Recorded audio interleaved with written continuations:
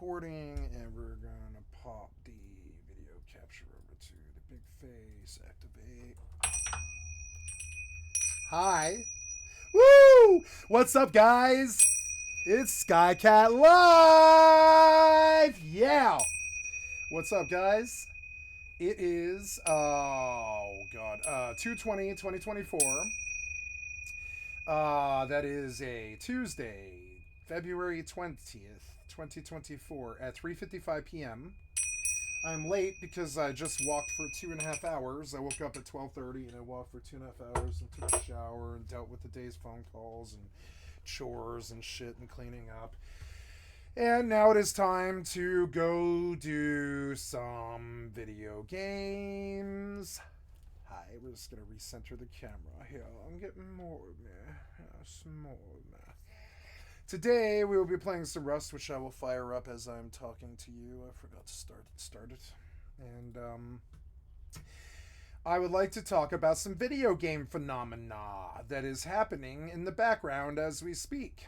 And it is the enshittification of new games.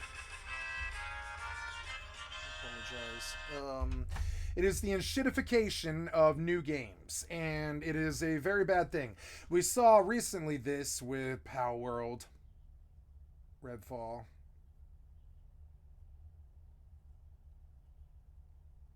Gollum, Skull and Bones, Day Before, Bespoken. People think Atomic Heart belongs on this list, but it doesn't. And I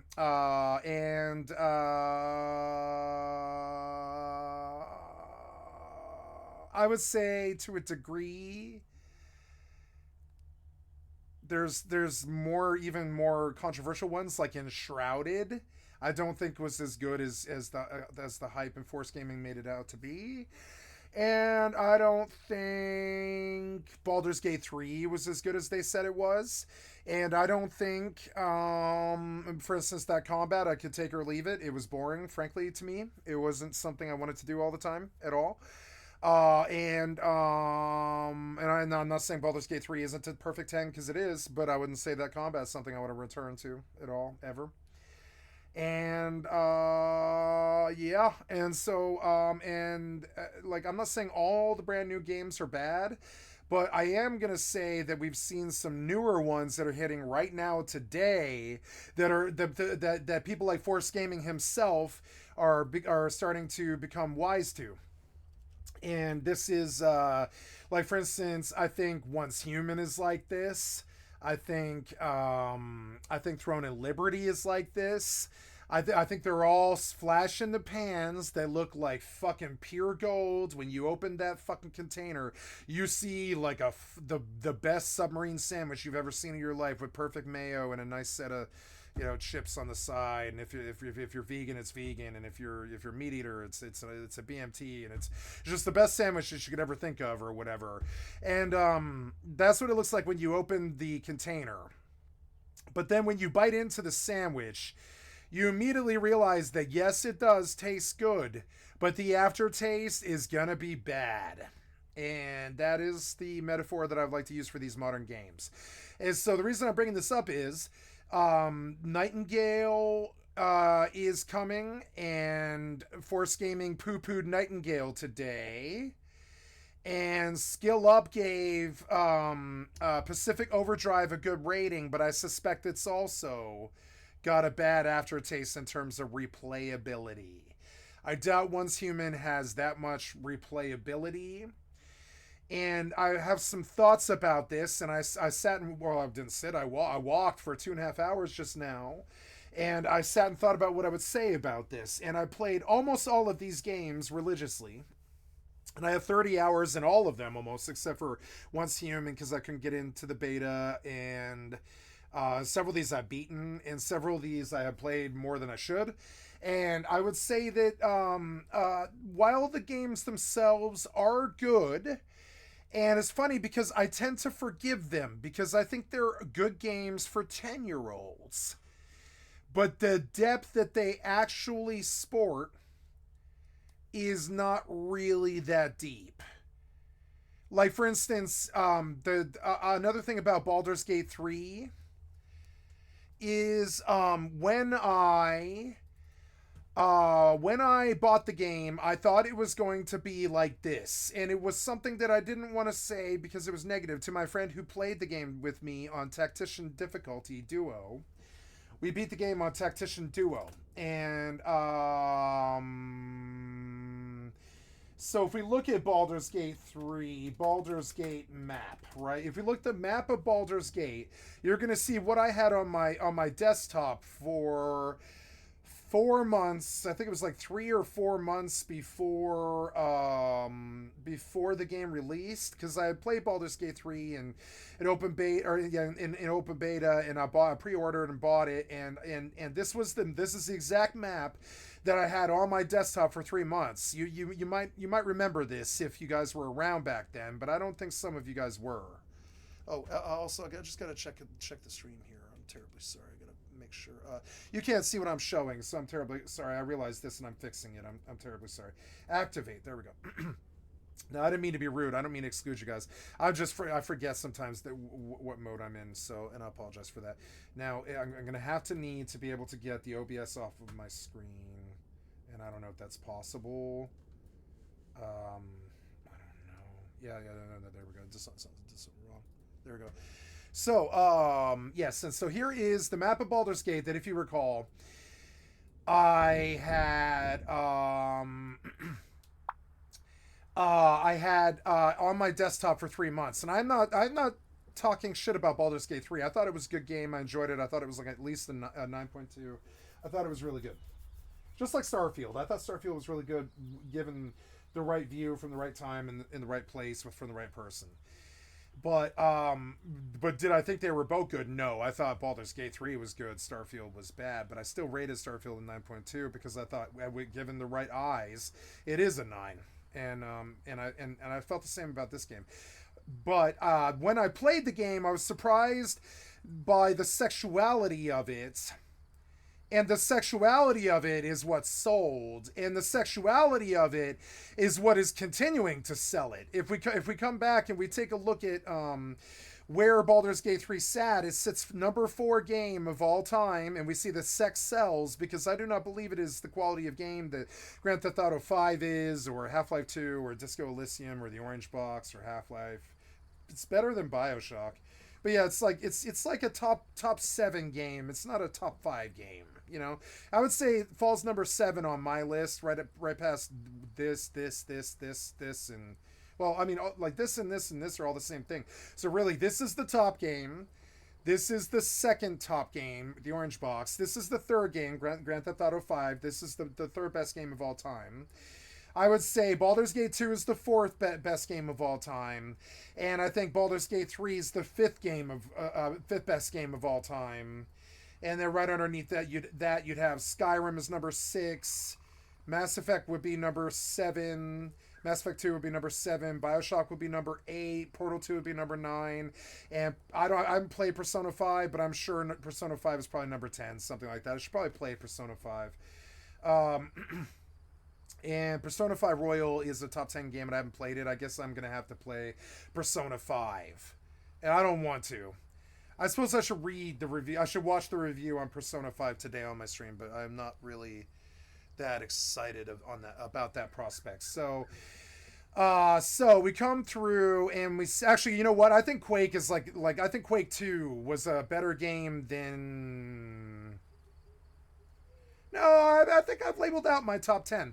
So we're going to stop there. And now you see Baldur's Gate 3 sits at number 4 of all time. And then if we come further to the Steam game and player statistics, which is a phrase I've never been able to say that easily. Steam game player statistics, right? We see the Counter-Strike is sitting number 2. Helldivers 2 had a pretty big reception. I suppose I could buy that game. Dota 2, sure. Power World, sure. Baldur's Gate 3 sits number 5, and that's what we came looking for. We see that Baldur's Gate is still sitting number 5.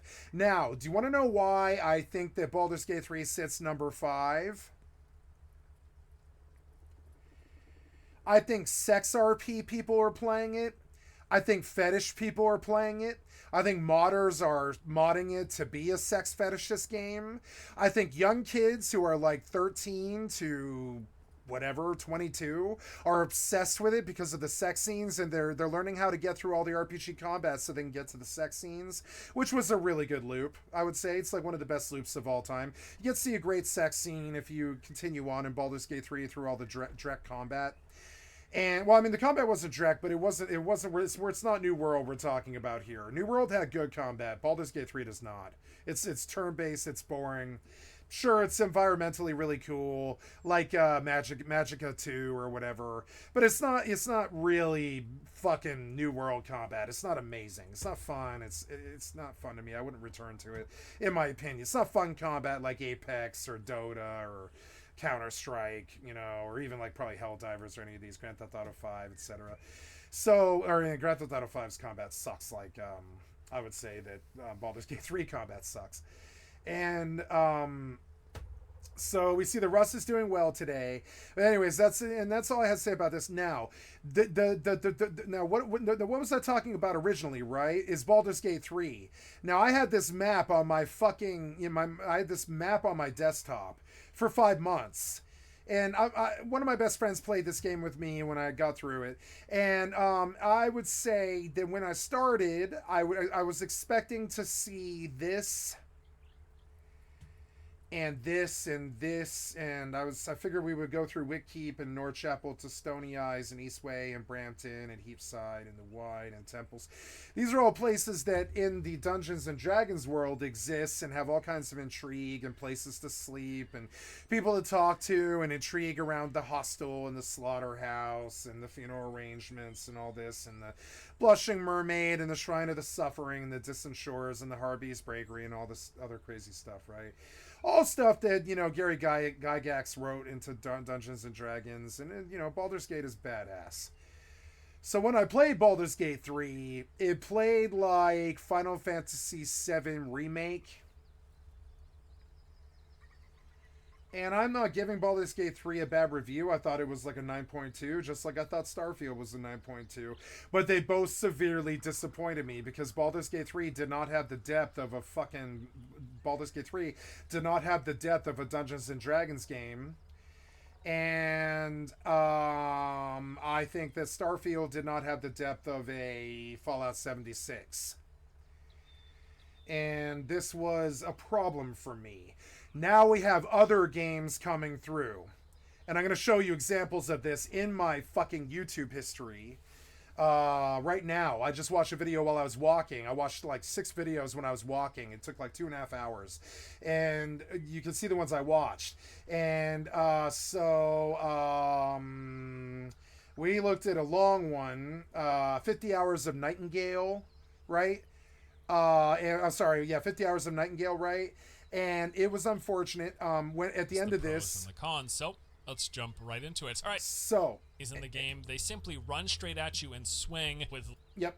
The game, which there are quite a few of them, and a lot of times, in order to make new ones of these, now he did not segment the video because he's overworked. Require several components made from prior 8 steps. You finally reached getting the item that you need to make the table up and just. To the game, what feels like the primary focus. I want more of the adventuring and exploration and combat to the primary focus. Resources, and you need those tables, the higher tiers, to make the better gear and to work your So we're looking at the last 4 minutes of I Play 50 Hours of Nightingale. Thank you so much for the excellent content for my stream. Force Gaming, I've liked and sub to your channel. And you are just required to do a lot of this stuff, and that's fine, having these required thresholds. I just don't enjoy the major emphasis on this part of it. And some people might love it. Some people might love the gathering and crafting to be what feels like the primary focus. I want more of the adventuring and exploration and combat to be the primary focus. But actually, maybe not so much right now because I feel like the combat, like I said, isn't particularly fun. But if they improve... That's all I needed to hear. The combat isn't particularly fun. And so we're going to pan Nightingale before it's born, the same way we kind of panned all the other brand new titles. And we're beginning to look at a return to... Oh, I have some stream stuff I must do. I'm terribly sorry. I just wanted to do the opening soliloquy and get it out of the way. So we come to watch now. Come through and make sure that my YouTube is public. Yes, it is public. And yeah, my video's loading. My video is loading. And then we're going to come through and we're going to load that. And we're going to drag it over. And we're going to watch my own YouTube video. So I can monitor it. There we go. And mute it. And then... there we go. And okay, and it's looking good. And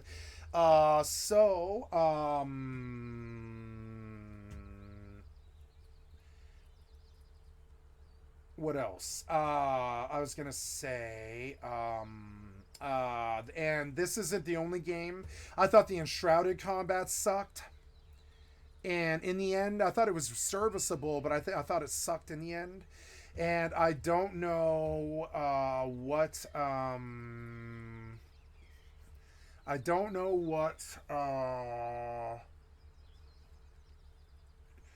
what's happening, but I think there's a rash of bad games that they're trying to say are good. And coming at us was Nightingale, Enshrouded,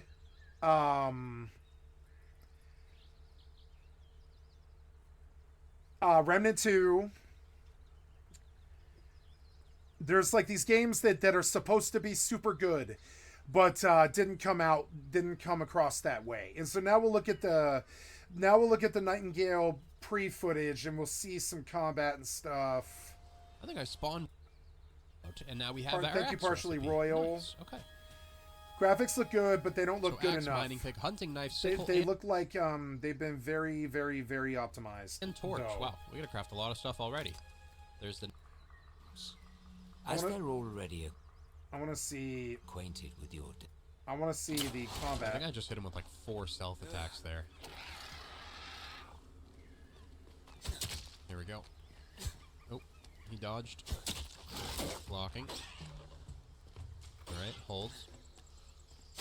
The range on this is not excellent, and he's really bouncy. Stay. Be a good boy. Be a good boy. There we go. I need to cook some of the meat that... There's a problem with this combat where when he lands a blow, all you hear is a thud and a little bit of the health bar moves. And it would be the equivalent of banging on a door with a hammer. It doesn't feel like you have any impact at all. You know?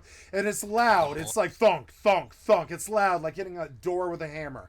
But it's not effectual. The door is going to hold up against the hammer, and this is a problem with these like kind of survival game ripoffs of like with added concepts and experiments and stuff. Is their combat never feels weighty.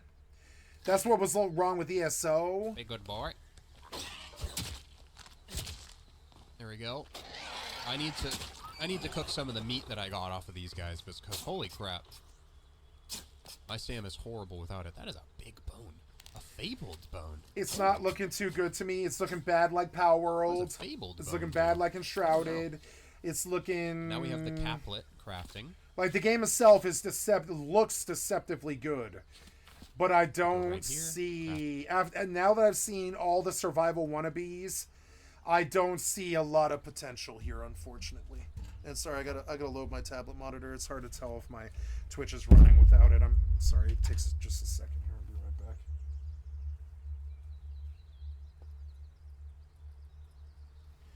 There we go. And so yeah, and so I think we're in a rash of cash grab games that are coming in who are trying to look as deep as Rust, and some of them might even have some love and TLC to them, like this one. But I don't know if they are actually good. And I'm scared that Pacific Overdrive might be like this. I know that Enshrouded was like this. I think Nightingale's like this. We're looking at a cash grab in the survival scene.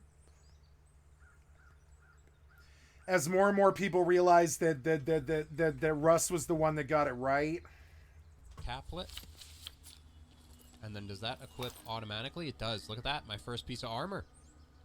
Beautiful. Now the game Acquire looks healing good. salve, acquire roasted meat. Prepare for the coming fight. Okay, this is a nice spot actually. But it sucks because what the games are selling is the busy work side of like survival, the busy work side of it. And all that stuff is fun, but the problem is the necessity for it almost is not there. You know, I mean, your damage won't be enough to survive, like combat encounters if you don't worry about this stuff. But like overall, the thing with Rust is like there's this endless potentiality to it where you could overnight roll up on 10 times the base that you had depending on what you found or who you killed or what happened.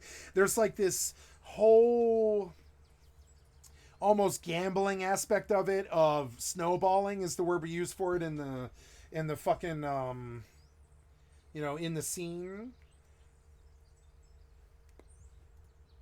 So go ahead and place down a campfire.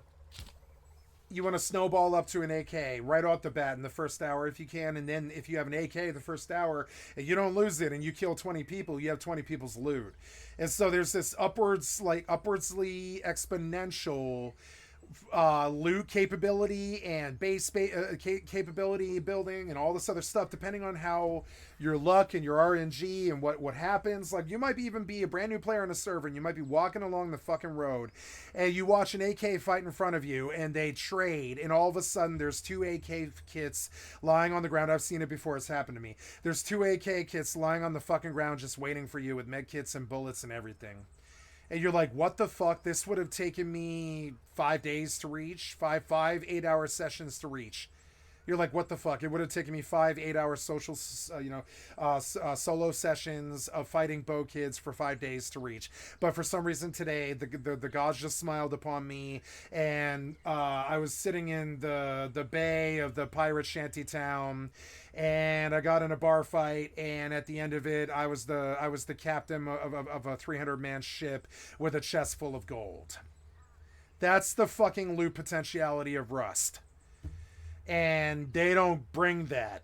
They didn't bring it. They don't bring it. They didn't bring it with Enshrouded.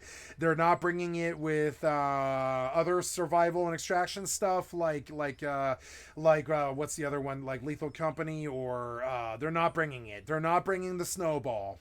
The snowball's not here. I don't see it. I see a grind, a really long busy work grind through a bunch of fucking Ashes of Creation portals to that morph the town around you.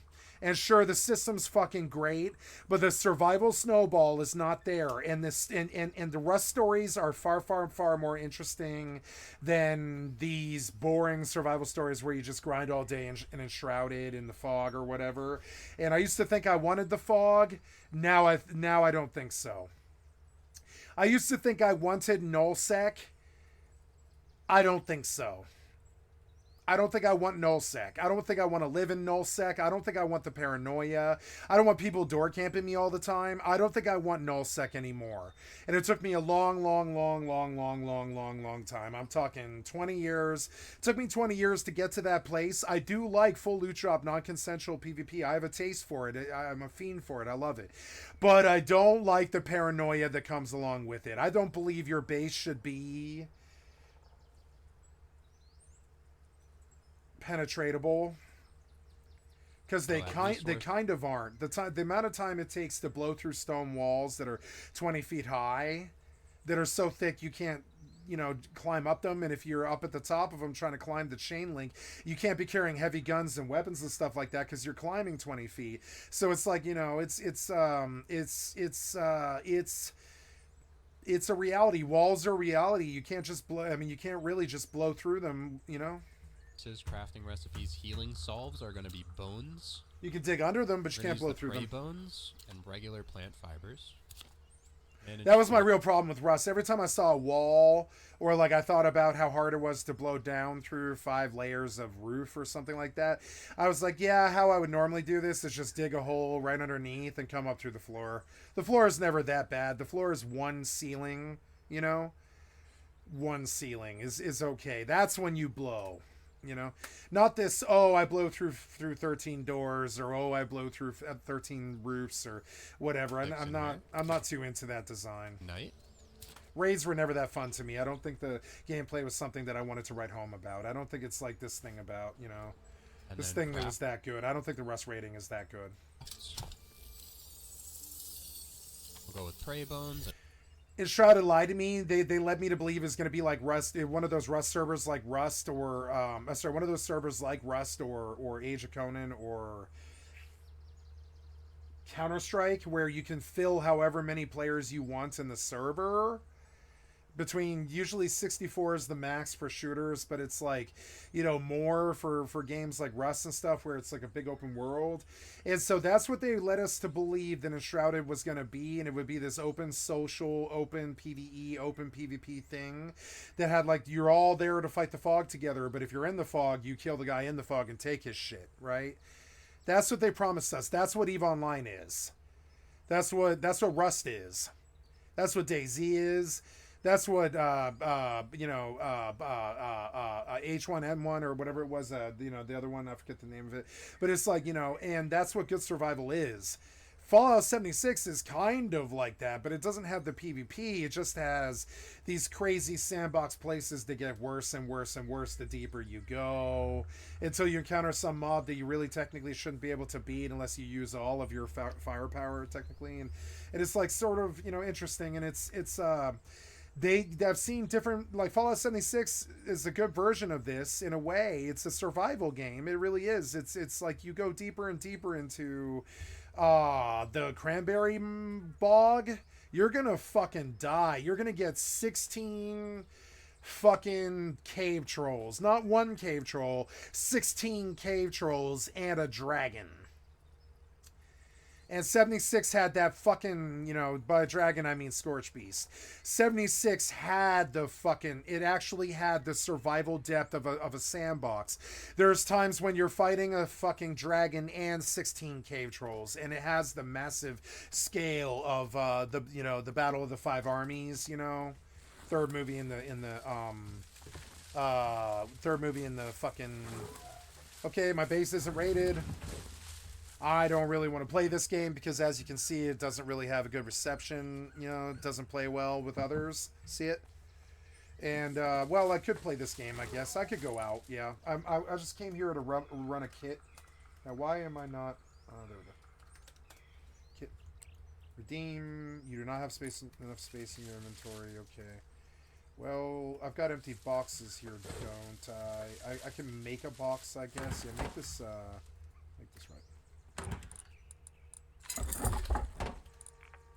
Ooh, there's a scientist outside as well. Give me some wood like I told you to. Box. Make a box like I want you to. Box.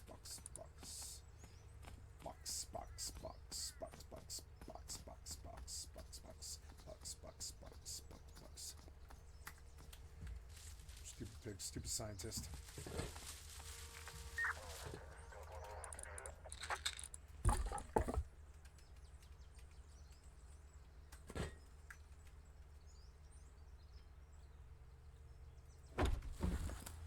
Good. I'm just gonna keep dumping and all this. Yep. And I'm gonna go kill him. I'm gonna make some bullets real quick. Maybe I should make a T3 now, but I don't have the what's it called? I'm gonna make some ammo. Yeah. Or actually, I think it's better if you do this. Yeah, start mixing.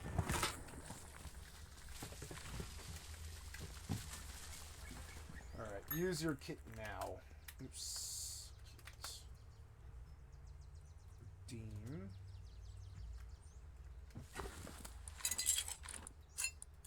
Good. We're going to unload this so I have more. Good. And we're going to dump all that.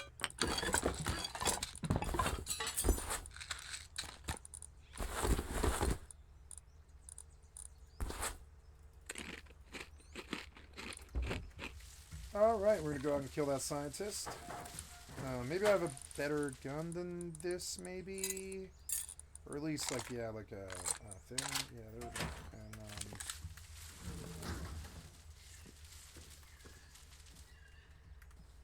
My fire mode is wrong. Also, that stupid shit.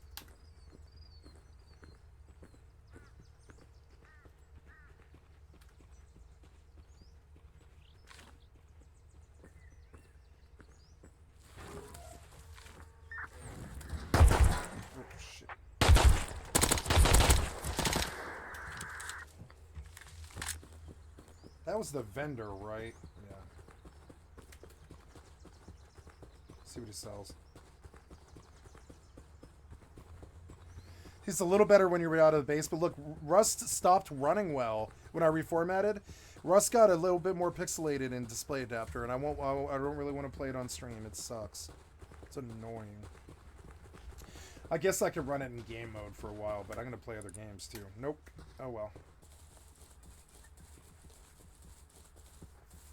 I like this server, but I think my time in Rust is kind of coming to an end. I think it's kind of played out its natural course here of about 3-4 years.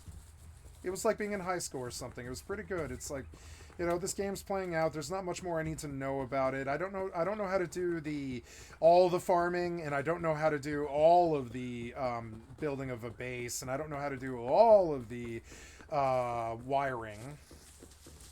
But I know most of it, and I've watched it, and I know how to do most of it, and I don't value that stuff, so I don't really care about that. That's large clan life, so I don't value that stuff, and so I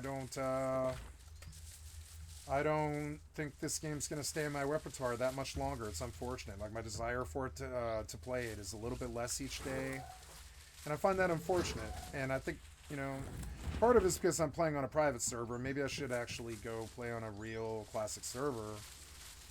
But also, I don't know. Every time I've done that, I get in 2v1s. All day, I just get in 2v1s. That's it.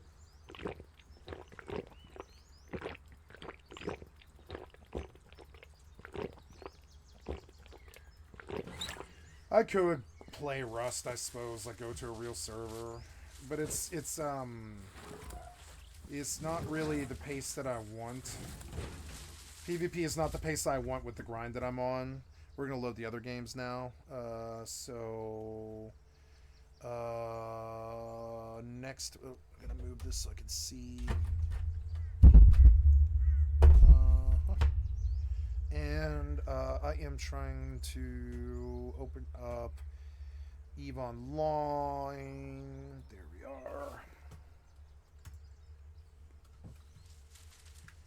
And while I like this server, I don't think I want to spend that much more time on it.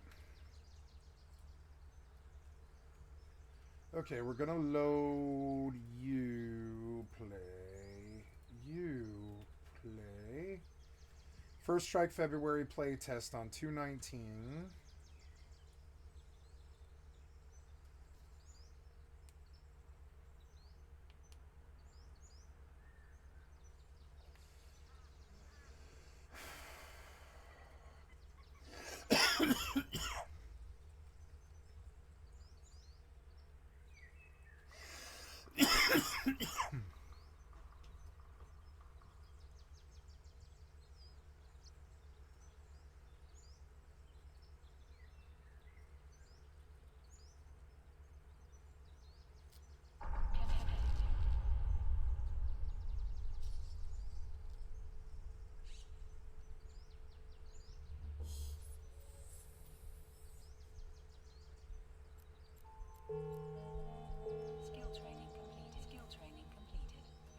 Oh, we like that sound. Why are we... okay. Gotta fix something real quick. Sorry, guys. My program crashed.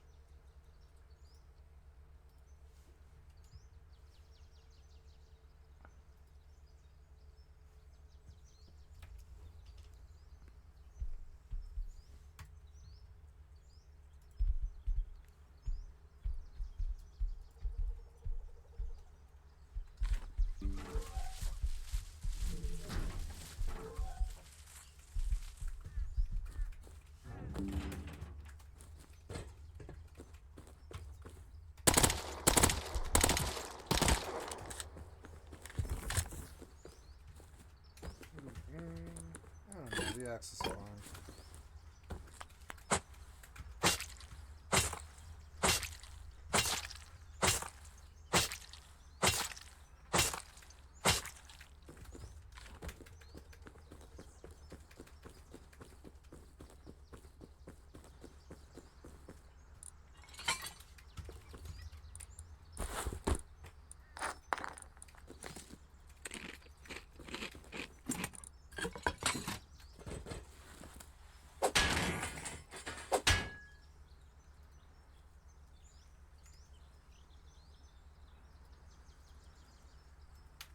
Running game capture for a little while. Hopefully they'll fix it.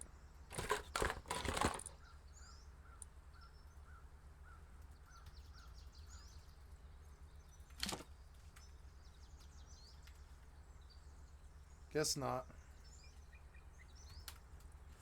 Yeah, I'm just going to get off this game. It's not running well on OBS anymore. It was running fine for months, but right after the reformat, it's not running on OBS anymore. See it?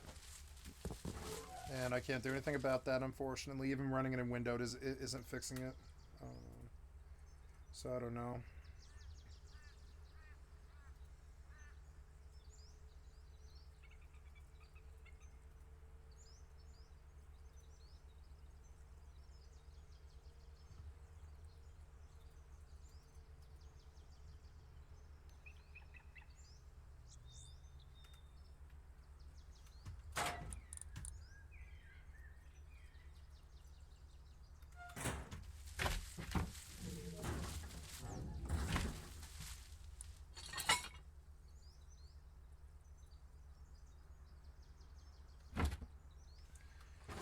Yeah, my desire to play this is kind of gone. It's unfortunate. I'm just going to acknowledge it and get off it. But hey, I've checked my base and it wasn't rated, and that's, you know, that's the Rust lifestyle. It's good. So we gotta get all my shit running on FFXI next, and we're gonna change titles here. Gonna kill all of that stuff, and gonna move and change my title. Getting off the Rust Zombies, and we're gonna do...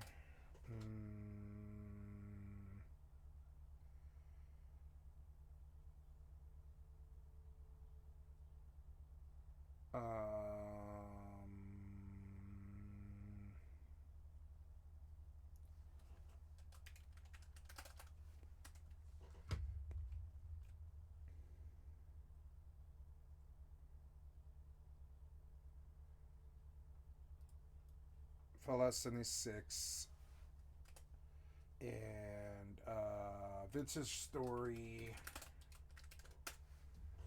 and EVE Online, and we're going to change the title to EVE.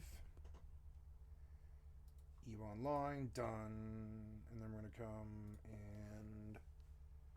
Wait, what did I just do? Oh yeah, I wrote Final Fantasy XI out of this, actually. Rather than Vintage Story, we'll do some work towards FFXI, I guess. FFXI Horizon first. Yeah, and no, I don't want to do that. I want to do Vintage Story.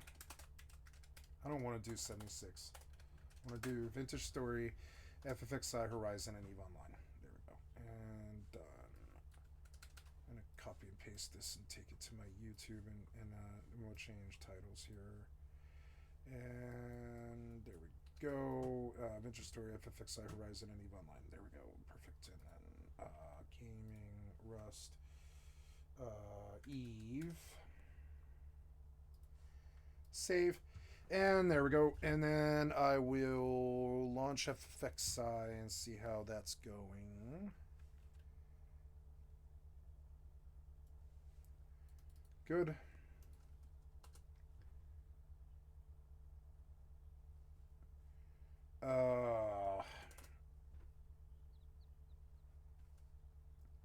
It looks very, very pixelated for some reason. And that sucks. Oh yeah, so we'll have to oh yeah, let's fire up EVE as well. So, or I did fire up EVE. So We're gonna turn some EvE music on now. Now, why is Cat Sky's graphics so low? That seems weird. And the other client didn't load? The other client didn't load. Why? Is it now? I don't see it. Oh, there it is. So yeah, this makes sense.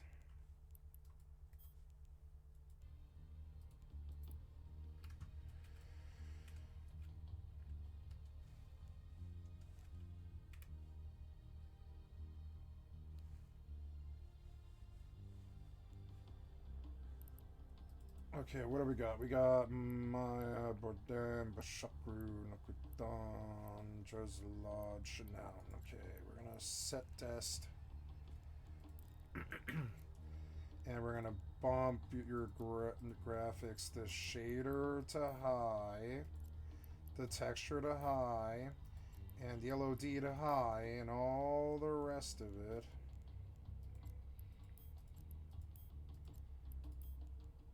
Reflections high. Yep, all the rest of it is off. Yeah. Ultra quality. How's that look? Yep, good. And then we'll come to you, and we will bump the graphics as well.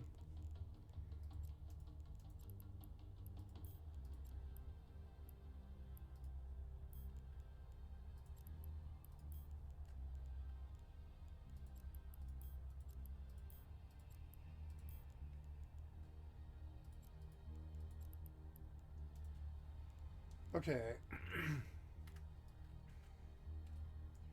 Yes, much better. And then undock. Oh wait, no. Don't abort. Abort undock. But I gotta make sure that everything I have is in this ship. Yep. Okay. And then we're gonna set locations to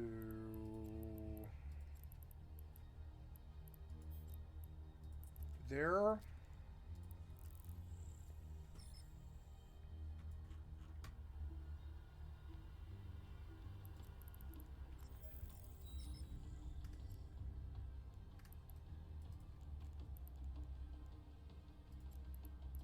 Some of my settings have been reset, which makes no sense.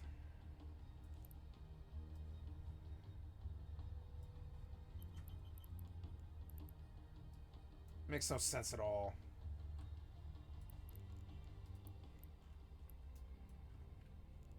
Autopilot engaged.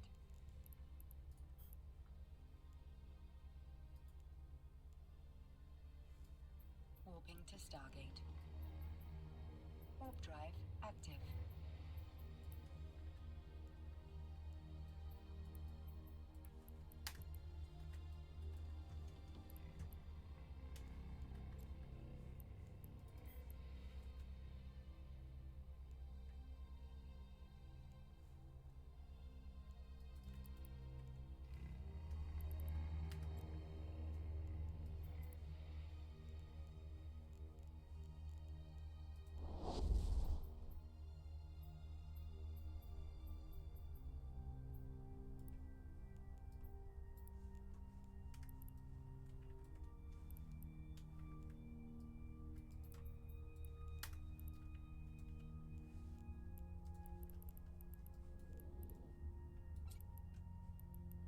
Oops.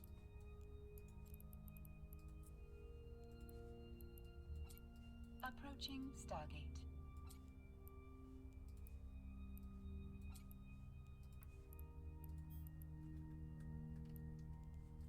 Autopilot disabled. Oops.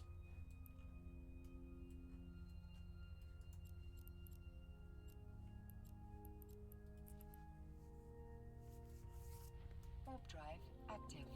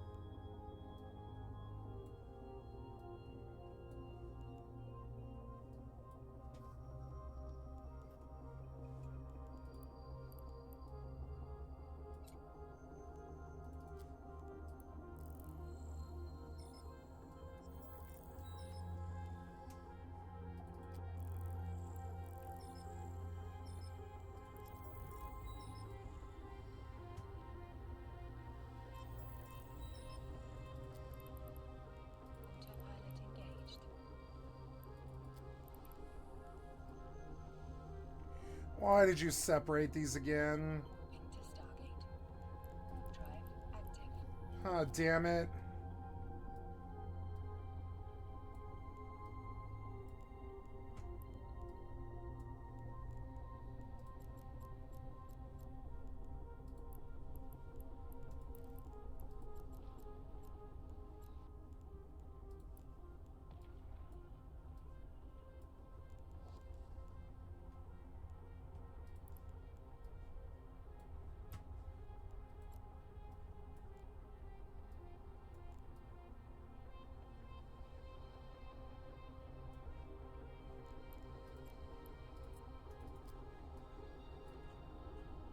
I lost settings because I didn't log right last night.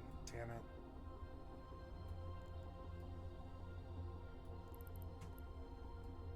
Approaching Stargate.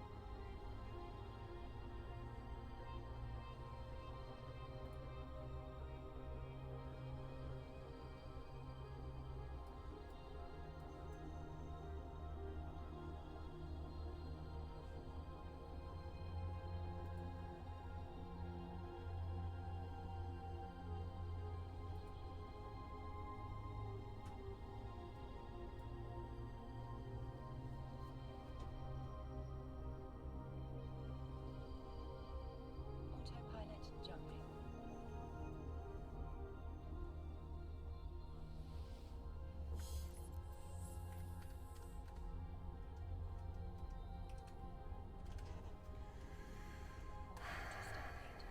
Warp drive active. Try that.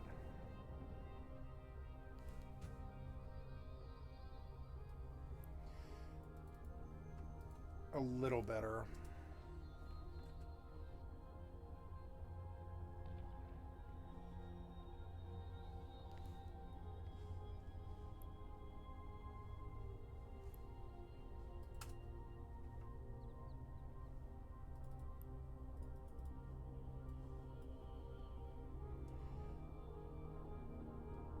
Okay.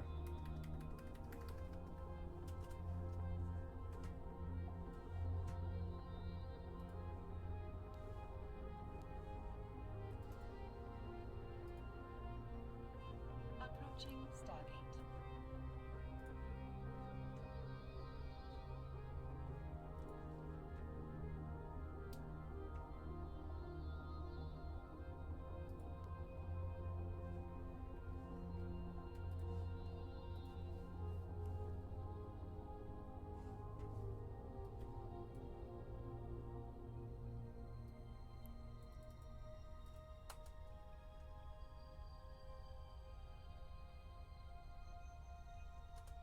Looks blurry.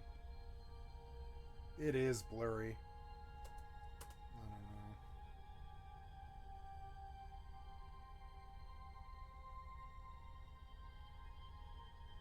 know. Oh, I forgot to turn it off. Well, it's better now. Autopilot jumping.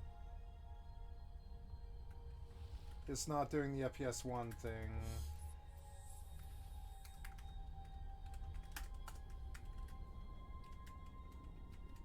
Warping to Stargate. Warp drive active.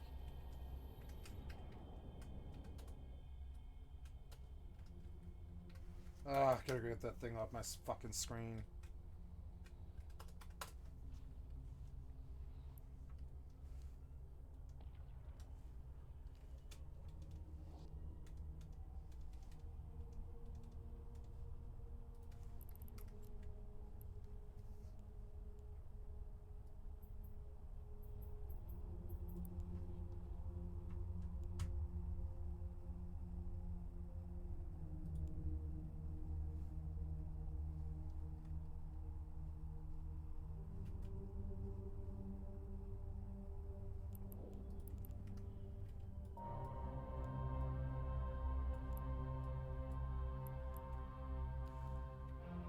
Damn it, I set this all yesterday perfectly. Approaching Stargate.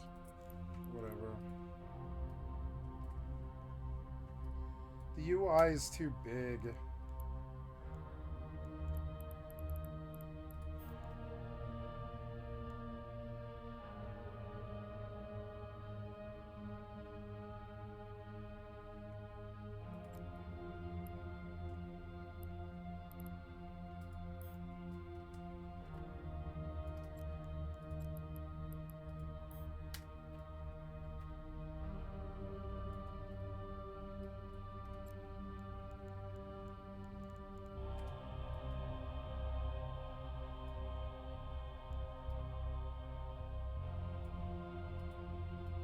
Autopilot jumping.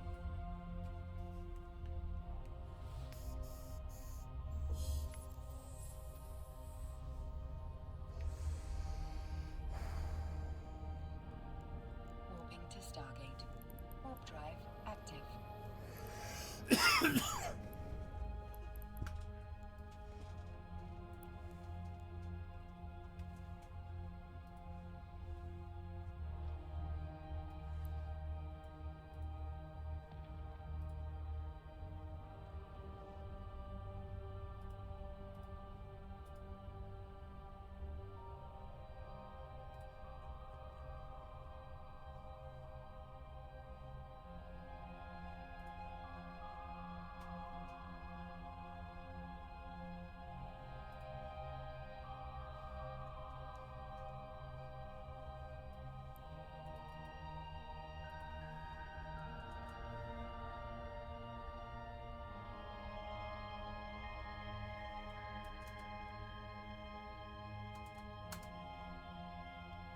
Approaching Stargate.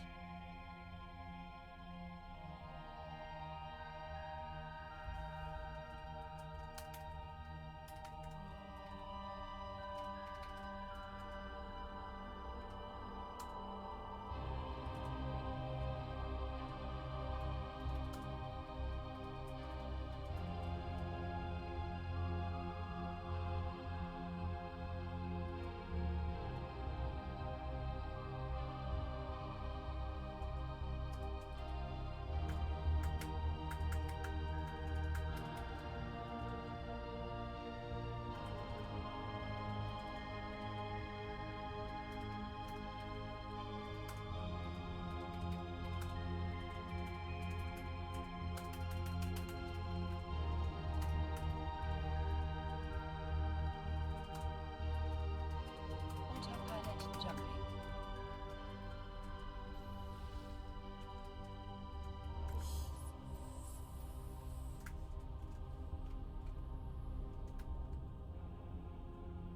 Warping to Stargate. Warp drive active.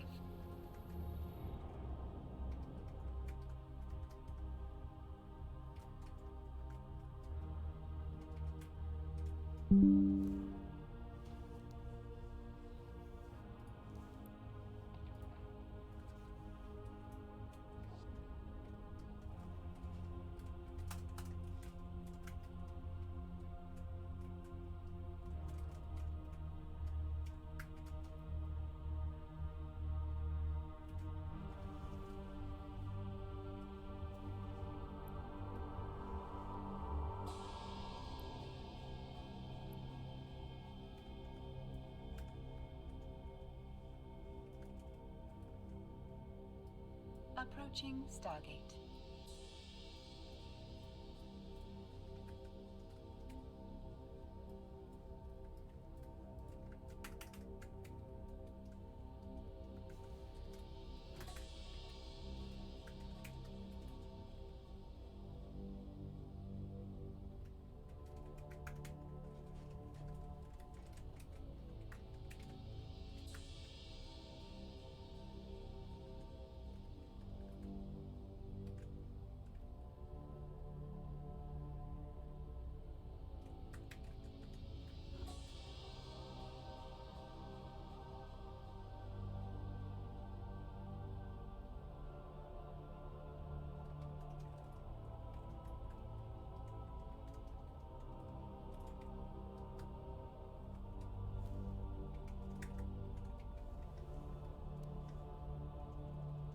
Autopilot jumping.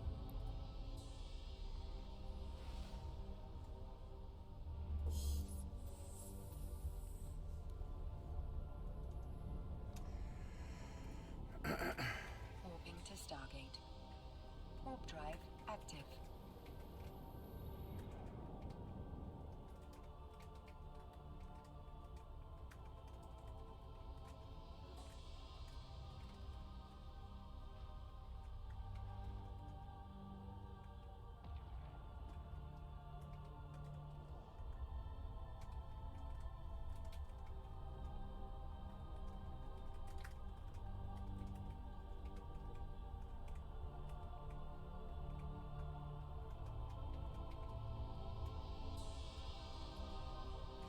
Trying to figure out why it looks so crappy.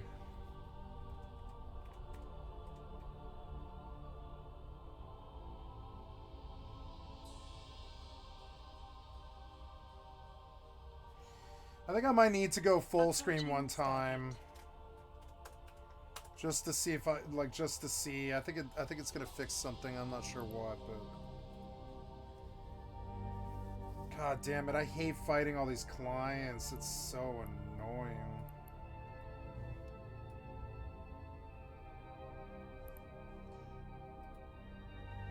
I will play WoW instead of FFXI. Give it a little break.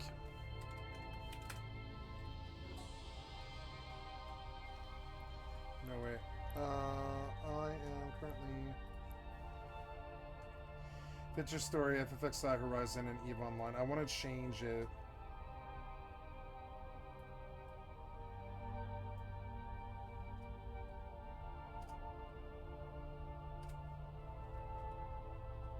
Autopilot Done. jumping. And,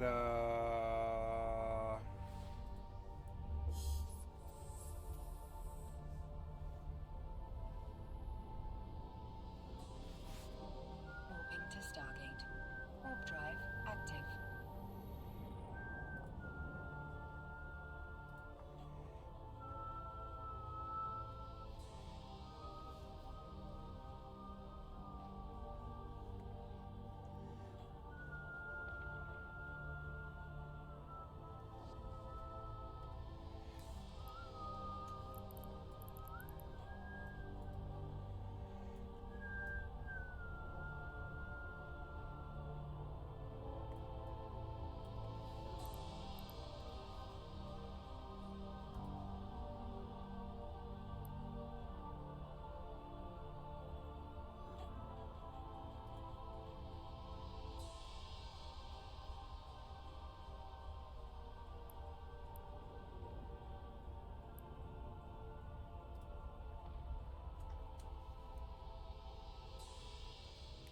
Approaching Stargate.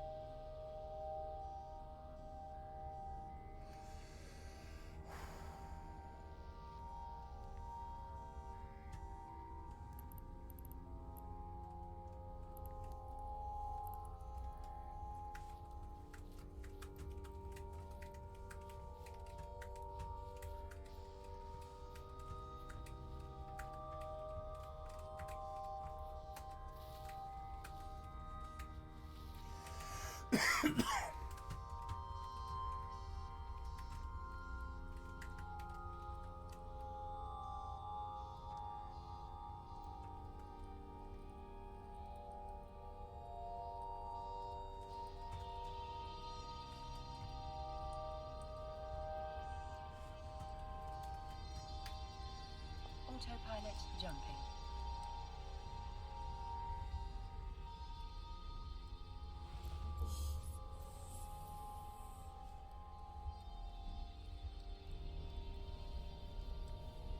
Warping to Stargate. Warp drive active.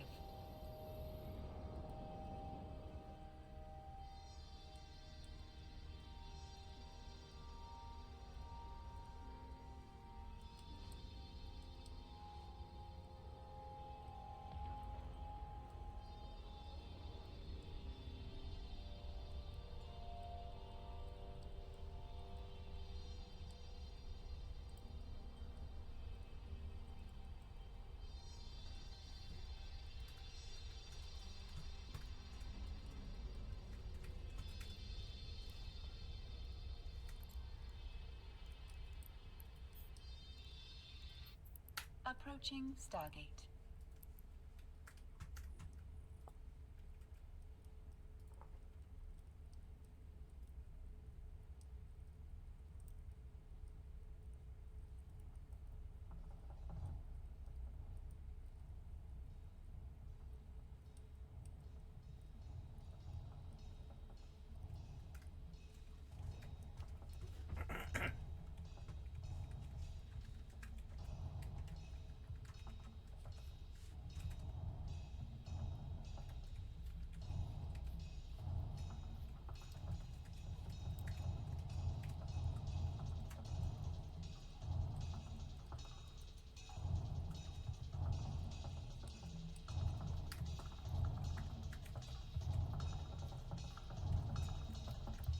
Autopilot jumping.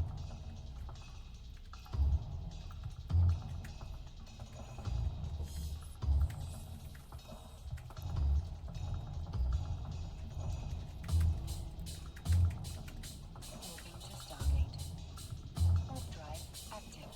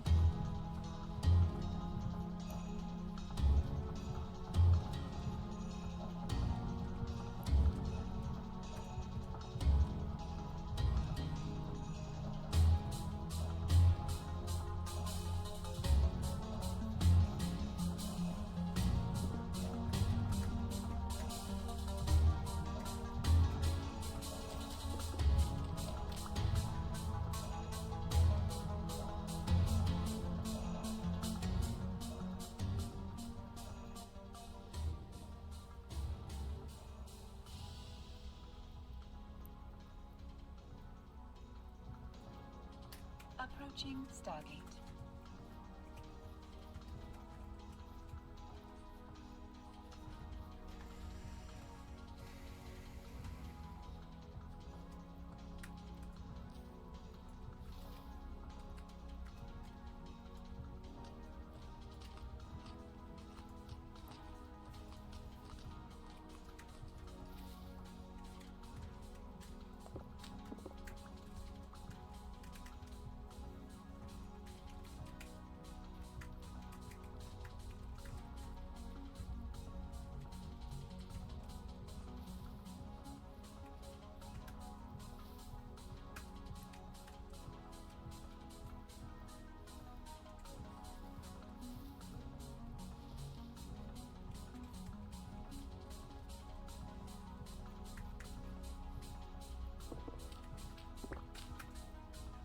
Autopilot jumping. Autopilot disabled. Waypoint reached.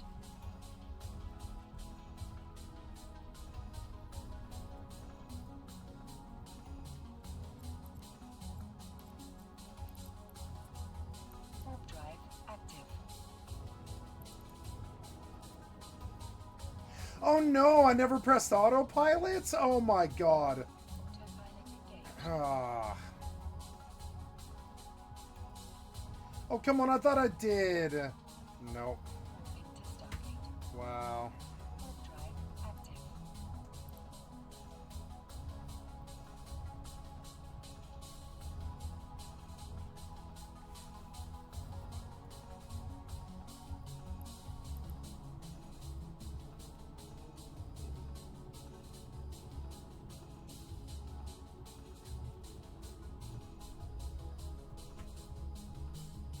Docking request accepted.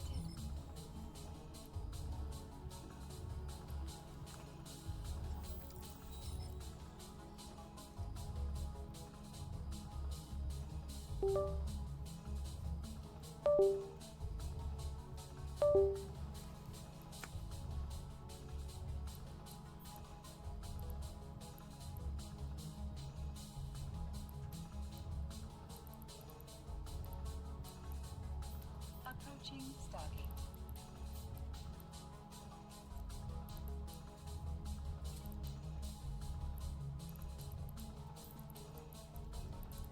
110 million.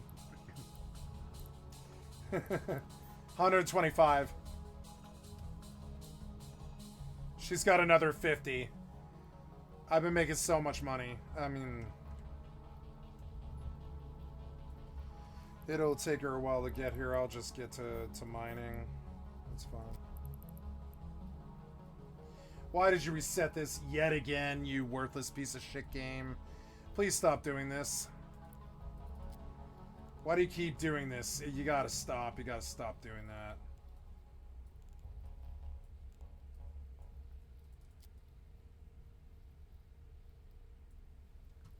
Gotta stop doing that, man. I've been fucking with this so much. You've got to save the settings. I am gonna relog now just so it saves the bar.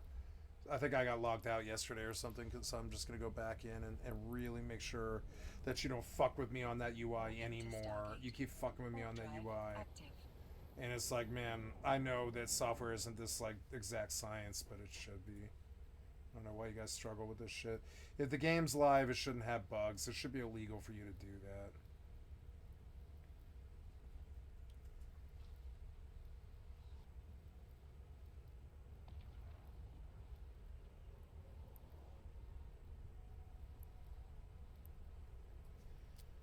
Connecting.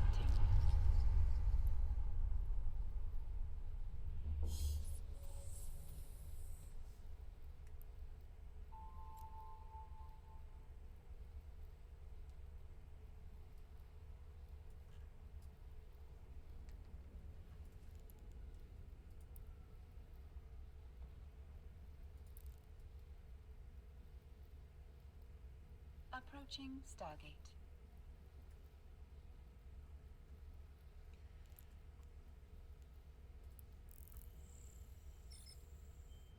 Good, that's a little bit better.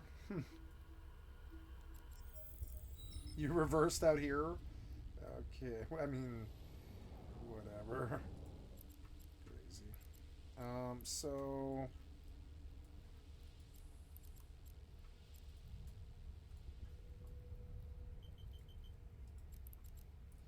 And I want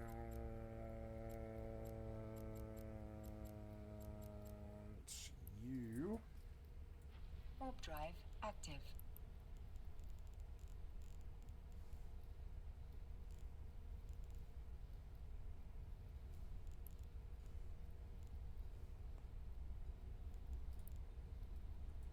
Autopilot jump. Now, did I pause? No, I did not. I should.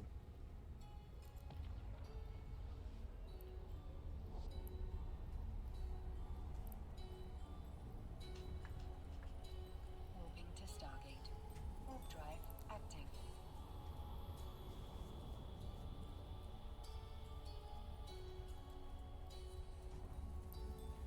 Yeah, I got a few icicles left and a single guy and a Mac.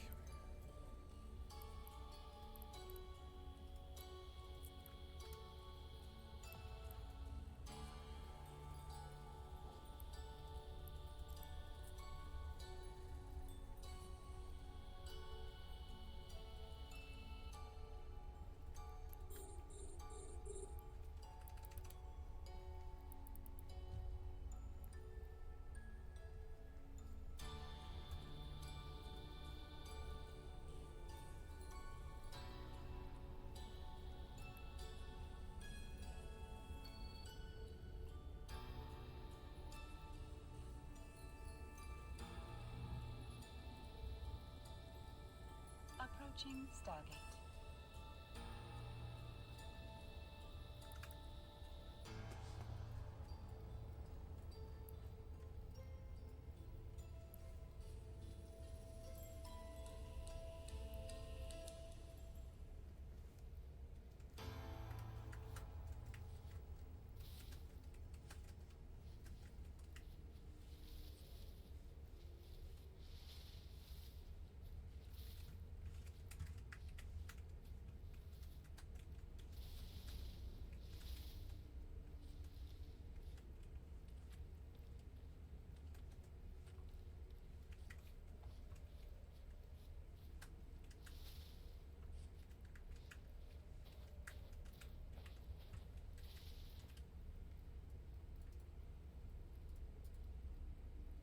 Autopilot jumping.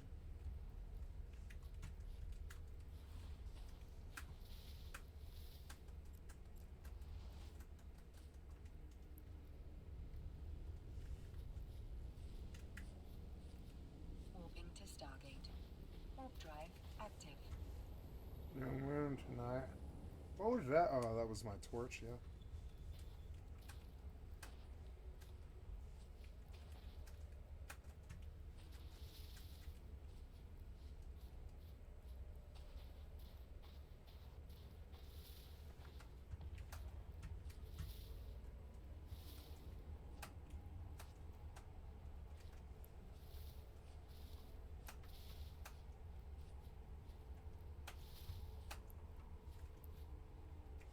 Past it. Oops. Wish I had a compass.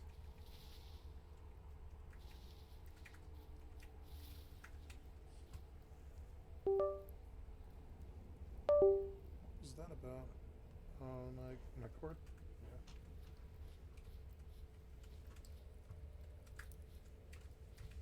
Yeah. Approaching Stargate. Sorry. Oh,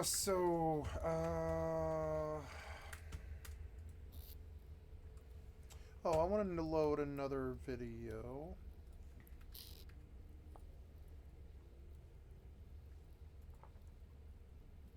All the new games are like hustles. They're like hustles. That was what I was talking about earlier today. They're like all fucking hustles. And that's not good.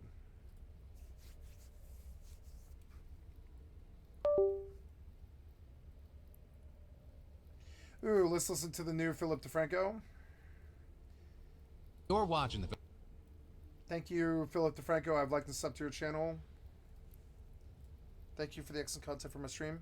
Philip DeFranco's show, and we got a lot of news to talk about today. We've got mommy vlogger Ruby Frankie being sentenced to years and years in prison today. Alabama Supreme Court just ruled IVF embryos are actual children. The AI Pandora box that was just unveiled is exciting and horrifying. And why people are fighting over this ridiculous Billie Eilish controversy. And then there's even more we got to talk about today, but a quick announcement first. Very excited to announce a new drop just went live over at beautifulbastard.com, which includes the Your Mom's Favorite Cowboy premium tee and hoodie for all you show-offs who can last more than 8 seconds, as well as the Take Me First, I Ain't Made for This Planet premium crew and tee. And then finally, I heard all the whining, so fine, we've unvaulted the Don't Be Stupid crew and premium tee. They're all available as I'm recording this in a few limited colorways over at beautifulbastard.com. So grab what you want while you can. It's first come, first serve. With that said, I got a full show of news for you today, so buckle up, hit that like button to let YouTube know you like these daily dives into the news, and let's just jump into it. Starting with famed mommy vlogger Ruby Frankie just got sentenced. Right where we last left things, back in December, she pleaded guilty to child abuse. We just got the news that she will serve 4 consecutive sentences of 1 to 15 years in prison, which is a huge range. Today, reportedly, the Utah Board of Pardons and Parole will decide exactly how long each term is. So this also, as you had NBC News reporting that the maximum aggregate sentence for consecutive terms is 30 years. So that's where the sentencing range would cap out. And for those of you that are coming into this late, or if you just need a refresher, like the details of the situation were horrific. Ruby was best known for the Family Channel 8 Passengers, with her eventually getting charged with felony child abuse last year alongside Jodi Hildebrand, a woman who had been identified as a therapist and Ruby's business partner. And this after 2 of Ruby's kids were found with duct tape on them, severely malnourished. Duct tape and malnourished. Tied up. And the things we've learned since then painted an even more disturbing picture. And again, all of that was after viewers had long suspected that Ruby was abusive, at least in some capacity, just based on the content she was putting out. Also, regarding Jodi Hildebrand, she was sentenced to the same terms as Ruby today. And so for now, we're gonna have to wait to see what the Pardons Parole Board does regarding the specifics. Which on that note, during her sentencing, we did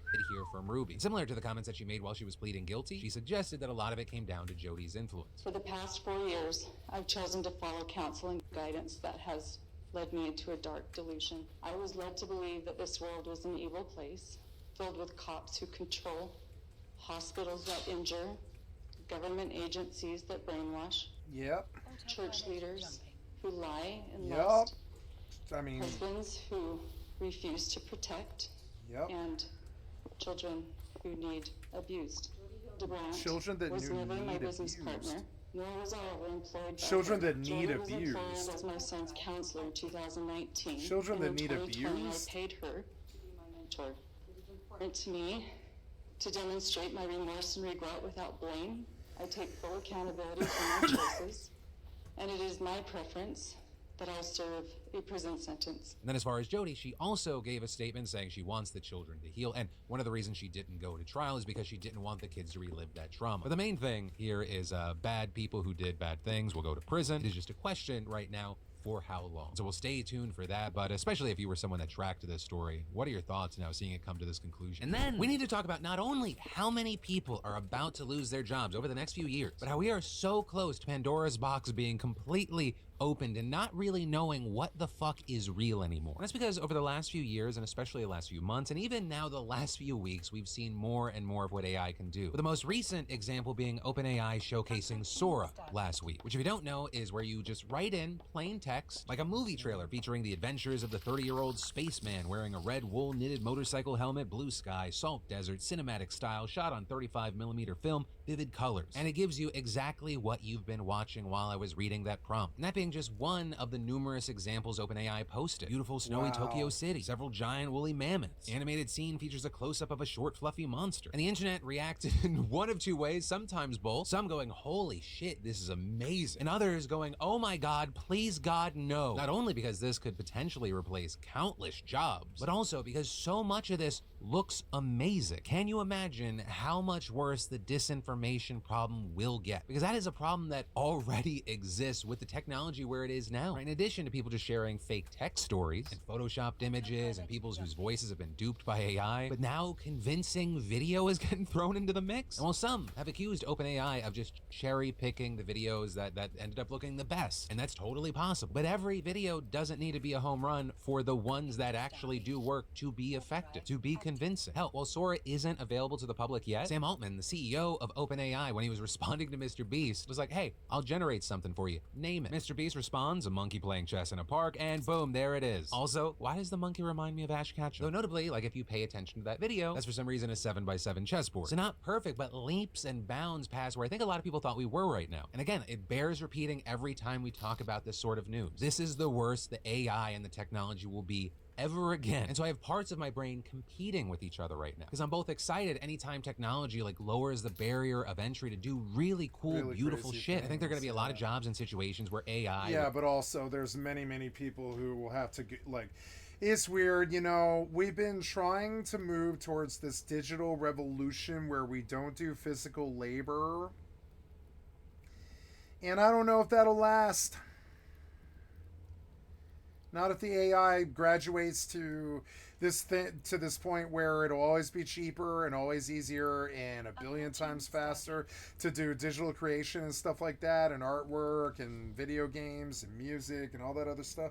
If all the creative stuff just gets taken over by machines, I think we're going to end up in a physical culture. It's kind of weird. It's very weird. With people that know how to competently use it, they're going to be able to do next level things. But I'm also horrified because as we've seen with other emerging technologies, bad actors will jump on this shit fast. And I really don't think we are ready for that. What do we do in a world where we don't know what? I want to get the AI, I want to ask the AI interesting questions like, what's the easiest way to produce heroin? What's the easiest way to shake and bake methamphetamine? What's the let's see, other questions I would ask it.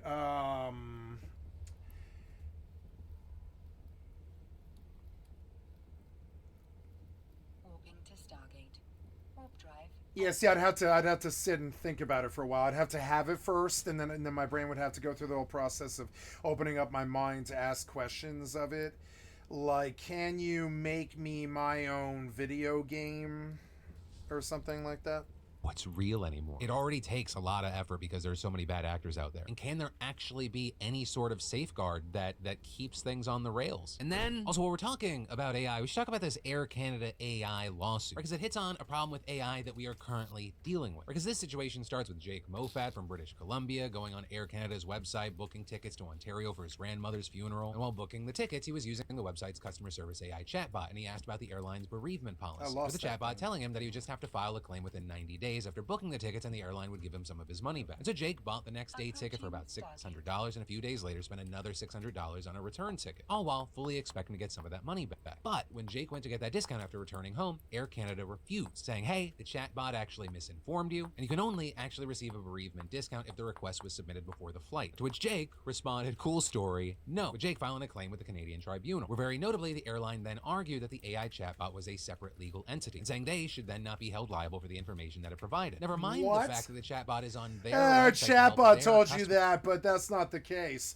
And so I'm the owner, and I'm telling you that's not the case. And the guy goes, no, but your chatbot told me this. And the guy goes, well, the chatbot isn't me. And the guy goes, yes, it is.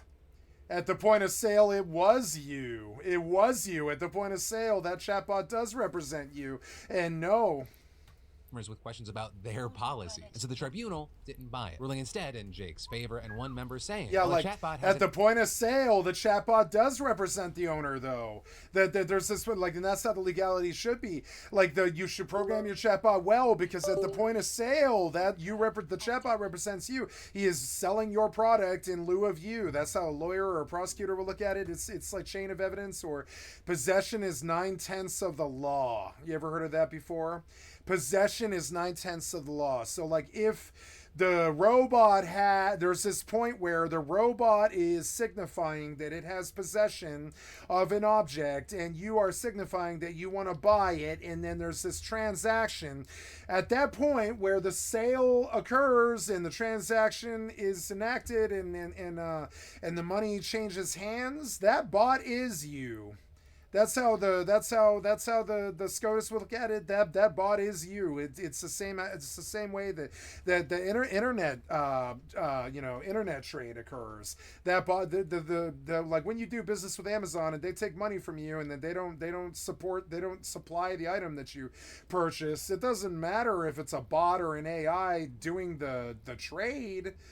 The bot or AI at Amazon that sells you your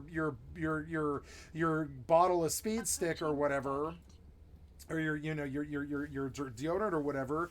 Like, if you don't supply the deodorant, it doesn't matter whether there's a real human at the point of sale. That you still have to supply that that Speed Stick. And if the bot misled you at the time of sale, then program the bot better. That cannot be the public's that cannot fall to the public. But that's not the public's fault that you chose to use a chat AI bot to run your fucking your sales transactions. That does not fall to John Q. Public to pay the dividend on that or whatever. No, you're gonna have to let him fly for free or whatever. An interactive component. It is still just a part of and with an airline, you better get that motherfucker home at that point. You better get that motherfucker home. Canada's website. It should be obvious to Air Canada that it is responsible for all the information on its website. It makes no difference whether the information comes from a static page or a chatbot. And this is a very big deal because many companies have added AI-powered chatbots to their websites in order to offer faster service to their customers. So it is very likely that this ruling is going to have some serious ripple effects in terms of how courts determine accountability when these things go wrong. But then also the issue of AI chatbots, it's getting even bigger because it's not just limited to the corporate space. We've actually been seeing major content creators battling a similar problem. With, for example, massive tech YouTuber Marquez Brownlee recently sharing screenshots of a chat with a YouTuber AI chatbot by Agent Gold, which notably gives people the option to chat with a bunch of high-profile YouTubers and content creators. People like Marquez, Mr. Beast, Joe Rogan, and No, you've just fallen for the hoodwink, which is no, you're not talking to the fucking celebrity. You're talking to an AI. How are they the same? It doesn't matter if they sound the same. They are not the same. They'll never be the same. They're not the same. It's an AI pretending they're a celebrity. It is never the celebrity, especially after they're dead. But I mean, like, it's never, whether they're alive or dead, it doesn't matter. It's never ever. It's just never the case. One's an apple and one's an orange. You seem to think that this apple and apple. No. I don't know why AI celebrity would ever be fucking so successful. It should just die in the dregs of its infancy. Because, like, you are not talking to that celebrity. It doesn't matter if it looks like it and sounds like it, and it fools you on the uncanny valley tip. You're still not talking to the celebrity, and that is reality that you need to fucking face. You're not talking to the celebrity. It doesn't fucking matter. You're not. It doesn't matter how close it is. It doesn't fucking matter. You're still not talking to the celebrity. Reality and you might not fuck with each other that well or often, you know, but it doesn't change the fact that that's not the celebrity. It's a simple, basic thing. It doesn't matter how much it fools you that it is. It's not the celebrity, and in the end, if it fools you and you're happy, good on you. I think you're dumb. I think you're dumb enough to just believe some weird fantasy and live it like a lie. But in the end, the AI can't kiss you, it can't hug you, it can't surprise rim you. It's not a real thing. It's like that Blade Runner movie. The second Blade Runner movie was depressing to me because it was like, yeah, that girl's never gonna be your girlfriend, you weird freak. You know, it's just never gonna fucking happen. She's never gonna give you a surprise rim job. It's never gonna fucking happen. It's just like in your fantasy. You think, oh, we like women are not necessary or whatever. Yes, they are. Yes, they fucking are. They're a lot more necessary than fucking computers. You want to talk about pro-feminism shit? I believe that women are a lot more necessary than computers. You can see how much I love computers and games and stuff like that. But I still believe that women are fucking fundamentally, super fucking fundamentally, just 110% fucking more important than AIs could ever be at the top echelons a billion years from now when they're super evolved or whatever. A woman's still gonna be a billion years from now. A billion years of AI research, right? A woman's still gonna be more fucking valuable. Codico, just to name a few, with Marquez sharing the screenshots and X and saying. And I think that's what's wrong with the nerd today. I think they're trying to surrogate. They're trying to surrogate everything. They're trying to. I know because I'm one of them. Like, I try to surrogate a life with video games. I try to surrogate emotions with drugs. I try to surrogate living my life with drug damage and brain damage. And I try to live out my life vicariously through sci-fi and fantasy rather than, you know, in survival and shit like that, rather than like, you know, than like living my own life and chasing a woman and like, you know, being down at the bar or whatever. And that's going to change soon, you know. I'm going to change that about myself soon, because it's not yeah, it's not normal. It's not normal. The AI in the computer will never be enough. I know, because I've lived online now, something like an astronaut. I left the real world, like, you know, fuck. Well, I didn't leave the real world.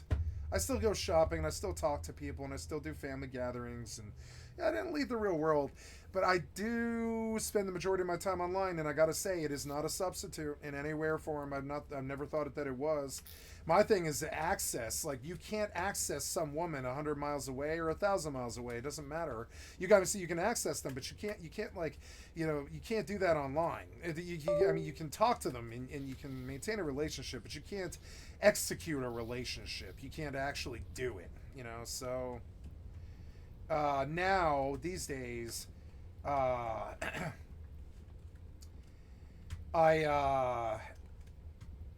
don't know. I struggle with this reality of, like, can we substitute? I don't think so. I look at, like, I thought, I spent the last 5 years of my life thinking that I could substitute reality with a video game, or with video games and stuff, or even like a streamer reality with like video games, right? That like I figured I could maybe like live a streamer reality instead of the real world, and I no longer believe that is possible.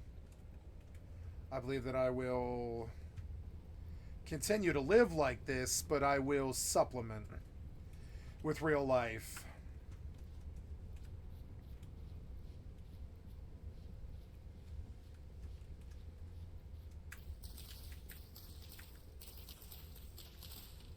What are these things? They are tool.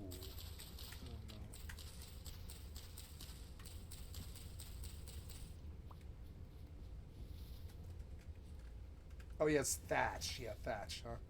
Can I put thatch directly on my base? Would that work? Oh, yeah. Is everything working well here? Yeah, we're good. So I am dumping in the station more money. And let's go back out.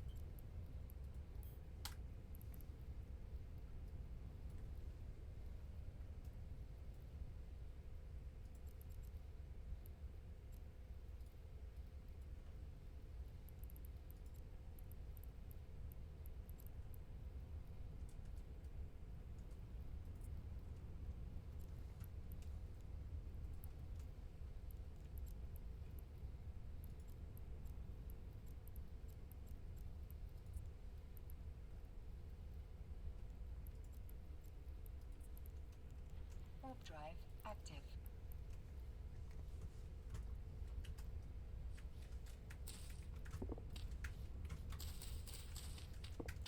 I like this game. It has a livability factor that's, I think, actually a little bit better than Rust. Because you can just keep building. There's no limit. I can take this to the sky or deep down into the ground. There's nothing stopping me. I think games like this are the future. I don't think this is a particularly good example of it, but I think this is the future. You know? What was that sound? Yeah, the sounds actually seem to matter, huh? Entity sound level.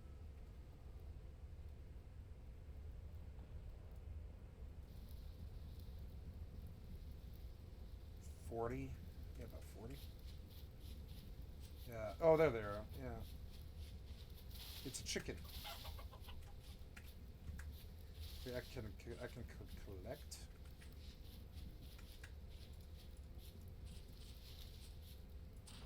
What can I do with the chicken?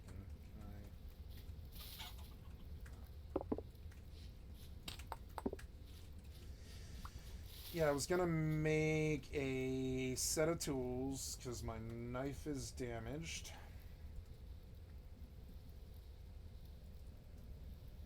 Knife is damaged. I'm just gonna chuck this one or whatever, or I don't know, like repair it later or something. I don't know. And I could chop some trees, I suppose. That's something I could do.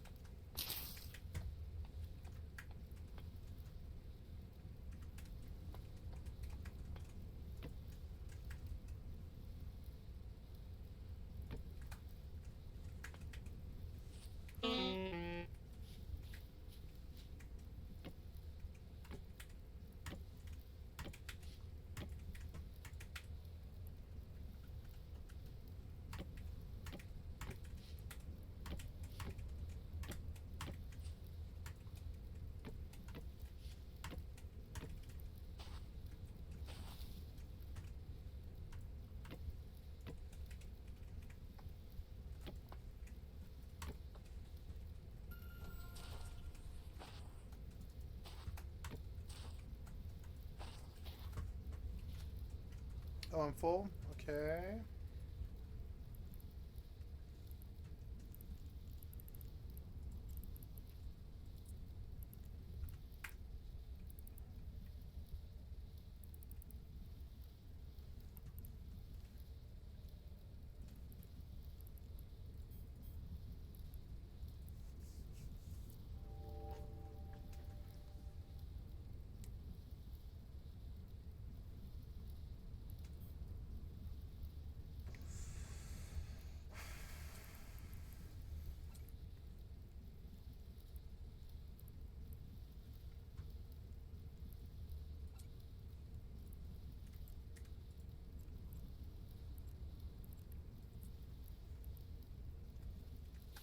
Warp drive active.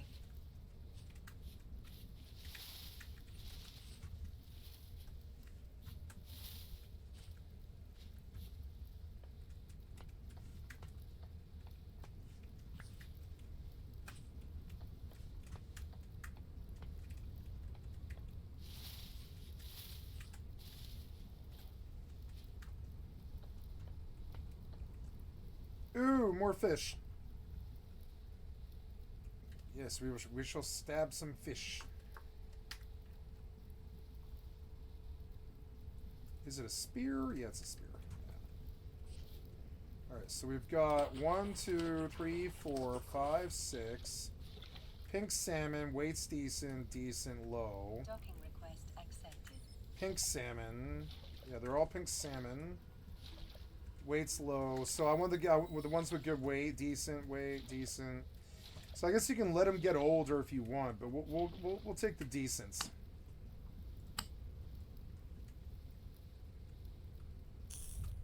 Oh, I burned out my torch. Damn it.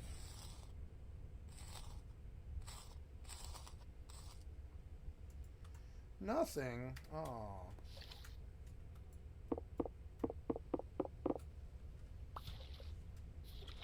Bone. I got bones up at least.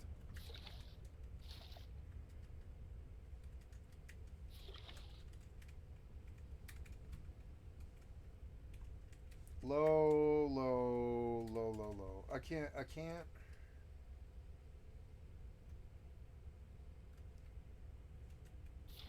So I guess I gotta wait for them to get, like, fatter. One wonders if I can feed them. Can I feed them berries?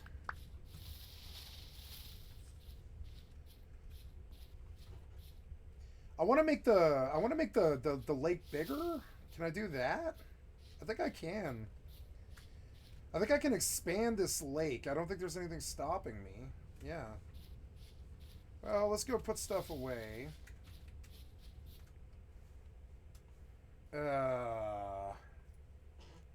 Yes, in an inventory we will compress and we will send.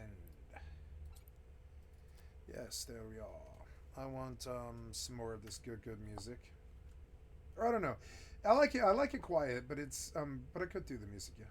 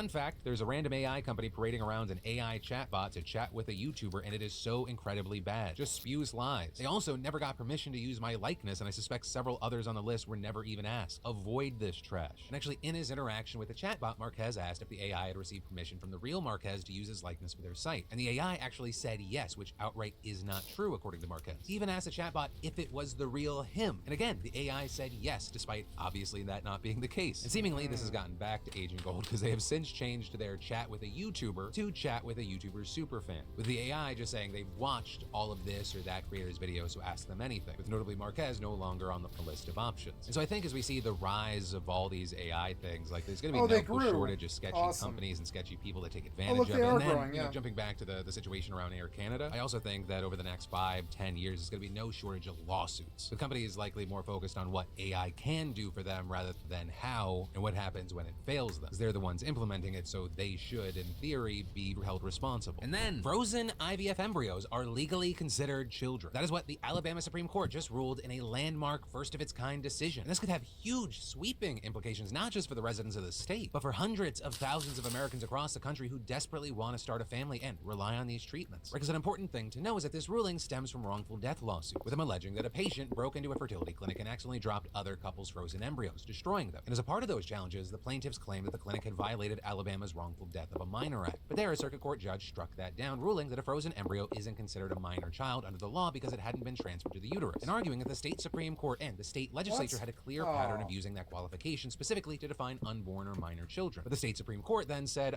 cool story, no, with them ruling that the 1872 wrongful death of a minor act and the state's constitution don't draw that distinction, and actually saying that embryos have the same protections as all other children under the law, plus adding that this is especially true in places like Alabama, where voters adopted a constitutional amendment directly aimed at stopping courts from excluding unborn life from legal protection, with that seemingly in reference to a 2018 ballot measure that gave fetuses full personhood rights. So notably, that amendment did not mention frozen embryos. But regardless, the majority of justices here argue that they had a duty to protect unborn life without exception, with them frequently citing the Alabama Constitution and Christian faith. Right? God is mentioned numerous times in the ruling, especially with Chief Justice Tom Parker, who drew heavily from the Bible in a concurring opinion that reads like a straight-up sermon from a pastor. With all that, him arguing that the people of Alabama have adopted a theologically based view of the sanctity of life, and adding, human life cannot be wrongfully destroyed without incurring the wrath of a holy God who views the destruction of his image as an affront to himself. Even before birth, all human beings bear the image of God, and their lives cannot be destroyed without effacing his glory. Which again, very big thing here, this is not his personal comments, this is his legal opinion. And that opinion has drawn a lot of criticism from reproductive rights advocates who say that his personal religious beliefs could be influencing his decision, and saying that is especially concerning because the decision could have a massive impact. Right? The ruling here is exceptionally vague on a number of fronts, and so there are a ton of concerns about what this means in practice, and particularly when it comes to the storage of embryos. Or when someone undergoes IVF, there are multiple embryos that are made, but not all are used, with the unused ones kept frozen in storage. But now you have the Alabama Supreme Court saying those embryos are in fact people with the same rights and protections as children, and so there are major concerns about what happens to those frozen embryos. So with that, some outlets explaining, this ruling raises questions about what happens to those unused embryos in storage, whether authorities could order them to be implanted in unwilling parents or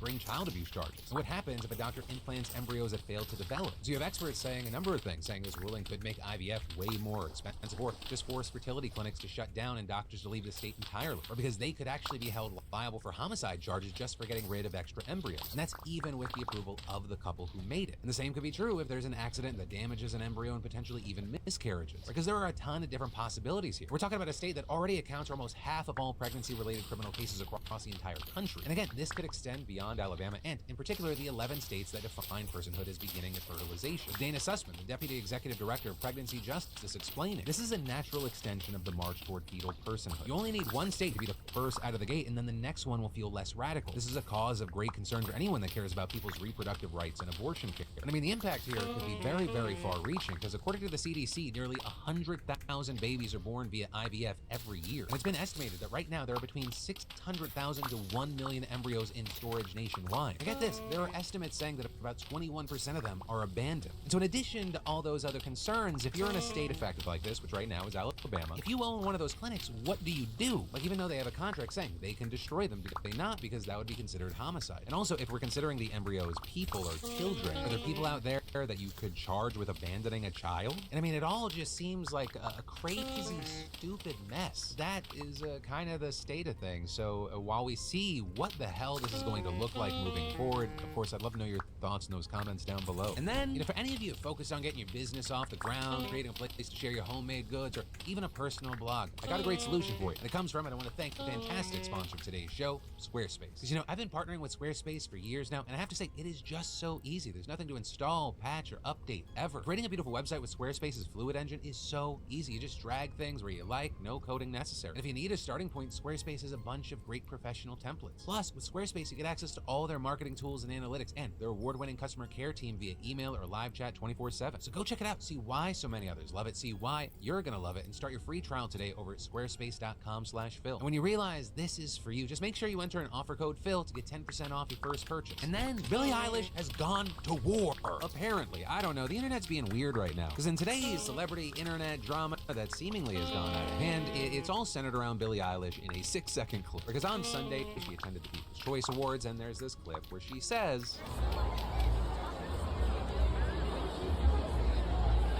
and personally, I hear that there's some TikTokers here. I personally do not hear the don't need it thing. But whatever, she addressed that they were there. And so with that, you have a lot of people who have viewed this as kind of a big diss, some disrespect. And even though we don't know exactly who she was pointing to or referring to, there were a ton of social media personalities there. With that including the likes of Alex Earl, Chris Olsen, James Charles, Bryce Hall, and more. And actually some TikTokers have responded, right? Some memeing, showing themselves with running mascara. Also Bryce Hall seeming to have fun with it. First off, Billie Eilish, I am so sorry that I didn't acknowledge your greatness and bow down to you, being another human being. Here, there it is, right now. And second, People's Choice invited us, personally. Everyone that attended People's Choice and was sitting at those tables, we were invited by People's Choice, so hate on them. But the most sad thing, let me just wipe my tear real quick. The most sad thing is I was a Billie Eilish stan, and now I don't think I can renegade to any of your songs anymore. And so obviously with so many popular people, obviously, we're talking about different levels here. With so many popular people, there were a lot of different reactions. I mean, hell, you could just go to Bryce's comment section alone. So while there were a good number of people that got a laugh out of that video, you're going, oh, Bryce is trolling, he's joking. There were also a number of people coming for his throat, saying, who are you? What do you even do? And that kind of touches on how some people were saying that Billy said the word TikTokers like it was a slur. Though there, you had tons of people on her, I guess you'd call it alleged side, right? And questioning why TikTokers are there and seemingly everywhere these days. So on that note, we're talking about the People's Choice Awards here. It's not this insanely prestigious, it's a fan voted thing. When you talk about fans and engagement, I mean, TikTokers have a lot of people paying attention to them. But that's where I will say this riff sparked a whole conversation that I do find interesting, right? What does it mean to be a celebrity these days? Because very clearly, a number of these TikTokers and a number of TikTokers in general are incredibly famous, but people still view it as kind of a different kind of famous than a singer or an actor. And many not just saying different, but much lesser. With that, arguing that they don't belong at award shows. And there are others pointing to videos of them going up to the actors and turning the event into kind of a meet and greet to further highlight where the divide is. So people also showing the videos of Billy kind of waving to people, showing there's no bad blood. But ultimately, with all of this, I want to pass a question off to you. What are your thoughts on this situation in general? What are your thoughts on TikTokers being viewed as a lower tier of celebrity? Though even that, I will say, I feel like that is that's kind of a dumb question. TikToker is such a broad thing, and the levels of different kinds of success you see on TikTok, and YouTube, and other avenues of online social media, they're just so different. I've seen TikTokers who get a million views per TikTok be able to move half that audience to other platforms. That is powerful. And then others who get 4 million plus, unable to get people to watch them in a place where they're not being algorithmically pushed. There's different levels to this game, but I also don't feel like this is that serious of a situation and story. If a bunch of people that normally aren't at things are all of a sudden there, you might be like, oh, look.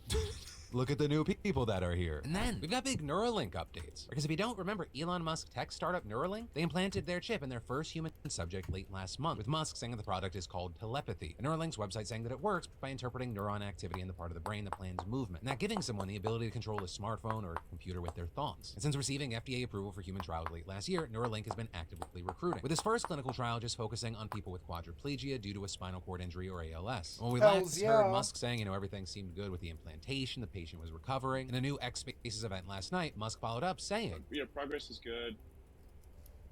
Patients seem to have made a full recovery with neural effects. Right on. That's good.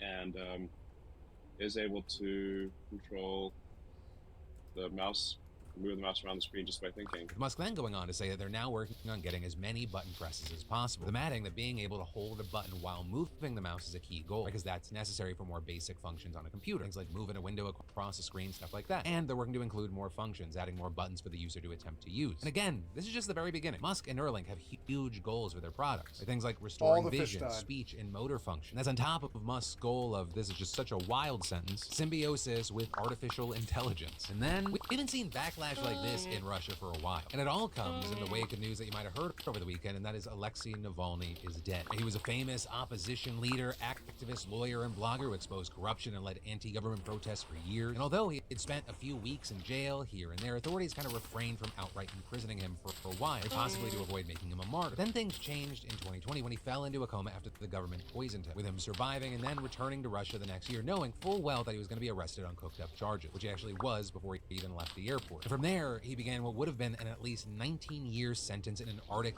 Russian prison colony, prompting some to call him Russia's Nelson Mandela. But unlike the famed South African leader, Navalny never had a joyous moment of liberation from prison, because on Friday you had Russian authorities announce that he just suddenly died, with him saying that he supposedly felt unwell and then collapsed after taking a walk. So with that, I think everyone kind of with a functioning prefrontal cortex knows he didn't just die. He was killed. Russia and Putin did this. And so with that, we saw the likes of President Biden saying Navalny's death is proof of Putin's brutality, adding that the White House would reveal major sanctions against Russia this Friday. And you also have people like the Atlantic's Ann Applebaum writing, even behind bars, Navalny was a real threat to Putin because he was living proof that courage is possible, that truth exists, that Russia could be a different kind of country. And then, as far as Russian state media, they barely mentioned the news at all over the weekend, with mourners laying down bouquets of flowers at improvised memorials for Navalny around the country, including at Moscow's Wall of Grief, which is a monument to victims of Stalin's terror. And according to a human rights group, so far at least 400 people have been detained just since Friday, which actually makes this the biggest crackdown on dissent since the anti-war protests in September of 2022. And all of this playing out as we're now seeing Navalny's widow coming out with a video accusing Putin of murdering her late husband, and that also vowing to continue his legacy and urging other Russians to join her. And actually with that, since Saturday, she and Navalny's family have reportedly been demanding the return of his body, but all to no avail, with the authorities reportedly telling them that his remains should be kept hidden for 2 weeks. For I hope so. I hope the Russians rise. With that, their allegations are just stalling until any. I hope they rise. The Navalny death is unacceptable. As this news is, it's not surprising. With the news of Navalny's death leading to places like the Washington Post to declare that it is now undeniably Putin's Russia, noting how he has withstood sanctions, squashed all dissent, crushed the Wagner Group's insurrection. And all this as the West is struggling to beat back right-wing populists like Trump, who invited Putin to attack NATO, and as the U.S. Congress is deadlocked on aid for Ukraine. All while now Putin's foremost political opponent close to home is gone for good. So we're left in this situation where we can only hope that even in death, Navalny's ideas and the example that he set live on. And then the number of our kids missing class is hitting epidemic levels all across America's public schools. But instead of actually addressing the systemic issues that cause this to happen, some schools are punishing already vulnerable parents with steep fines and even prosecution, with researchers finding that nearly 2/3 of schools struggled with high absenteeism during the 21-22 school year. And during the time, over 14.7 million students across the country, nearly 1 in every 3, were considered chronically absent, which is an absolutely massive. Yeah, kids aren't going to school. They're playing Rust. I know because I met a bunch of them. Those kids are not going to school. They're primarily playing fucking video games, fucking around, and like doing Gryptonomics and shit, and talking about broke boys and shit like that, like Pokemon. I don't understand it. I don't relate to it. I don't know.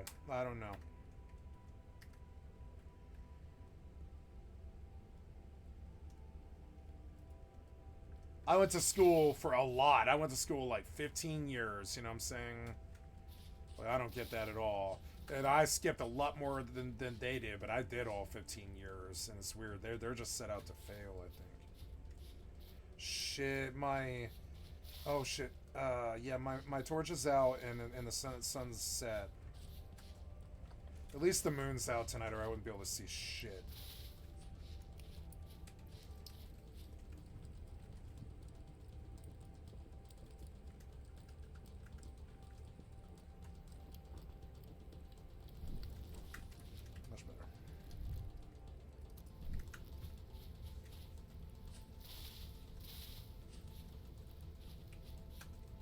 I'm gonna network all of these lakes just to see if I can get a bigger fish population. I think that'd be so sweet.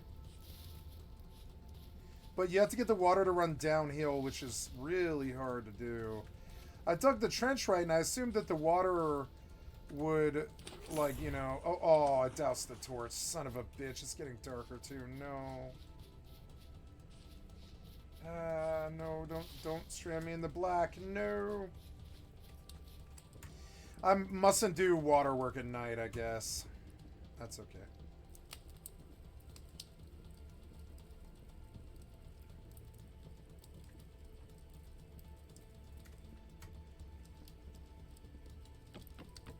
Ugh.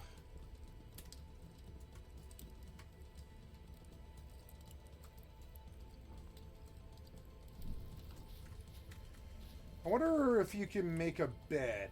Let's look in the blocks and items for a bed. Wooden bed, hay bed, aged wooden bed. Maybe a wooden bed? Yeah, what's it take? It takes hay grass, linen, and 6 boards.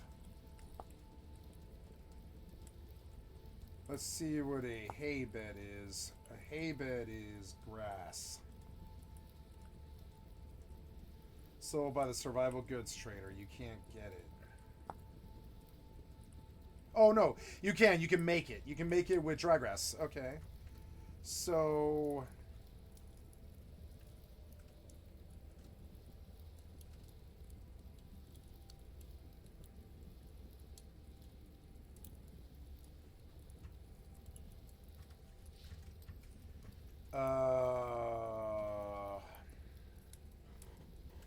So I wish to make a bed, a hay bed, which is grass. It's the top 4 corners, dry grass 2 each. Okay, so...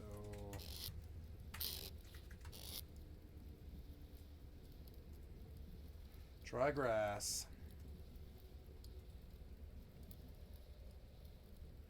Actually, let's see if thatch works.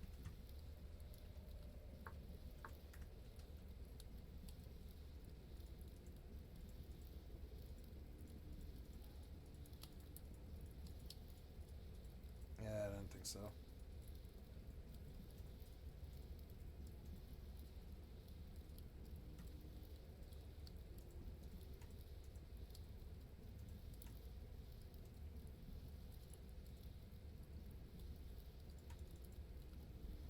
Two grass.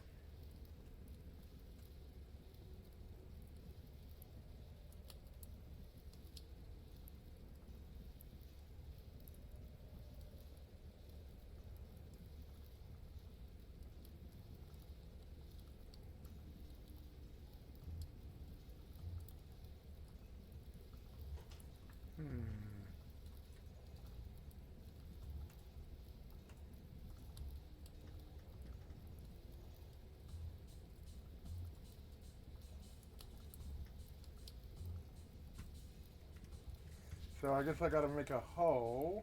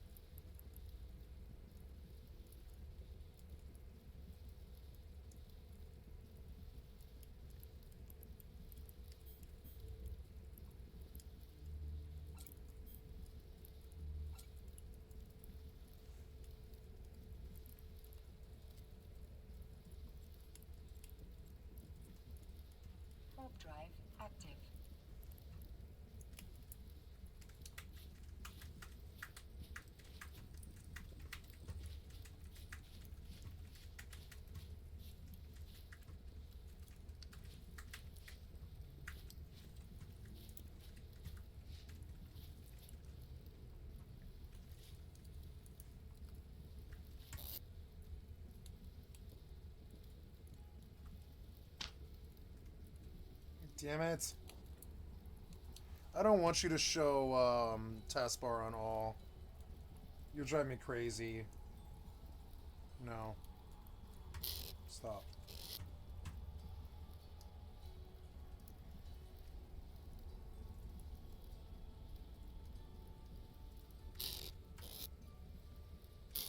I pretty much have to go hunt for cattails.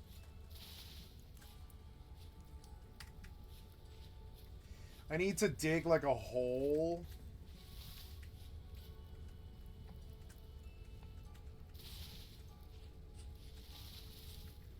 Yeah, I need to dig like a hole, like way over here, like.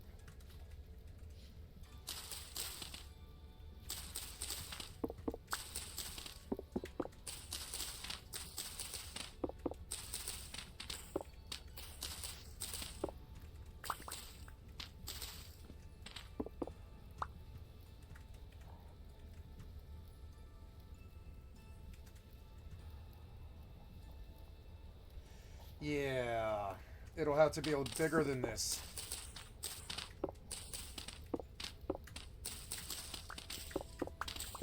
There, that's better though.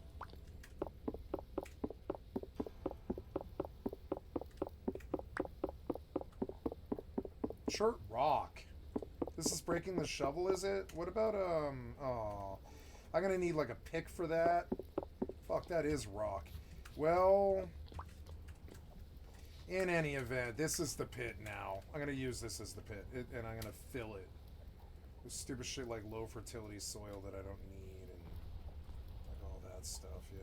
Like stuff that I don't want or need, like broken knives and furs and stuff like that. Thatch. I made a garbage refuse pit. I've never needed to make a garbage pit in a game before, and that's a new experience for me, and I think that's actually pretty cool. Pretty cool. Pretty outside the box thinking, you know?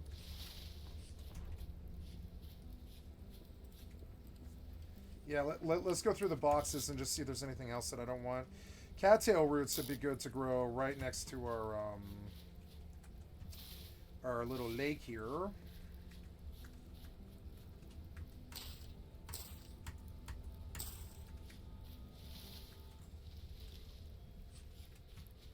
I do like this game. I like it more than Minecraft, like by a lot. It's better. It's better than Minecraft. I know that sounds like a crazy statement, but it is. It's far superior to Minecraft in every way. It's music, the seasons, all that stuff.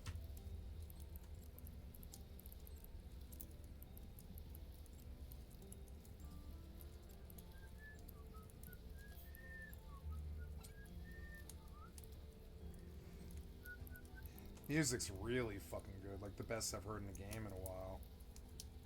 Which is weird from some indie modded game.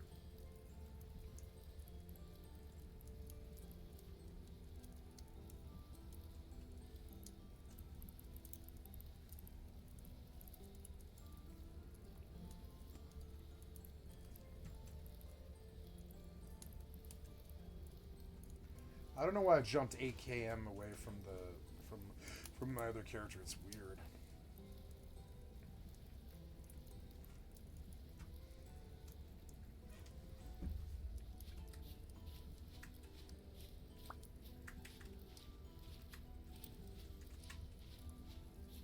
I don't think any of these games need to be in window, but that's alright.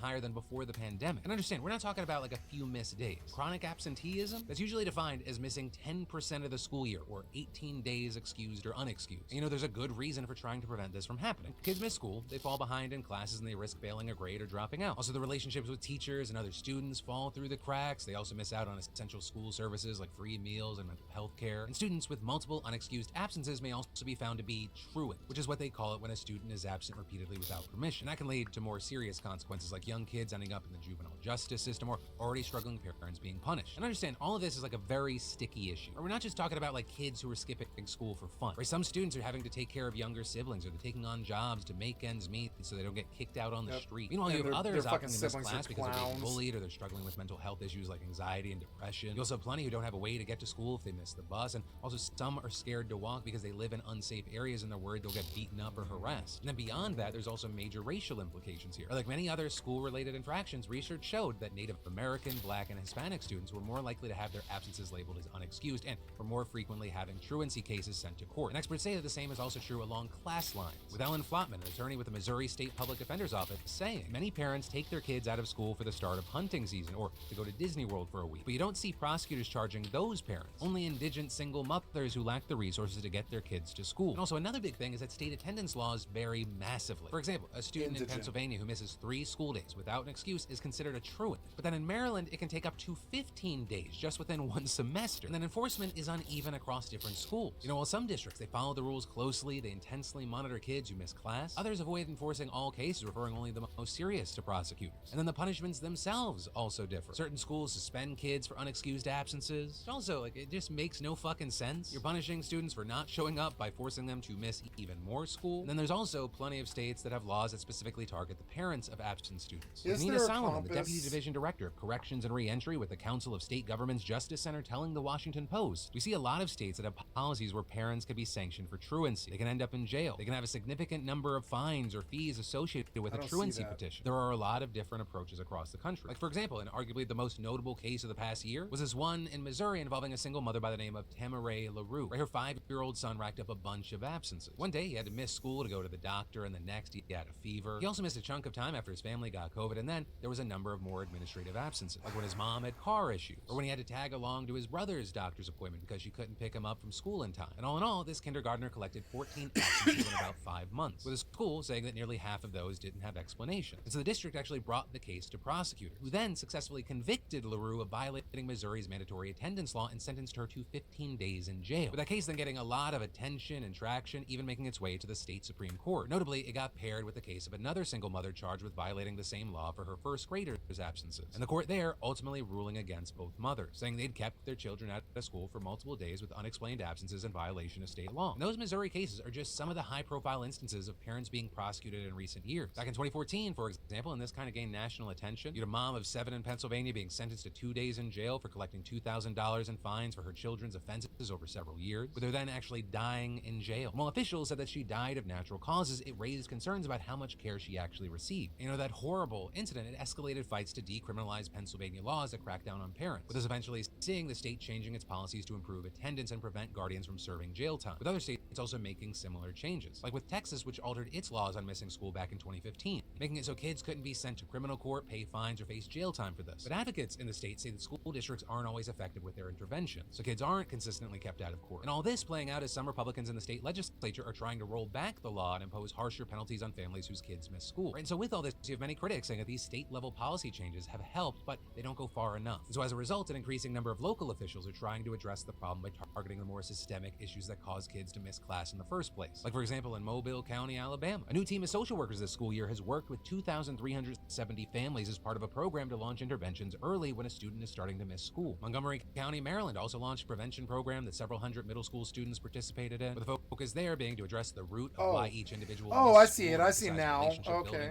Punishment. Meanwhile, the Anderson County School District outside of Knoxville, Tennessee, also shifted to a system that addresses the reasons of absenteeism head on, with the district's director of student services telling the Post, we find those students, we make contact, we text, we call, we email, we go to the homes for home visits. If there's a barrier for a family or a student that we can easily remove, we want to do that. Or for example, the district put washers and dryers on a number of schools to try and address the needs of kids who don't want to go to school with dirty clothes, right, whose families might be homeless or lack money for the laundromat. And according to the student services director, that small effort has made a huge difference. And adding, we can't educate them if we can't get them to us. But again, those are just some examples. And of course, this is a problem that persists all over the country, which is why with this dive into this news, I'd love not only to know your opinions and your feelings on the subject, but also if you'd share your or the experiences of those around you. Because this very much feels like one of those situations where like the intent makes sense. You want kids in school, but the plan or the execution to accomplish that sometimes causes an even bigger problem. And ideally, we want something that's best for everyone, and we're not just following rules because them them's the rules. And then, finally today, let's talk about yesterday today. I actually mean that in two ways today. Because one, this is the part of the show where I dive into the previous video, see what y'all were saying in the comments. And also two, because I got a lot of texts over on the text line with people going like, hey, where's this show, the Monday show? Which you might have missed on the Thursday show, but at the very end, I said that there was going to be no Monday show. It was President's Day, it was a holiday, and so out of the goodness of my heart, gave him the day off. Also,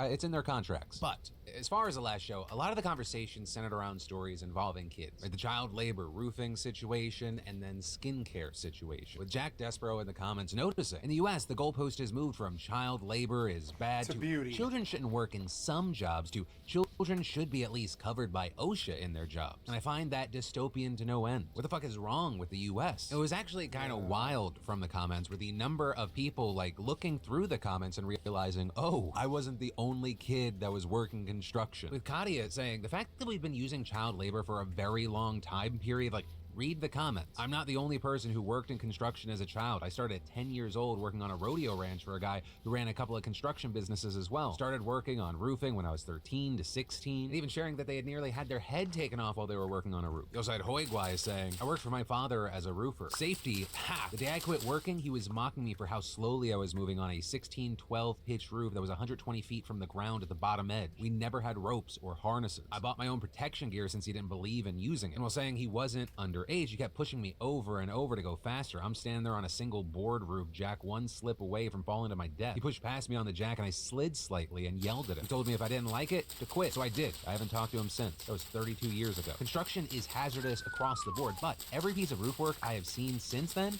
has been lacking in safety. Right, and all of that was in addition to just a number of people who are working construction going like, you guys don't even know how dangerous this job is. And then regarding the news around the concerning situation with skincare and clean, we have beautiful bastards like Mallrat saying, I work at a popular high-end cosmetic store, and I can say that it's horrifying the number of parents who are buying these $80 creams for their kids who know nothing about what they're buying. It's become our job as retail employees to try to talk down the parents in order to prevent damage to these kids' skin. That and half the kids coming in can't afford these items and end up stealing instead. Our inventory loss this past year was over $800,000. $800,000 on stolen skincare. Also 11, she doesn't the need kids retinol. steal Then it. came over to me and asked if I think her friend The little needed girls retinol, and I steal went, it. No, it's worrying. Like everyone is so scared of aging and having regular skin. It's terrifying. Kevin R. Fletcher sharing, thank you for talking about the skincare issue. Our daughter is soon to be 11 years old, and we're constantly fighting this battle with her. We're in the aesthetics industry, so skincare is a part of our work, and she sees all these products we sell and use and wants to be like us. But adding, no matter how much we tell her it isn't needed at her age, she sees her friends have it, asks other family members, grandpa, grandma, aunts, uncles, etc. to buy it for her, all because of social media and this growing trend of missing out on the next cool thing. And again, just to reiterate here, it is not that tweens should not have some sort of skincare routine. It's just that most dermatologists say that it should be something incredibly basic for the vast majority of kids out there. General cleanser, moisturizer, sunscreen. But hey, that is where today's show is going to end. I'll leave you with a friendly reminder to grab what you want over at beautifulbastard.com for this new mini drop. First come, first served as always. And hey,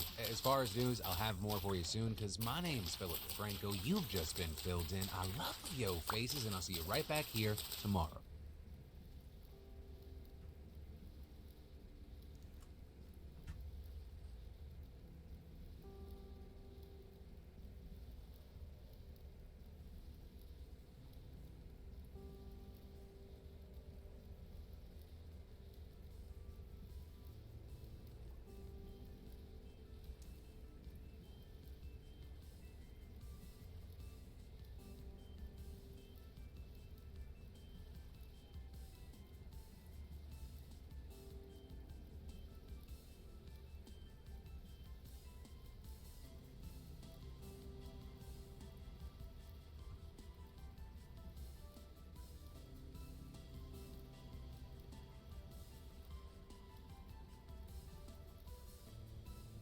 Welcome to the Daily Show. Nope.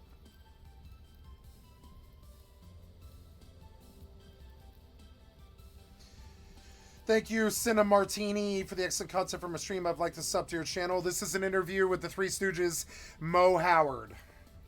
So many years and is as outstanding in so many ways as is Mo Howard, who was the leader and the orchestrator and the big brother of the Three Stooges. Well, it's a pleasure to have you with us. Those are very wonderful words, Bob. Coming from you, I believe. Appreciate it. I think most people would want to know, other than the basic questions. Just Who were the stop your brothers? How many Curlys? And we will get to them. But most people would want to know how the Three Stooges shtick, the peculiar bits of, twirling somebody's nose and hitting him in the eye, how that all started. Well, it started with me alone, and the boys used to say, I think this guy stays awake half the night figuring out ways to punish us. Yeah. And it just happened. I mean, if they say something I didn't like or did something I didn't like, I'd vary the things. I mean, I'd grab him by the nose, or I'd hit him in the stomach, or I'd poke him alongside of the eyes. This is or a slap. off stage, or? Oh, no. Oh, this is right there. Right there. I mean, they never knew which one I was going to use when I used it, But on films... I'm sorry, I probably phrased the question wrong, though. What? How did you come on to this, unique approach to comedy? Where did it start? I mean, nobody sat down and wrote for you, well, Mo will hit Curly and so. When did you discover it? Was it in a card game, or...? Well, the poking in the eye was discovered in the card game, playing contract bridge. Larry claimed he had 4 honors when he only had 3. Shem proved to him that he had, and Larry still insisted that he had 4. So Shem threw his fingers and, like this, here I am here. I want more money for this. Well, Shem poked him in the eye. His fingers went about a half-inch deep right into Larry's eyeballs. And Larry must have been thrilled. Oh, sure. There was tears falling out of his eyes for a week. And it struck me so funny, I leaned backward in the chair and went right through a glass window. The door. Right. Through that glass window. And the next matinee at the Paramount Theater in Los Angeles, we were working there. Doing a kind of regular vaudeville. Yes, personal appearance is what we called it. And there was one line in the act where I said, now, who was the manager of this act? And they both came from 2 different sides, and both said simultaneously, Me. I am. As he said that, I reached both hands like that, so like this even. Right. And the audience laughed real loud and long. Right. And I said, boy, that stays in. As many other things. Now, if they said something that didn't sound right to me, I just let one fly. I don't know whether it was a smack or a crack on the forehead like this, one of those things. Got any aspirin? And, or another show? So I say it wasn't planned. Like sitting down and say, look, when you say this, I'm going to hit you with this. Or so. No. I just did it when I felt like doing it, and when I felt that they deserved it. They got it. Shemp, you and Larry were the original 3. originals. Then Shemp, in 1932, got the opportunity to play the character Nobby in the Joe Palooka pictures on the coast. And Shemp was your brother? My older brother. Right. Oh, Shemp's your older brother? 2 years older than I. Oh, wow. So he was concerned about who we were going to use for a third party. So I said, don't worry, Shemp, this is your opportunity. You go ahead. We'll get the kid brother Curly. And Curly was my younger brother by 5.5 years. Wait, they were all We brothers? called for Curly, who had been working with someone else, and he came in and joined. And the funny part of it was, Curly was a brother? Shemp had, part in the middle long on the side, and he always used to push it back like that. Larry had wild hair. So when Curly came in, I tried to figure out how could Curly wear his hair that would be funny. He said, don't worry about it, I'll be back in a half hour. And he did. shaves He bald. had a waxed mustache originally, you see. Oh. And he beautiful just brown shaves- wavy hair. Shaved his head. Half hour later, he comes back with a cap and the mustache, takes the hat off. He was as bald as a true bald. And I said, that's wonderful. Right. And you hit him. That's it. No, That's not it. that. That's it. He was hit bad enough with that haircut. You said he was a bad study when we were talking earlier. Hard study, Hard not study. bad study. Hard study. Hard study. Yes, he... This is Curly we're talking about. Yes, Curly. So that whenever we were doing a scene and he forgot any of the lines, instead of quitting, he would go into some kind of an action. On occasion, he'd fall to the floor and spin around like a top until he remembered what he had to say, or he'd do a backward kick step like this. Sometimes they had to cut the film because he did that so long you could add a feature film of him going backwards. You see? He never could remember. That's a hard study. That's a hard study. And, Well, how about when he would go woo, woo, woo, five foot fool. But when Well, we go, he, just the same as I, did things that I felt were right to do, smack, poke, bing. Right. Well, his element, he could probably break me in half with his strength, you know. But the extent of his thing was, or like that, or bounce his hand up and down in front of my head, and I would go like that, and then he'd go boom like that. And for that, he'd get a bang, bing, bang all around, see that, hit the hand on top of that. Once he did it with a cigar in his hand that was lit. See that? I hit his hand. The cigar went around, hit him on the head, and the sparks I made 2 flew all chests. over the place, in the middle of his head. I laughed at it. yeah, I'm sure you laughed. You were always hitting them. And the funny part was when people used to talk to us, they used to ask the other boys, no, they used to ask me, how does it feel? Does it hurt when they get hit? And Larry said, who are you asking? They ask us. You never did get hit. They never got you In back. the films, I really got beat up. One picture was fixing the electric works in the kitchen of this place. And they were in another room, pulling a wire, which I had the bell in my hand. They pulled my hand through. Right. Then this went up and back from one room to the other. Finally, I tied it around my hand like that. Oh, I do remember that. Yeah, and they gave a pull, and I went head first right through the wall. And they had a big beam up there. It was a balsa beam, you know, 8 by 8. Right. Came right down the back of my head, see? Oh. They didn't know about that. It was loose up there. Well, by the way, were the hits, the bings, the bangs, were they real? I mean, were you really? Oh, yes, every one of them. Real good and hard. And we, How did you get along off stage? Did you like Very one? well. You were never letting your aggressions out or anything? Never. Well, don't The hit only me again. time I got real mad was when my partner Larry missed a show. They forgot to give him a call at the hotel. Wake him up. Okay, were the hits stronger next show? It was. In that case, it wasn't a hit in the belly. It was a smack across the kisser. And what was his reaction? He came into the theater backstage, and he didn't realize. So with the stagehand, the electrician that's on the board says, "Hey, Larry, you're on." He says, "How am I doing?" He was clowning. Yeah, right. Then he saw us out there, see, and he came out. He says, "You know what happened to me?" He said, "To me." I said, "No, but I know what's going to happen to you right now." I gave him a welt. You know, and about a half hour later, you can still see the little 5 red fingers on his face. You made up a lot of your stuff as you went along in the pictures, which was Yes. unheard of Yeah, in the late days of films when you guys were still very popular. In the early days with silence and all, they did make them up as they went along. But I mean, when you guys were still big stars, you were still ad-libbing as you went along. Well, there's a cue word. You couldn't do that, you know, consistently. There was a cue word. If one of the boys would say, "Now, wait a minute," that was a cue that he thought of something funny right there, rather than talk over anyone. And if it wasn't funny, you got a double poke, Give him a little with a shot. crack on the skull beside. So that if he didn't get the laugh, the action would. So it never stopped. Right. How many pictures did you make in all? Well, short pictures, we made 5 at MGM and 200 at Columbia Pictures, where we had a 24-year straight contract. And then we did 5 features at MGM, and we did about 10 features at Columbia. God damn, Now, you man, that's were like an 300 actor, fucking singer, television actor, shows or dramatic something. and comedy before the act got together. What year did you make The your country first? needed it too. We Well, needed the a first good film I laugh. was in was in 1900. They were really genuinely funny. The Vitagraph Studio in Brooklyn with Maurice Costello and names that nobody can remember. They were the original. John Bunyan, Cora Finch, Lawrence Tyner, Lillian Walker. Earl They were the Williams. original, Right about that. you know, Yeah. Can't remember Well, I say, those. but they were Jackass. And then I made Florence Finch maybe, but Cora Finch and John Bunny were paired. She was the Well, tall, right. skinny one, and he was a big fat fella. right.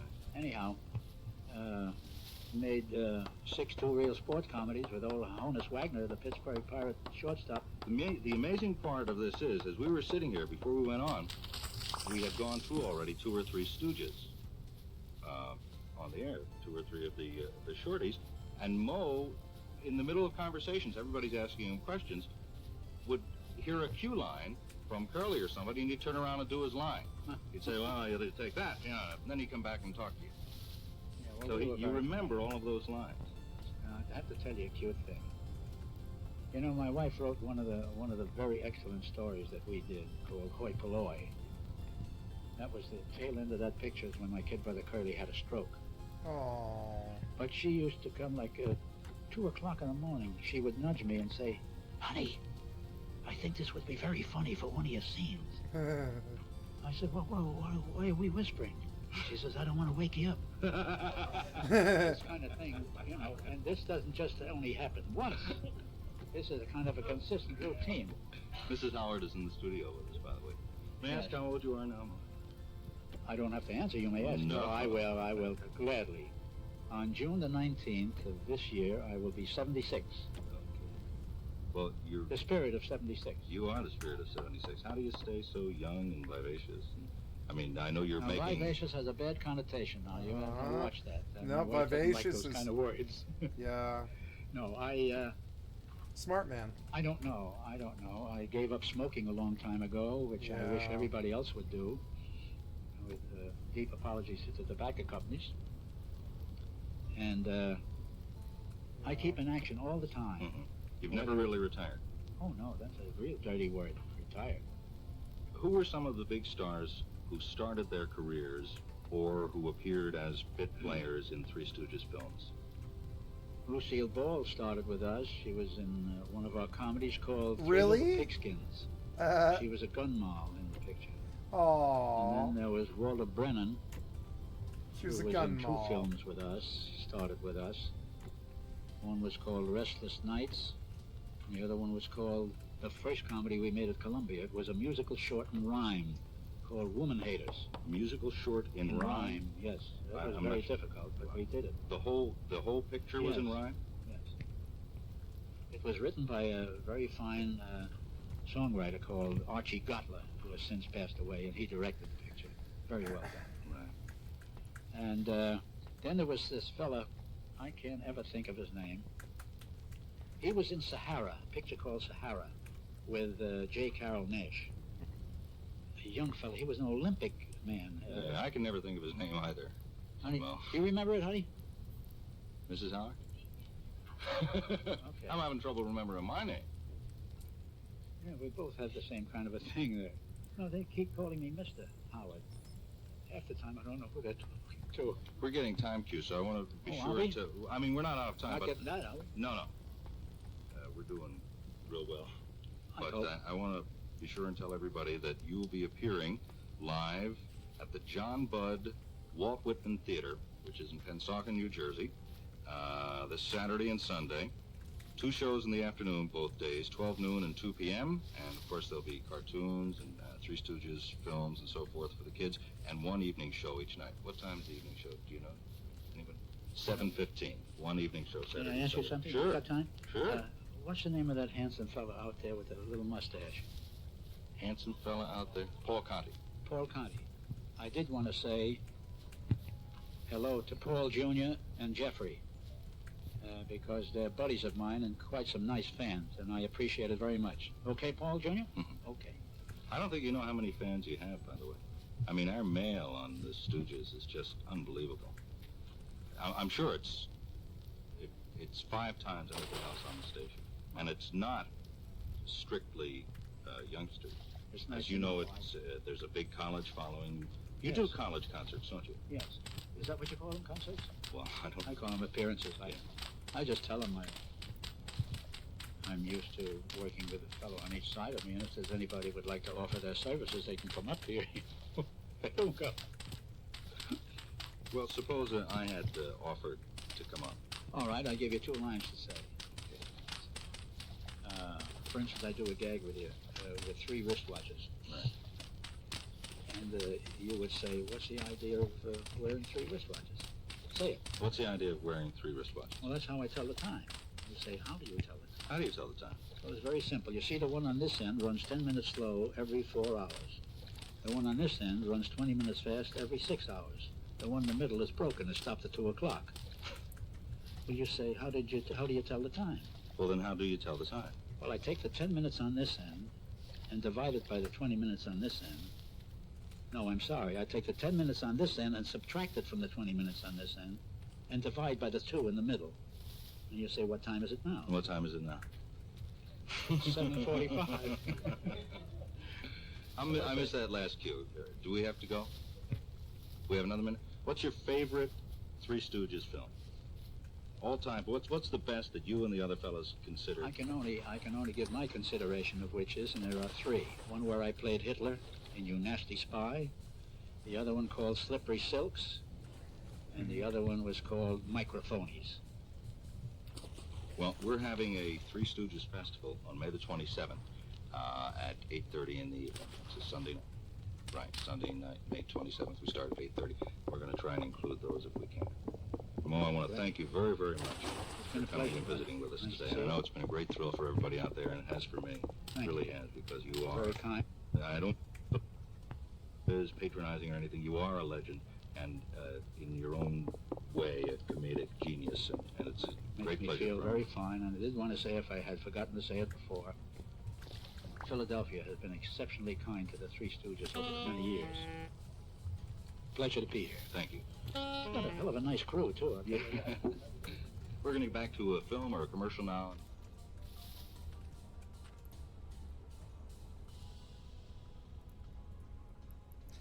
Thank you, Kings of Docs, for the excellent content for my stream. I'd like to sub to your channel. I'm not going to play them, though, because it might be copyrighted.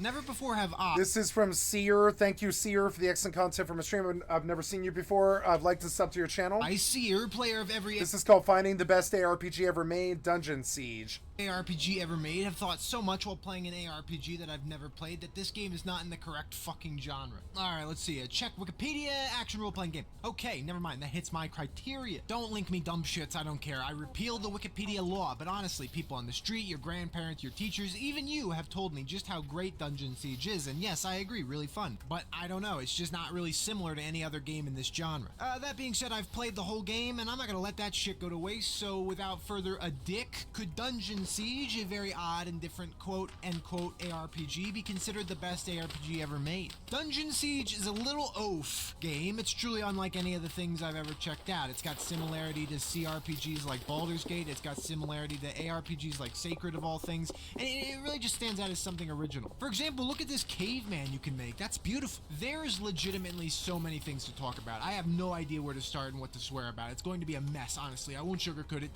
This is not going to go well. I guess it would be best to go through the literal experience together. Like, I'll give you my initial play-by-play for a bit, and then when you've seen the game, we can talk about the specific details. At first, I loaded in and discovered that Gabe Newell fucked this game's ass himself. It's abysmal. Steam version is more like the Ream version here, because you're going to have to find a fix right off the bat, which annoys me because I'm a thin-brained man, and being forced to think pains me. So I scoured crusty-ass websites looking for the fix, found it, installed it, and it still doesn't work. And don't talk about OBS in the equation. It would have been easier to face a webcam at my computer monitor and you hear my clacking ass shit the whole time. Like this, listen. Yep, and that's my problem too. Real bad. That's the first time I've ever heard a streamer talk about it.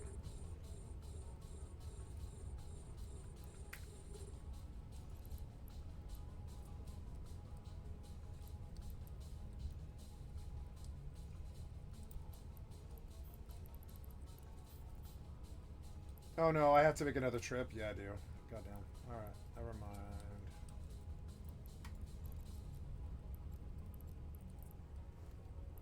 I should just switch ships to the hauler, really.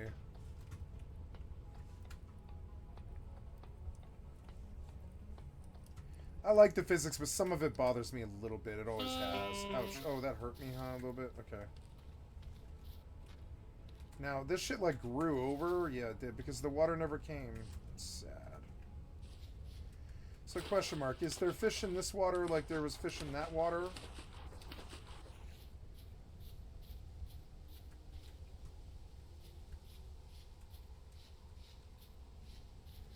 No, but if I connect them, there will be. I need a higher estuary to run shorter.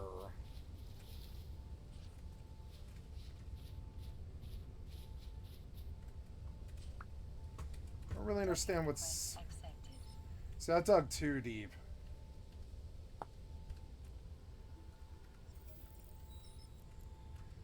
And now, like, I can't get, yeah, maybe we fill in again, I guess.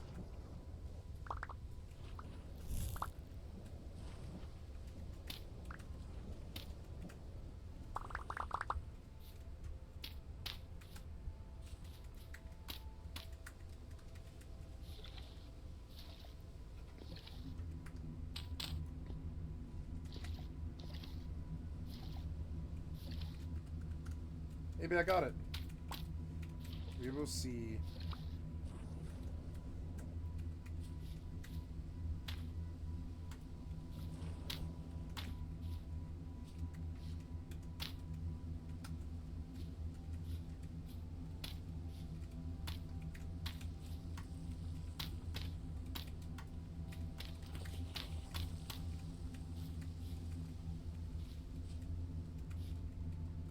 And then it just stops here, I guess. Yeah. I don't know why.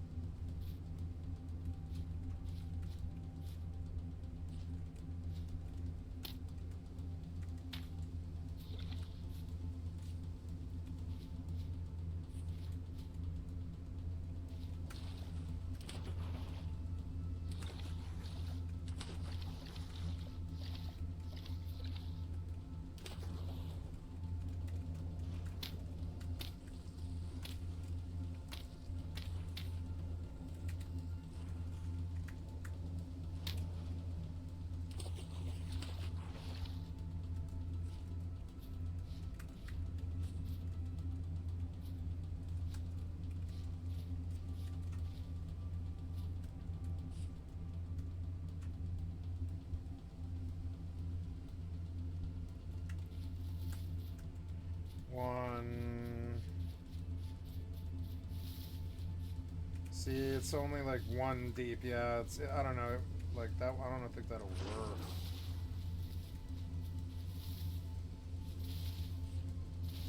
I don't know why uniting the rivers seems so like lucrative to me, but I want a fishing base.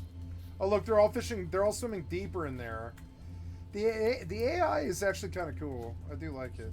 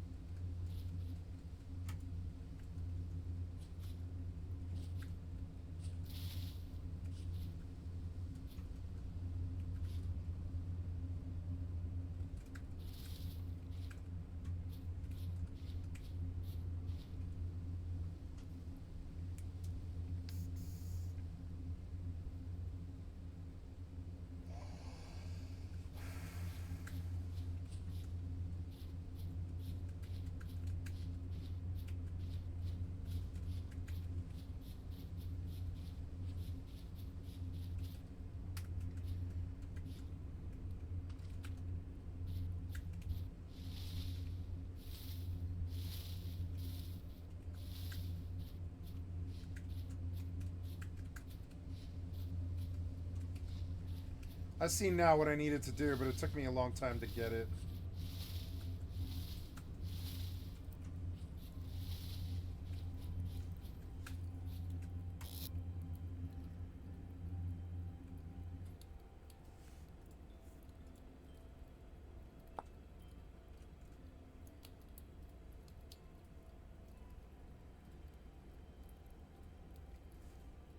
There was a bug. What? So yeah, watermark, occasionally fat mark, so endure the pain of it appearing and disappearing. Thank you, I'm not activating Windows. Also, this game crashes like it's me in traffic. I had so many exception errors and I took exception with that because it pissed me off and wasted my time. Does this really matter to you? Not really, not at all, but this channel is not filtered. I'm not gonna hide my experience. If you play this on Steam, chances are you're gonna have to endure your computer thumping its metaphorical pants. Usually, as always, to begin, difficulties: easy, normal, hard, and I'm hard as fuck. There's no denying I'm playing the game like a true warrior, a real barbarian. I'm talking a large man. That's the game I'm. This was a mistake. So the game begins and the narrator says something like, ah, peace, and then, oh shit, piece of shit attackers are attacking the kingdom, but you're some simple, humble, jacked farmer named Bill, and it's time to stop the Krug, which is the best named enemy group of all time. And then you're right into the action. I'm going to barrage you with thought here, so bear with me. I'm going to jostle you with how much my thoughts are going to flip-flop. At first, I thought the controls were fine. They didn't feel bad, because you just click on things and move away or whatever. Steadily, I became disillusioned, and I thought the game felt like asshole, and I didn't care to understand the Rosetta Stone of images down here, which,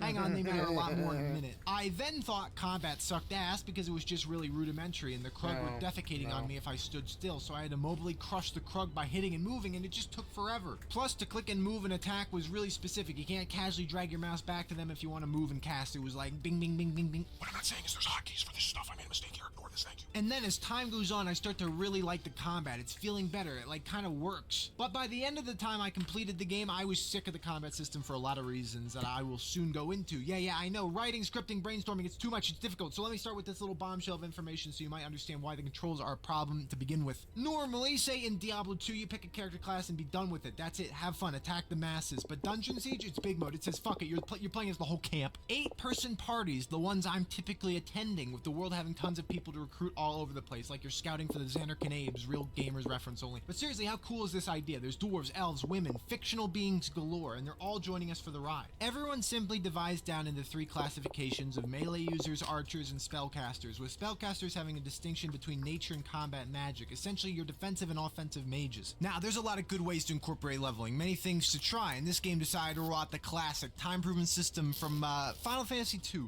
This game, though, okay, this one right here, you gotta know something. I love it. Unironically, one of my favorite systems in RPGs to level up, and that's because it's completely fucked up and broken and kind of objectively sucks. But I love the notions of the system. Those notions being, you can level up a statistic by doing a particular action. You can hyper-focus any statistic you want at a given time. Each one levels up independently from everything else. Experience points don't exist in the same sense they normally do. Instead, you have strength experience, magic experience, etc. Really, if you've played some of the Elder Scrolls games, that's what's going on here. And people like that shit, so I mean, yeah, you know, this idea has legs. The problem that Final Fantasy II had with this system is the concept that you can A, overlevel easily, and B, underlevel extremely easily. Plus, the game didn't give enough reason to use 90% of the item types and had a weird scaling overall. But Dungeon Siege came out a little over a decade later, so it was primed to have made all sorts of positive adjustments. Here, things are streamlined to only care about your 3 statistics of strength, dexterity, and intelligence, and your choice of attack, melee, range, combat magic, and nature magic. As you deal damage, you gain experience in whatever you're using, and it's only tied to the damage you deal, not by killing enemies, although this sadly is not nearly as clear-cut as it should be. Namely in the fact that I had swaths of time where I'd be shooting people with a bow and it wouldn't give me dexterity. I was just gaining shit all for some reason. You can visually see the progress you're making with filling bars, but the bars would not fill. It didn't matter how much I did kill, I would remain still. I felt hampered, angered, and substandard, but eventually as you just sat and worked on it, it would rise whenever it felt like it. So any item in the game has requirements that would say something like 14 strength and 9 melee skill required. That's alright with me, makes sense, but then this is where things get a little fucky. I haven't conveyed this, but the game has the slowest leveling ever conceived, and that's for many reasons. Firstly, nothing ever respawns in single player, at least. I don't know what multiplayer does. If this is like Nox and the game is 10 times better in multiplayer, sorry, I have no idea about that at all. So there's already a limited amount of experience that's even possible to earn. Secondly, with 8 people vying for the pool of experience, trying to have one person gain 10 levels in something would take such an asshole amount of time. And thirdly, there's a lot of hybrid options that look fun, but really they require strange combinations. So say an item requires combat magic 46 and dexterity 40, which is just a ridiculously high amount and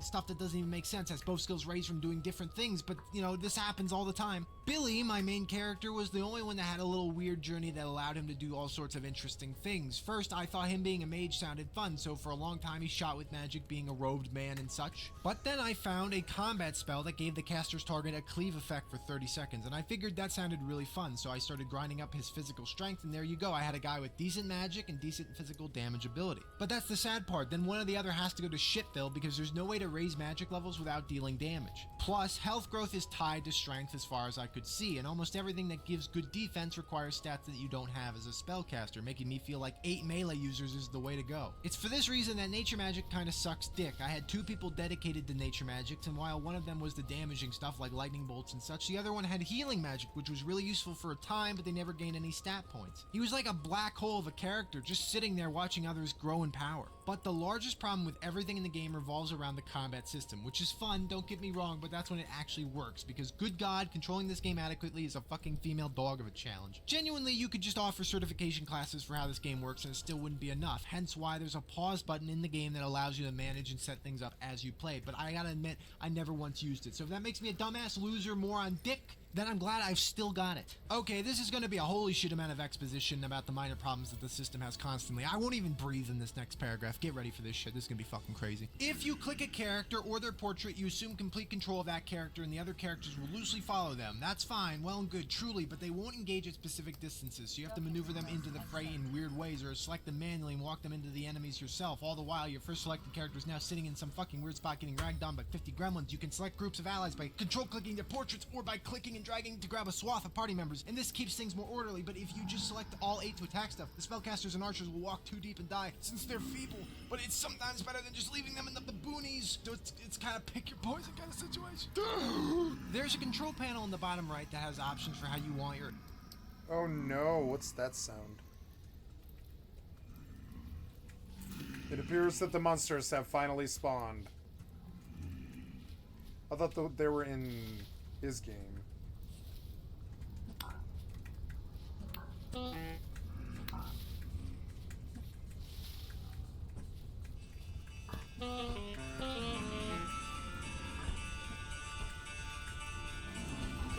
Shit.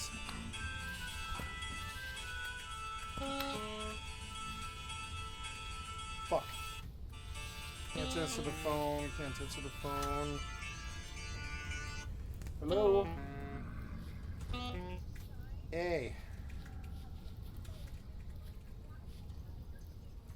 Oh, okay, I'm gonna come right now, okay? Okay, love you, bye, thank you.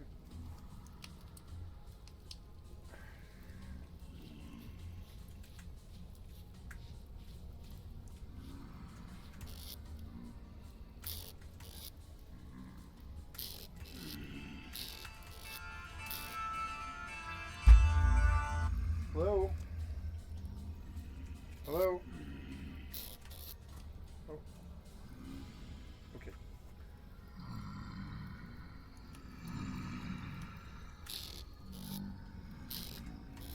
Do I really not have any seal? I suppose that is fine, that works. No, it doesn't.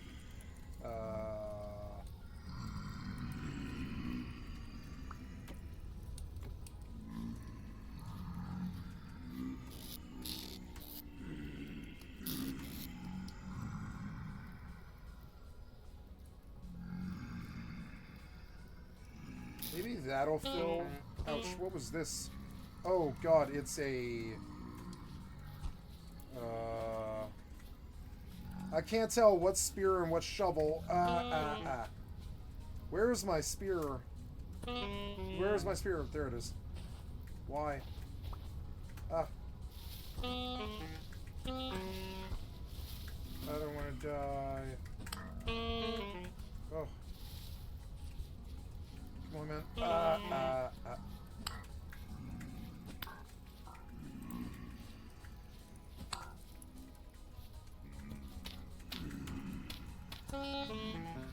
Oh.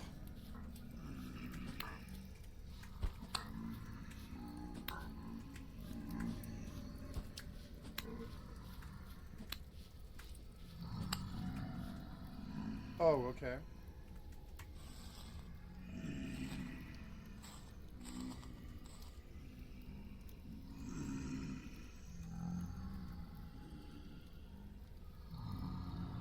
Flax fibers.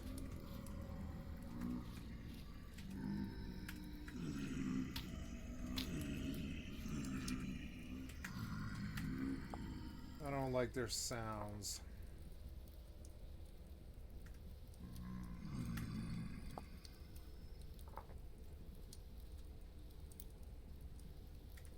We'll just... Oh, that didn't do anything? Okay.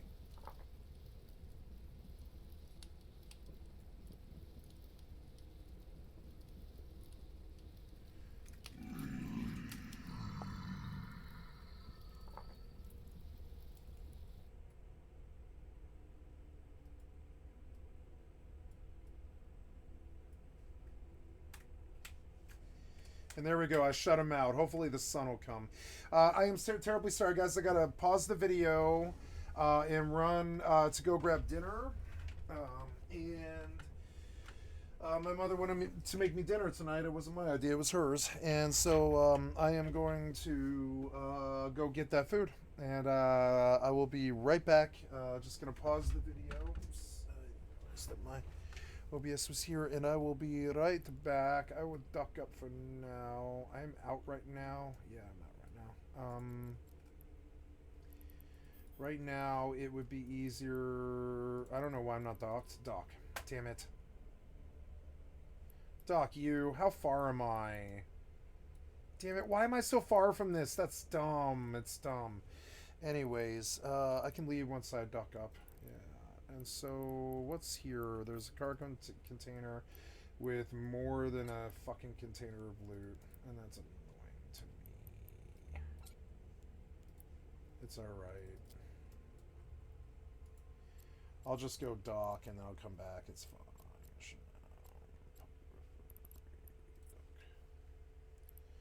fine. And the other ship got fucking far out, so she'll take forever to get there. So that's okay. While this is happening, I'll be right back.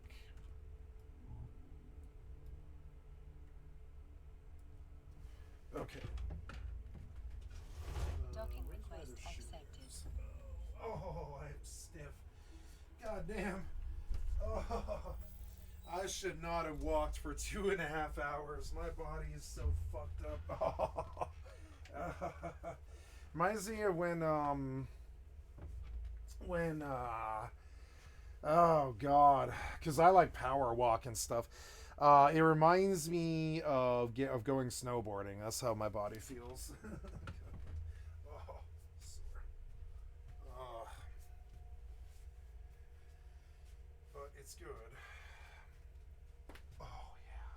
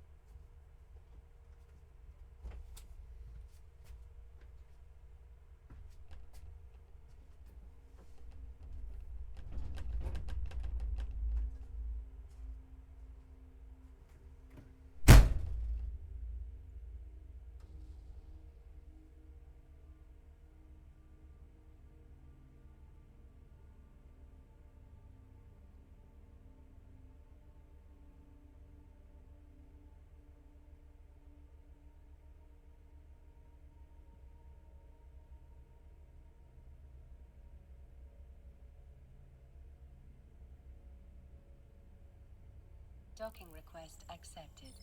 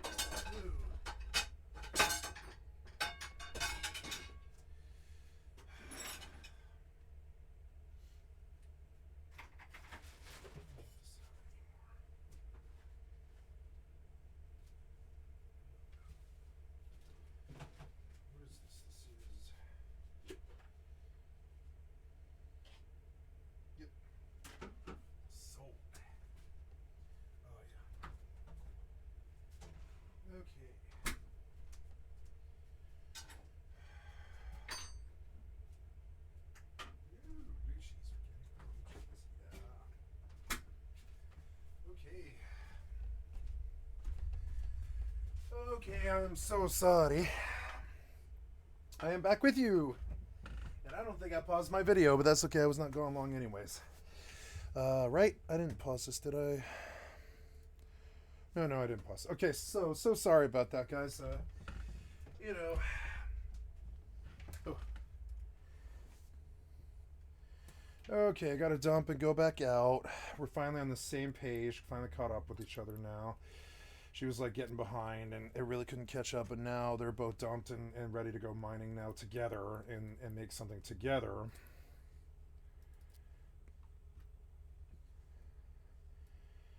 Yep, and now I'm going to go back out, get more money.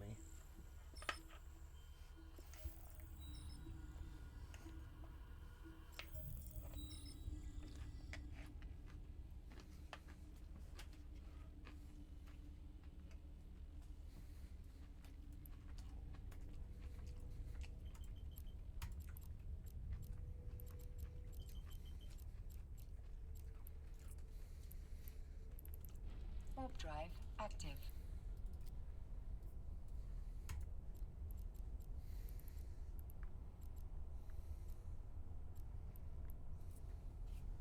Warp drive active. Orange peel.